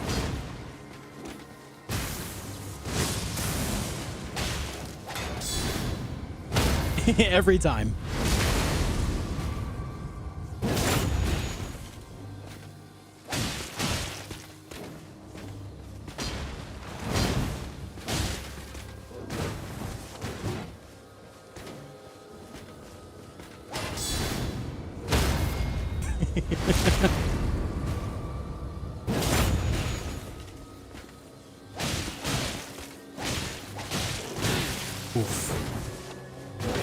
Oof.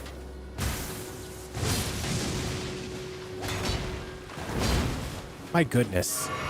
He blocked at the right moment. Here, have this. Give me that book. Thank you.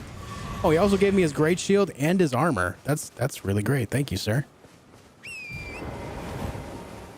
Thank you, sir. MC Bueno, thanks for joining us.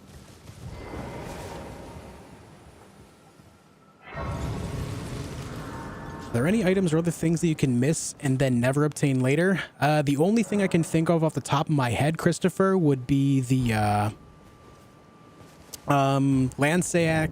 Oh, what is it? That spear. That Lanceax's spear. I can't remember the name of it just off the top of my head. But you can pick it up by going up the spear when you're in Leyndell. I'm drawing a blank on the actual name of the weapon, though. Lanceax's bolt. Yes, there it is. That's the only item in the game that is unobtainable. Like any major item that's unobtainable after after Leyndell gets turned to ashes. I believe. It's the only thing I can think of that you can possibly miss. Been subscribed to your channel for a while and I love your content. Thanks, Tim. I appreciate that, dude. You guys want to see the single most beautiful area in this game, in my opinion? You see that tree right there? Let's turn this to Nightfall. This is the artist shack in the eastern side of Liurnia. When you hit this shack, go to the site of grace, turn it to night, and then look off the eastern cliff. There's actually a chair over here as well. You can't sit in the chair, but it just represents a potential good view.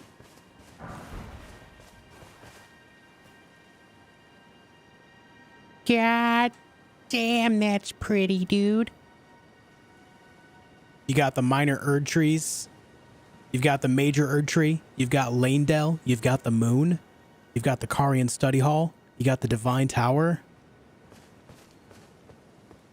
That's a view right there. The single most beautiful thing in the entire game, in my opinion, right here. The second would be the view of the Lake of Rot from above when you find that special tunnel that allows you to look down on it from above. That's just good looking.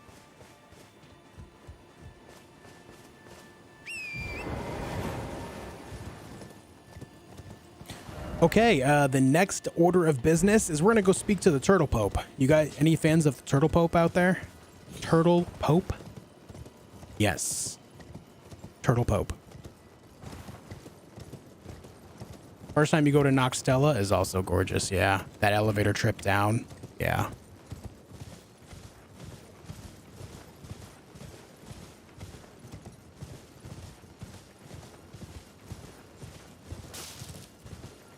You want to make sure you stop here to grab flame cleanse me and fire spur me.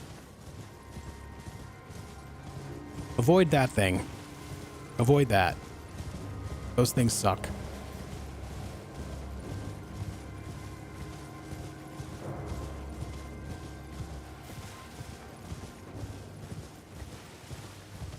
Fire what? Fire spur me and flame cleanse me.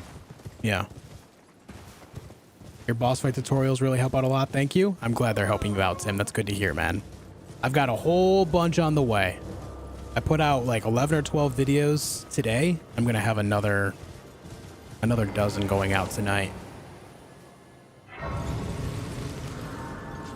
And hey, guys, even if you don't need the boss guide videos, leaving a like and watching them through does help out in a big way. So if you want to support my content, it's a great way to do so. I welcome. I am. My apologies. Do you know how it came? All right, let's run all this dialogue. It is by the matter, and so the I'm gonna save the bell-bearing hunter guide for the one in Caelid just because that one is the toughest. So I want to do it at that point. So we'll record for that one over there in Caelid later on. The mystery as to why and moreover. Plague they give the $2 super chat. Are you gonna play Callisto Protocol? I already did. I've got a couple videos on my channel covering the game. You know, fame when he glimpsed. Thank you for the 2 Canadian, man. You wish he is good, great, sadly, and then you know, famed when he glimpsed, and as such, in now the grim, you would do. My day's good, Adam. How are you? I don't want to do that. You know, fame when he glimpsed, and as such. Okay, that's all the dialogue. Let's go ahead and take a nap. Let me grab this first. I couldn't find them. They are on my channel. It's got its own playlist and everything. I know there's a lot of videos on my channel, but they are there. I promise. You might be looking under the wrong tab though, Play Group, because YouTube recently separated things where there's videos, shorts, and live. You want to make sure that you check out the live tab as well, because even if I'm not live at the moment, all of my past streams are still stored there. A lot of YouTubers will actually remove their past streams, but I leave mine up. So those are still there for you to watch at any time you'd like.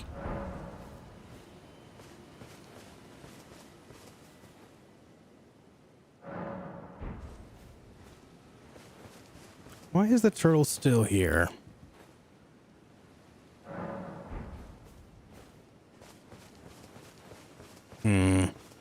He does this every time. I think I need to look at his inventory. You know, a famed when he glimpsed. All right, that should do it. Who's my favorite boss? I do have a tier list video for all of Elden Ring bosses as well. I generally say Melania or Malekith, though. Those two are pretty great. Okay, let's do this thing. It's time to defeat a bell-bearing hunter.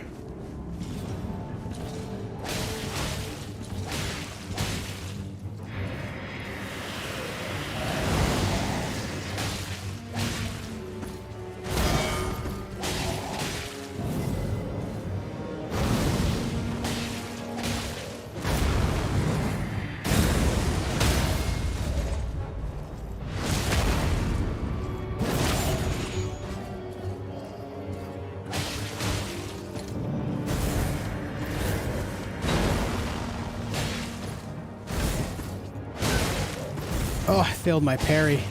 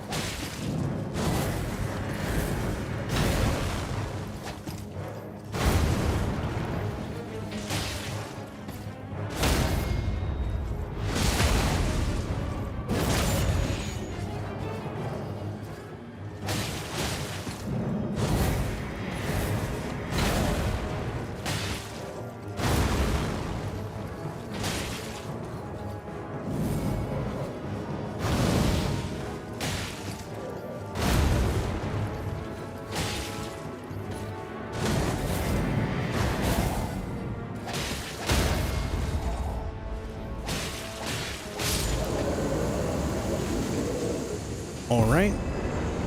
Took a couple of hits there, but overall not bad.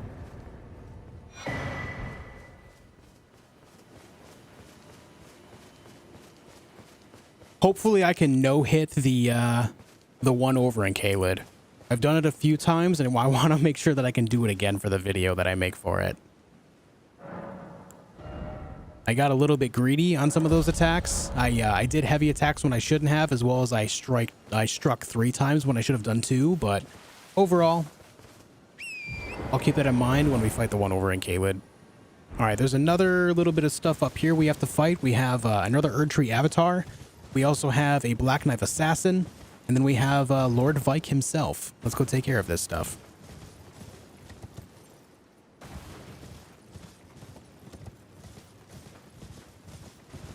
Caelid Bell-Bearing Hunter is the hardest enemy in the game. Yeah, a lot of people consider that to be the hardest one, the hardest boss in the game. It's definitely the strongest Bell-Bearing Hunter, even stronger than Elemer of the Briar, despite that being the only actual physical one, like the one that has its own like boss arena type area.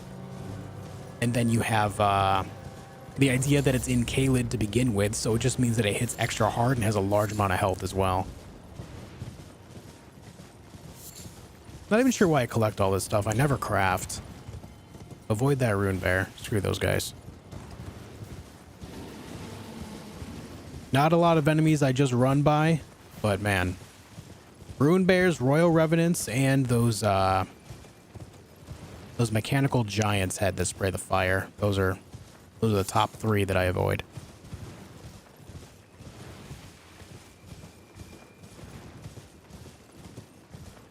Hey, Josh, been a while. Hope you're having a good Christmas. Hey, same to you, Energetic Sloth. How have you been, man? Good to see you, dude.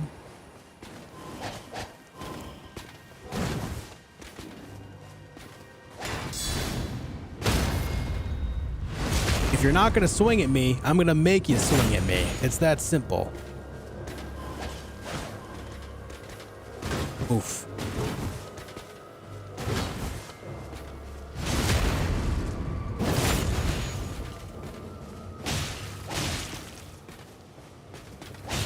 Oh, you would.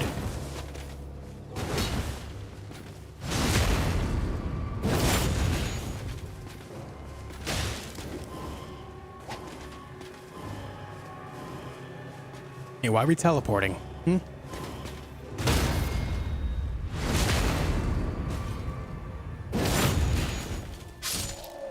Should do a crafting run sometime. If I were to do a crafting run, I would just have to throw on a mod that gives me infinite resources because there's no way in hell I'm going to take the time to farm. I did that once with the bow only playthrough that I did, and there's just no way I'm ever doing that again. No way, bud. All right, guys, listen, we are 25 likes away from 1,000. If you want to hear Daz yell in the background again, hit that like button. We're right there. We're so close. We're on the cusp. We're right there.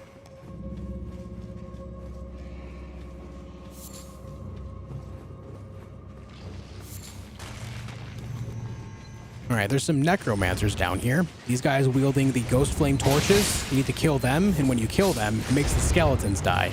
They're not your basic skeletons. They actually are summoned by these necromancers. So I wouldn't even waste time trying to kill them. Just go up, kill the necromancers wherever they are. There's a few of them throughout the entire dungeon you need to take care of. 3 of them to be exact.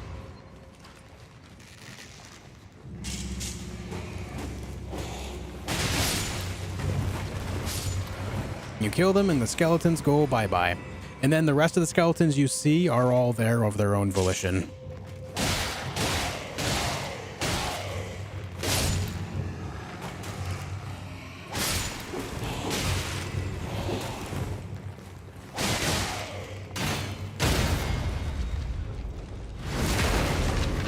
I love when you riposte these guys, because when you stab them, their whole body just falls apart. So cool. Okay, there is a Black Knife Assassin in here, and we are going to fight it. I'm not going to make a video on this one, though. The one that I want to make a video on is in front of Hero's Grave over in Altus Plateau. That'll be the best example.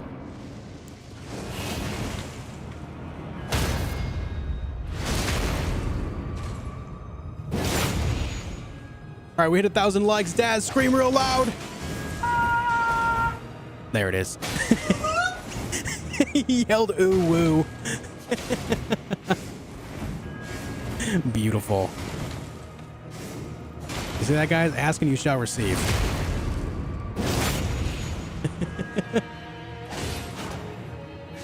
Oh no! I got the stabbo. Am I dead?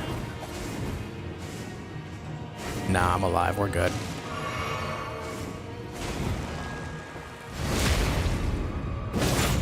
I was laughing, man. I was busy laughing. How dare you stab me? Hey, how dare you?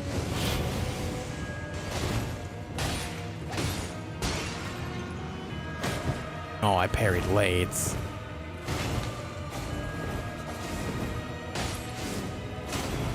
Backstab? Nope, I did it too early.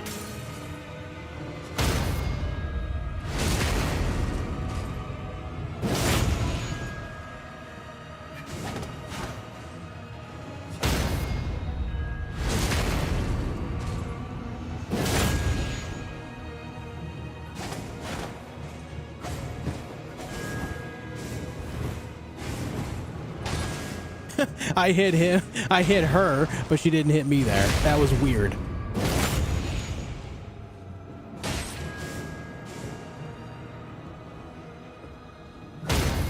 All right.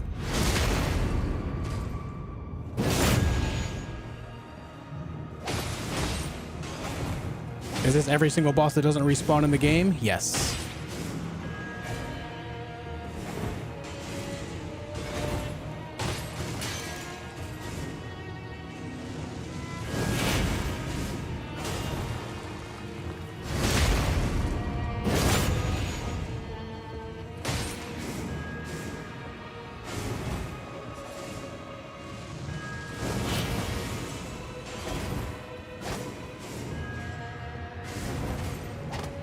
Oh, that missed? I disagree.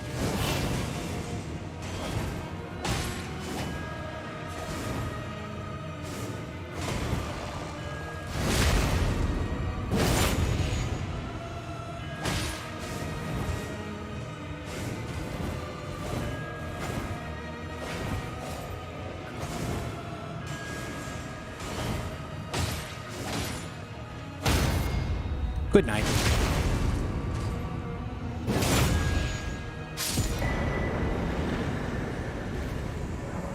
Okay, this is actually a secret boss, by the way. This is something that you're intended to search out. If you do Fia's quest, then she'll actually give you a map of where this dungeon is and tell you to explore the dungeon fully and all that. That's why I had to like roll through that wall, because it's hidden. But there's actually another boss here. That's not the main boss of this dungeon. From here, you want to drop down here. This is the path to the main boss.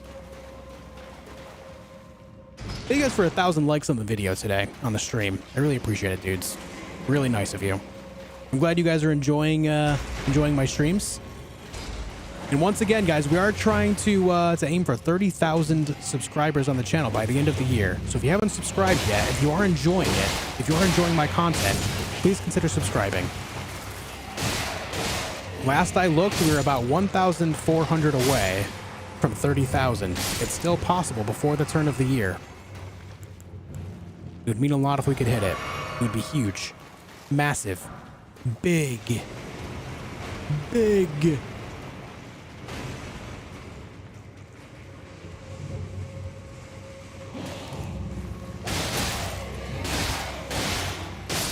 So yeah, you want to drop down there into that little area so you can pull the lever, and then you want to walk back to the beginning of the dungeon to where the boss door is.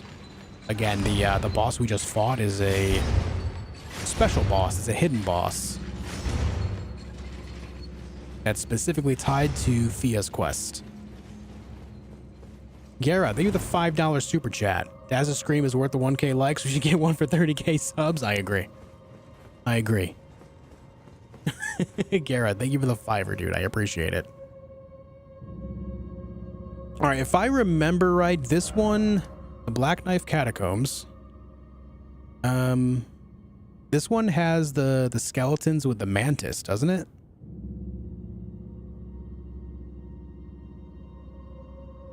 Maybe not. I don't see it listed here for Liurnia. What is the boss here? Oh, Cemetery. Yeah, they're not named Mantis Shade. It's Cemetery Shade. No, it doesn't. Oh, yeah, it is. Yeah, it is. Yeah, Black Knife Catacombs. Yep. All right, we already have a guide for this, so we don't need to do this. Gara, thank you again for the $5, dude. I appreciate it. Now, what I like to do for this one, guys, is there is the skeletons, but then you have the Cemetery Shade that you can just kind of focus on. Oh, shit, I got hit by that. I'm dead. Am I dead? Yep. Yep. Goodbye. I dodged ever so early. Ever so slightly early. So what I like to do, because the Cemetery Shade has such a small amount of health, I just like to focus on it and ignore the skeletons. I know I said with the one with all the imps plus the, whatchamacallit, the Erdtree Burial Watchdog, it's best to kill the imps. With this one, the health pool is pretty low on the Cemetery Shade, so if you do it right, you can just basically nuke it and be done with it.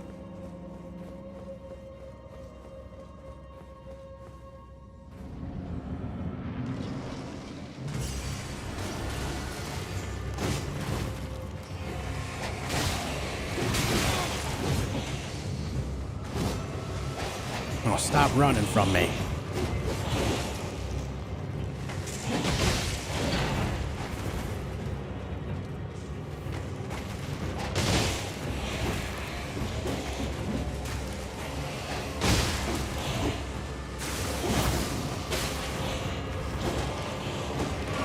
There's an archer to my back.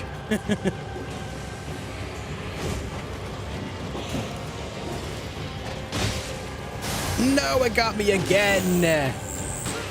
I should live this one, though. Yeah.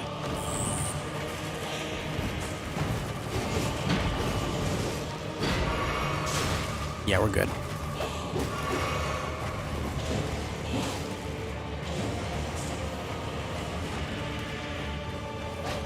Why didn't you teleport? Weirdo.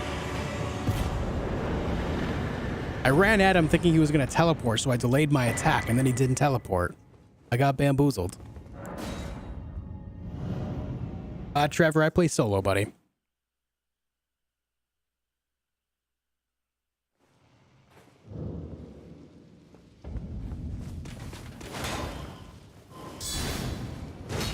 Hey, nice delay to that. All right, let's go up towards Lord Vike now. Mr. Vike.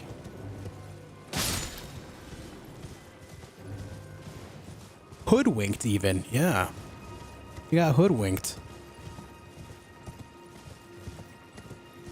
Crazy.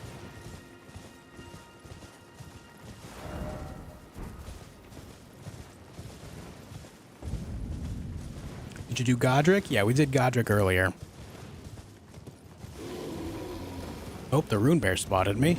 That's not good. All right, so when you're going up this way, you need to be very careful because there are the those archers with the giant magic arrows that do devastating amounts of damage. So make sure you're very careful going up this way.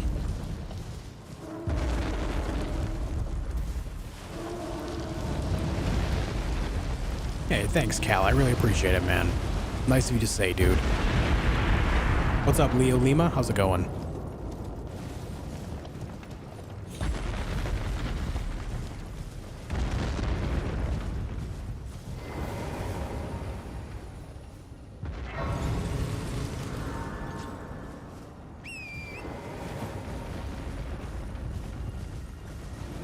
Hey, Kitsune, I always enjoy your stream, I think. They're chill and full of great energy, so yeah, I feel safe here. Hell yeah, dude.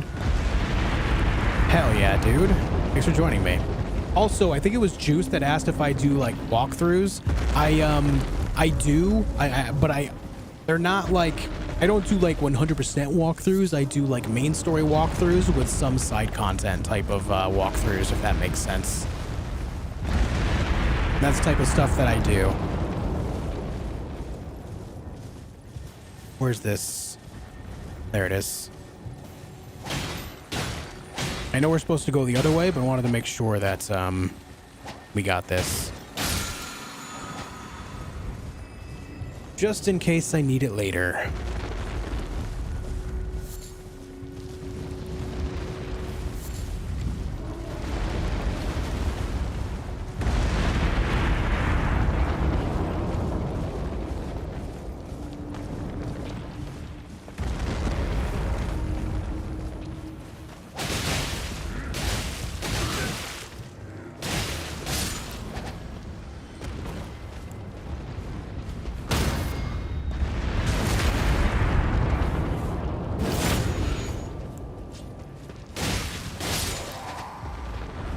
Hey, thanks for the arrows, man.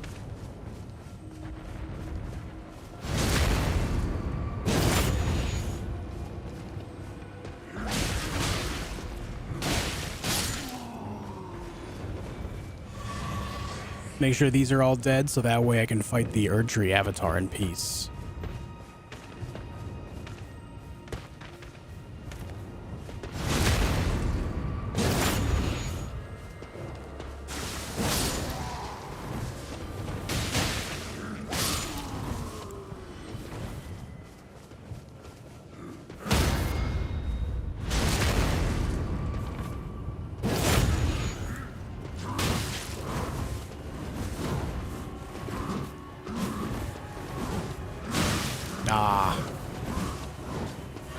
Be careful there, bud.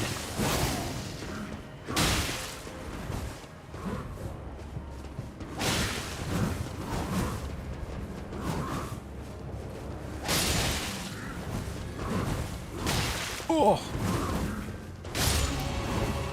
Oh god, the tree's on me. Well, maybe the tree will kill him for me. Maybe. Yeah, bonk. Hey, one more bonk, please. One more bonk. Okay. No, I need you to bonk this guy to my left. You know, the one over there. One more. Come on, do it. Yeah, good job, man. Good job. I'm proud of you. Let's get some claps in the chat for this Erdtree avatar being a team player. We love to see it.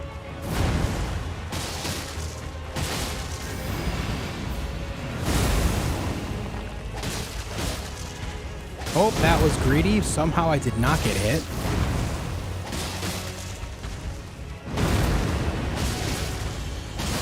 That time I got hit. That makes sense.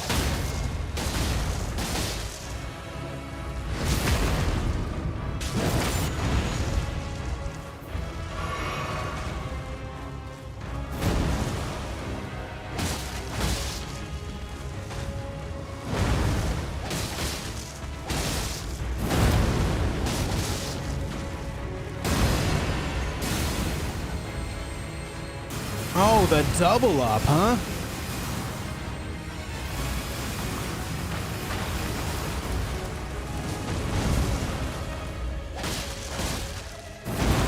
Could barely see that.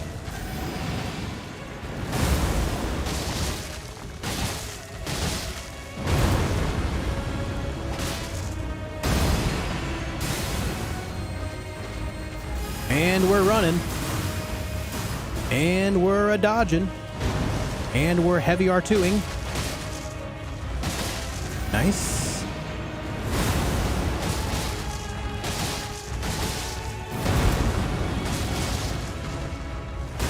Oh, he's 1 HP, dude. Oh, I got stuck. Oh my god, is the battle of the 1 HP? I'm not even gonna heal. You and me, mano y mano. Oh, you lose. All right.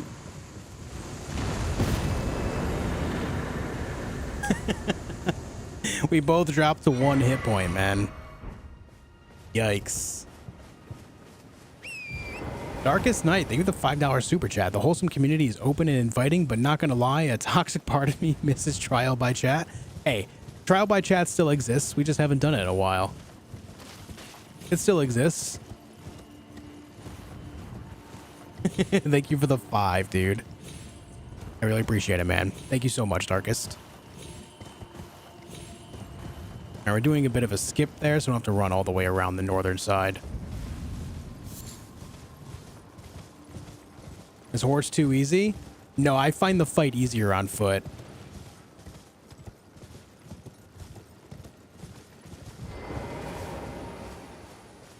What are these weapons? These are curved swords, and my left hand is a scimitar, and my right hand is a shamshir.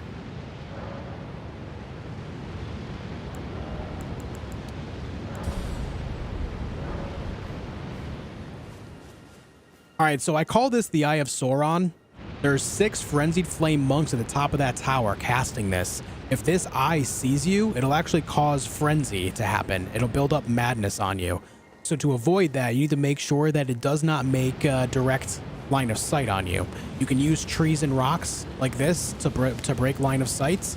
And that would be my recommendation here. Just don't let it actively see you and you'll be fine. You have to do tactical advances, use rocks and stuff like that to avoid the sights. And then you can just run right underneath the tower like so. When you get under here, be aware that there are rats. Frenzied flame rats at that. And they will build up madness on you as well. I generally like to just kind of jump up the ladder before dealing with them, as I find them easier to deal with when we don't have the Eye of Sauron up there. Make sure you open up that chest. And then what you want to do is wait until the tail end of one of these casts and then go up and then swing away and kill everything. When you kill all 6 of these frenzied flame monks, they will never respawn again no matter what. So you don't have to worry about it.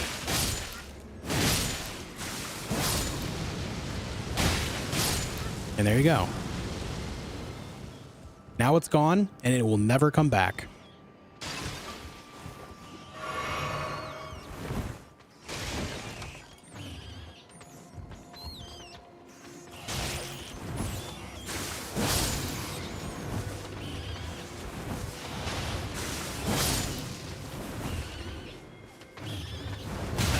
Rolled early. Ow.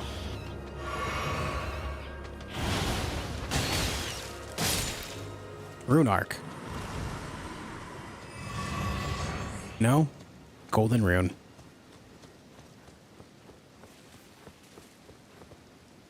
Any weapon you have in mind using later for this playthrough? I'll be using curved swords for the whole playthrough, as I've never done a curved swords playthrough outside of the Ascended mod, so I wanted to use them a lot on this one. I'll be trying out different curved swords as we find them, but for the most part, I think specifically the Shamshur I'll be using for the whole playthrough. We'll see what happens when others come along and I try upgrading them and seeing what kind of damage they do, but yeah. It'll largely be the same fighting style. Where the hell's that Site of Grace? I always lose track of it. But why, Juice? Why? I don't know. I felt like it. What's going on, Steve? Icebergs.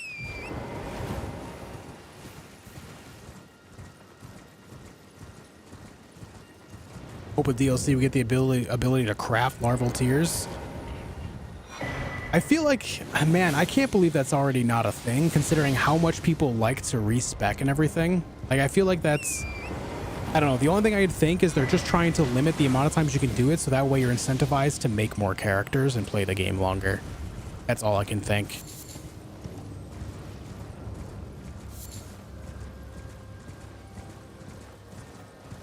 Because no matter how you spin it, like if people drop you some, eventually they're going to be out of them. They're going to want to respec. They'll have to make more characters themselves. You know what I mean?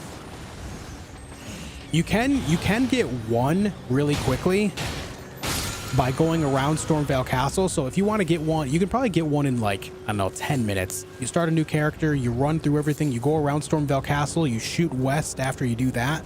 You'll be able to grab the quick one over at the Albinoric village, you know? Like, you can get one really fast, but that's where it stops. There is no DLC yet, no. There was the Coliseum PvP update, but no actual DLC.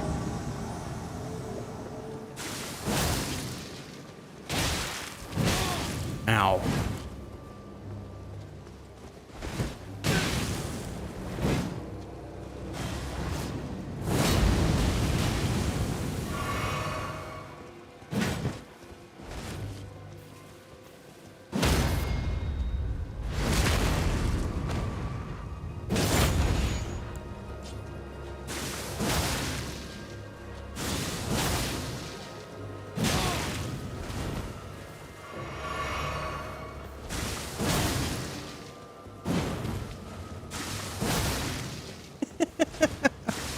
Why is this working? Ouch. Okay. I guess we can just spam Bloody Slash and win. He didn't counteract it whatsoever. He just let it happen every single time.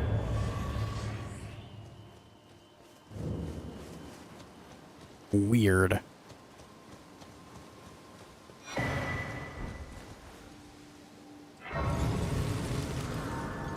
No Vike tutorial? Yeah, he's not a boss. We'll be doing his Everjail later on, though.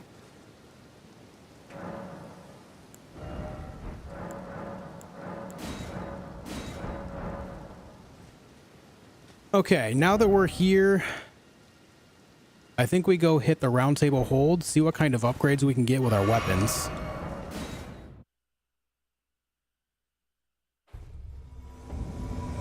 All right, I forgot about Ensha. Mr. Ensha, would you like some Bloody Slash? Oh, I guess not, huh? Oh.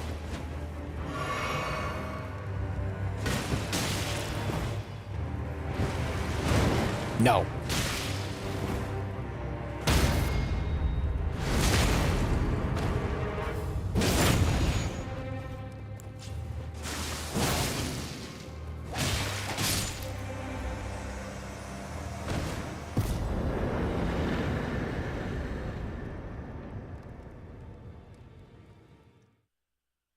Teabag that guy.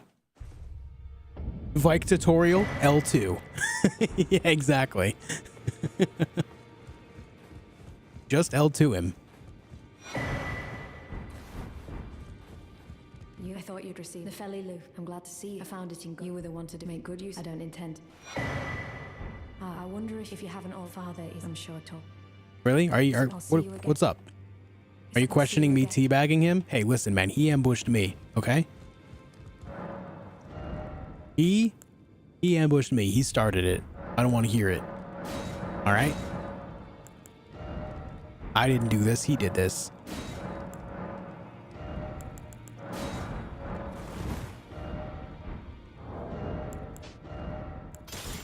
Let's upgrade to the buckler. Should have done that way earlier, but it's fine.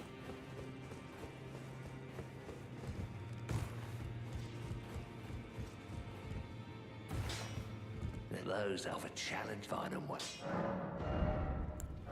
All right, we got that. We got that.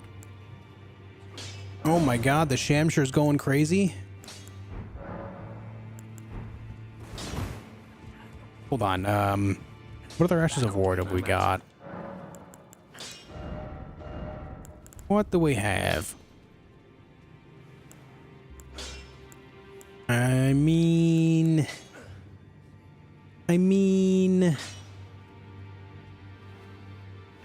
I don't know, dude. Yeah, none of these are worth it right now.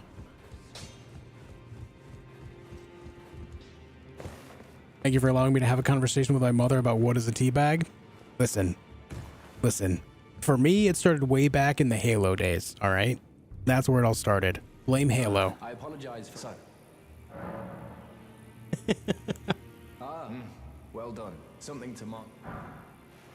Roger's Rapier. Thank you. D is an old friend. We found us with our paths, though that's hot.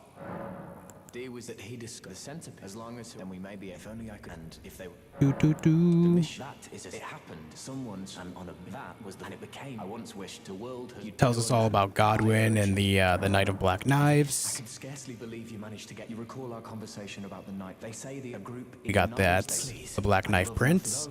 Traces of the half my body. Okay. Let's talk to you about Roger. Oh, he doesn't want to? Okay.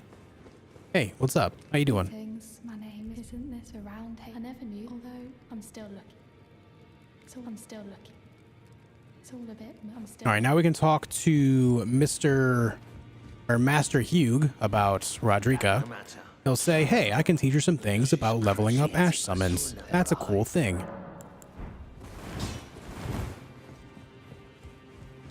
Or was I a fan of Halo? The first two, I was. I didn't like 3 and beyond that. Oh, I should say I enjoyed ODST.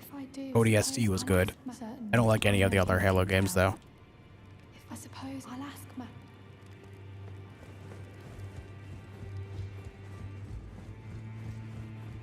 Back already, no matter. Okay. About Rodrika. Would you watch over Rodrika? That's what she wants. And then we talk to her one more time. And now, after you do all this conversation with Rodrika and Hugh, she'll, the next time you're here, she'll be able to level up your Ash summons. Which you can just rest at this table, and you'll see that she teleported over here. She also takes off her Crimson Hood. There you go. Now she's right there. And now you can find her Crimson Hood over in Stormveil Castle, which, if you do it earlier in the game, it's worth it, but at this point, it's not so much. All right, we don't need to talk to the crone yet because we have only one major remembrance. But, okay. So what we have left in this area of Liurnia, we have this right here. Hold on, let me clear all these. We have this right here, which is a dragon guarding a glintstone key. There's a dungeon right there. There's another dungeon right here. And then we have down here another Everjail that I did not do yet. And then we have... There's a Deathrite bird somewhere in this vicinity here. Or I'm sorry, a Death bird, rather. Not a Deathrite bird, but a Death bird somewhere in this vicinity. And then we have, all the way up here, is a Deathrite bird. We'll be worrying about those two a little bit later. And then, of course, we have Caria Manor. We've got this dungeon up here that'll lead us to Altus Plateau. There is a Knight's Cavalry right there. And then we can continue Vare's quest right there. So those are things on our list of need to do. With that said, let's go here and do this Everjail.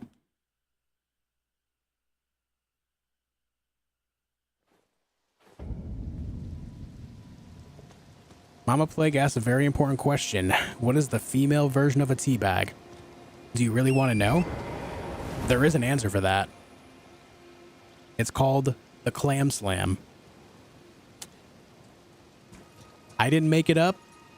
I'm just spreading the wealth of knowledge. All right. All right.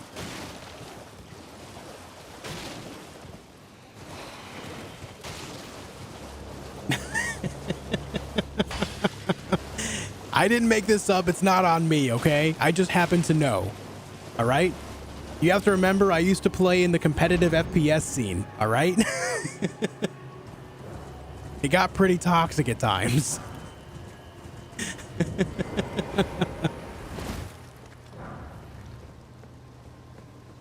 God damn. All right, guys, we're going to make another video for this Everjail right here, okay? We're going to make another video for this Everjail. Let me get this recording going. Hold on. This is called the Malefactor's Everjail. What's the guy's name? I can't remember. Let me take a look. His name is Aiden, Thief of Fire. Or is it Adon? I'm calling him Aiden. More people probably call him Aiden. It's fine. Thief of Fire. All right, let's do this. Let's do this video. 3, 2, 1, go. Hey folks, welcome to another Elden Ring boss guide. This time we're at the Malefactor's Everjail in southeastern Liurnia. We're going to be taking on Aiden, Thief of Fire. He does wield a flail, which is unparryable, and he does have a couple fire spells. He uses Catch Flame, as well as he uses one of the Fire Giant spell, which he rewards us with when we defeat him. In this fight, you'll be basically focusing on dodging and attacking him in moments of opportunity where it makes sense to. I would recommend keeping your distance from him if possible, because his flail can hit very hard, and when he does cast the fire spell, you can actually like bait it into detonation and then avoid the actual damage from it, and I'll show you how. Let's get started. Let's open up with a Bloody Slash just to land some good damage. Now here's the fire spell. Basically, it's a giant orb of fire that follows you around. When you walk close to it, it'll prime and then detonate. You want to make sure once it primes, you roll backward out of the way, because it does leave a bunch of fire around, which will add up damage very quickly. So once you avoid that, you can get back to the fighting with Aiden, Thief of Fire. Now, as you saw, he was doing the, basically just swinging his flail around like crazy. Be aware that it will do absolutely massive damage if you get hit by it, and he will follow it up with a special flourish attack where he slams it into the ground. Now, the best thing that you can do is just avoid these attacks. Just stay away, keep your distance. In fact, when he does these attacks, it leaves a big window of opportunity to counterattack him, and I'll show you. Let's wait for him to do the swinging strike thing. Again, let me show you how to prime this spell. All you have to do is walk near it. You'll see it glow, and then you just roll away. Let's wait for him to do the swinging strikes. Do it. No fire. Let's prime it again. Now we back up. Very good. Do it. Do the thing. No, man, the thing. There it is. Oh, I messed it up, guys. I'm sorry. Do the thing, man. All right, we prime that for detonation. We roll away. I need you to do the special swings. Basically, it opens up a big attack of opportunity for you. That's what I'm trying to show, but he usually does it a lot more than this. He's just not right now. All right, here we go. Now you'll see when you get a little bit closer, he'll do a special attack at the very end. You just step back and then you walk forward, and you can land 2 or 3 hits very easily. That is the single best moment of opportunity to strike him. Outside of that, you got to kind of get creative and wait for him to do some heavy attacks and stuff like that to land your own. If he does try to drink his Estus flask, you can try to land a big attack there, because he's kind of immobilized for a moment. So that's another great opportunity as well. I'm not sure why, but a lot of the NPCs in this game will randomly do that, even if they don't have one available. All right, here we go. A big attack of opportunity here. Opportunity of attack, rather. Oh. He got a little dodgy. Come on. And there we go. Aiden Thief of Fire is pretty straightforward. You just need to make sure you're not getting hit by the fire spell specifically. I'm actually pretty surprised he didn't try to catch flame me at all, but basically if you are going toe-to-toe with him, he will try to catch flame. You need to be careful because the catch flame spell does a massive amount of damage very quickly, and he will multicast it, meaning that if he hits you with it once, he'll try to hit you with again and again on repeat, which will 100 to 0 you extremely quickly if you're not careful. Anyways, guys, I hope this guide helps you. Thank you for tuning in for another boss guide on my channel. Make sure you leave a like, a comment, and subscribe, and I'll see you soon for more.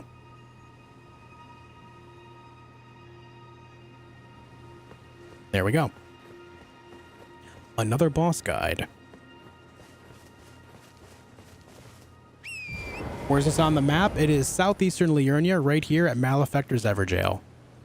It's just to the northwest of the first site of grace you get after leaving Stormveil Castle. It's up on this cliff, but you see this this right here? That's a wellspring that you can jump right up.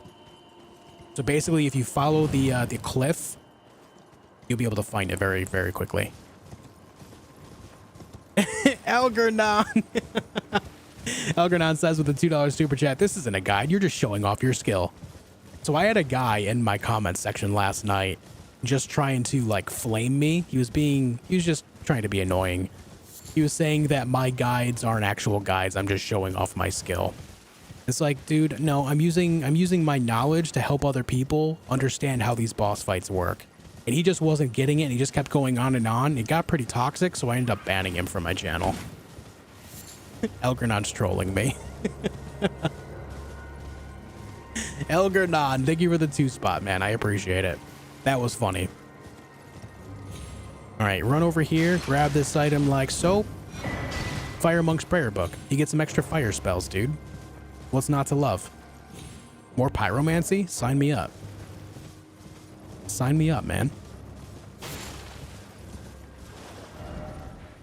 Okay, let's go fight the dragon.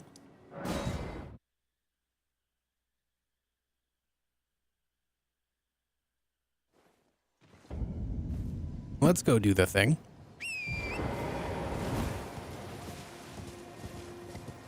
When are you playing more Valheim? After this playthrough is finished, I'm going to play more Valheim. We get to explore the plains next. I'm really excited about it.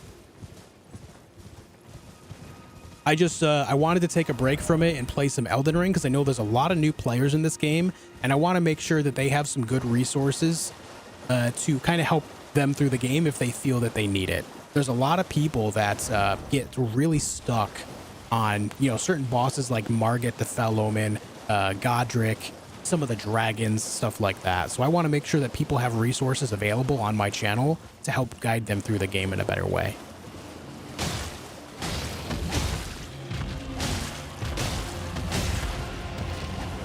I already do have a dragon boss guide. I'm not going to make a magic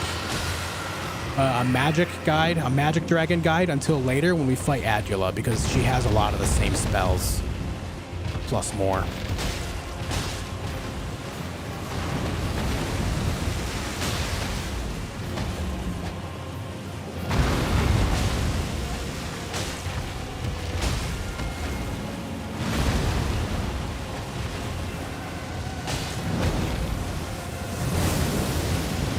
I cannot believe that didn't hit me. My God.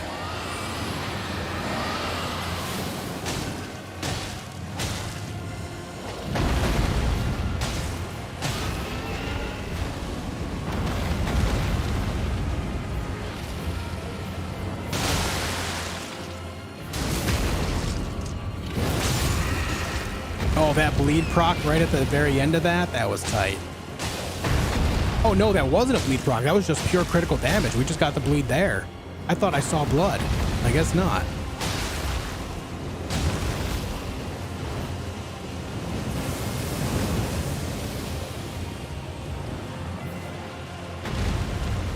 Damn, man. Crazy.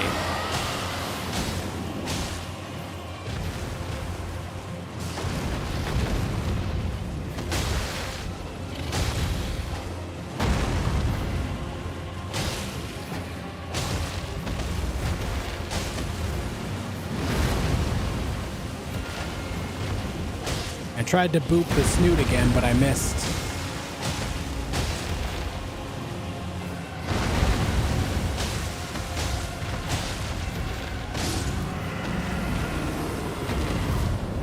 All right, GG. Now, you don't have to kill that dragon if you don't want to. You can just run in behind it, grab this glintstone key right here, and then move on. You do need this key, though. You have to use it in order to get into the academy.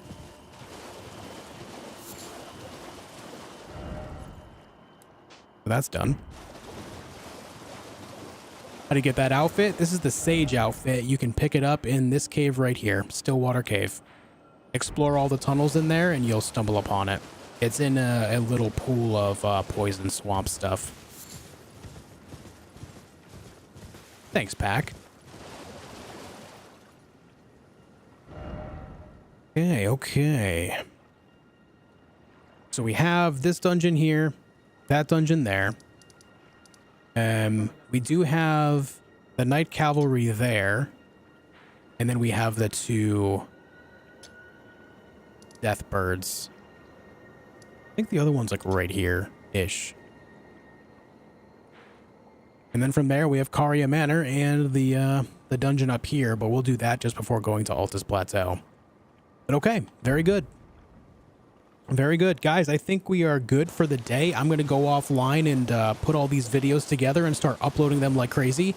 Now, something I want to do, something I do want to let you guys know is I'm making it so specifically the videos do not alert anyone because there's so many of them. I'm not trying to spam alerts on people. I don't want to spam your sub feed. I don't want to spam your notifications. So if you do want to watch these videos, make sure you keep your eyes peeled on my channel over the next few hours. I'll be having a whole bunch of them, and there will be, I will notify people in Discord as well when more videos are going out. So if you haven't joined up on the Discord yet, make sure you do so. ! Discord in the chat will give you a link directly to it. It's a great place to keep in contact with everyone from our community whenever we're not live. And of course, we are trying to hit 30,000 subscribers before the end of the year. We're only 1,200 away now, guys. 1,200 away. If you haven't subscribed yet, if you enjoy what I do, please sub. It would mean a lot to me if we could hit this before the end of the year. That's my major goal right now. My original goal was 10,000. We're blowing that out of the water. It's been crazy. It's been insane. So I really appreciate all your support on it, guys. Thank you so much for supporting my dreams. It means a lot. And I'll be back again for more Elden Ring on live stream tomorrow at 4 p.m. Eastern time tomorrow. Sound good? New sub? Thanks for joining me, CJ. Thanks, Sus Vibes. Thank you, Zinky. Yes. I'll see you all tomorrow at 4 p.m. Eastern time, okay? Thank you for over almost 1,100 likes on today's stream as well. That's insane. You guys are insanely supportive. I appreciate all of you. Until tomorrow at 4 p.m. Eastern time, have a great night, everyone. Be excellent to each other. I'll see you soon.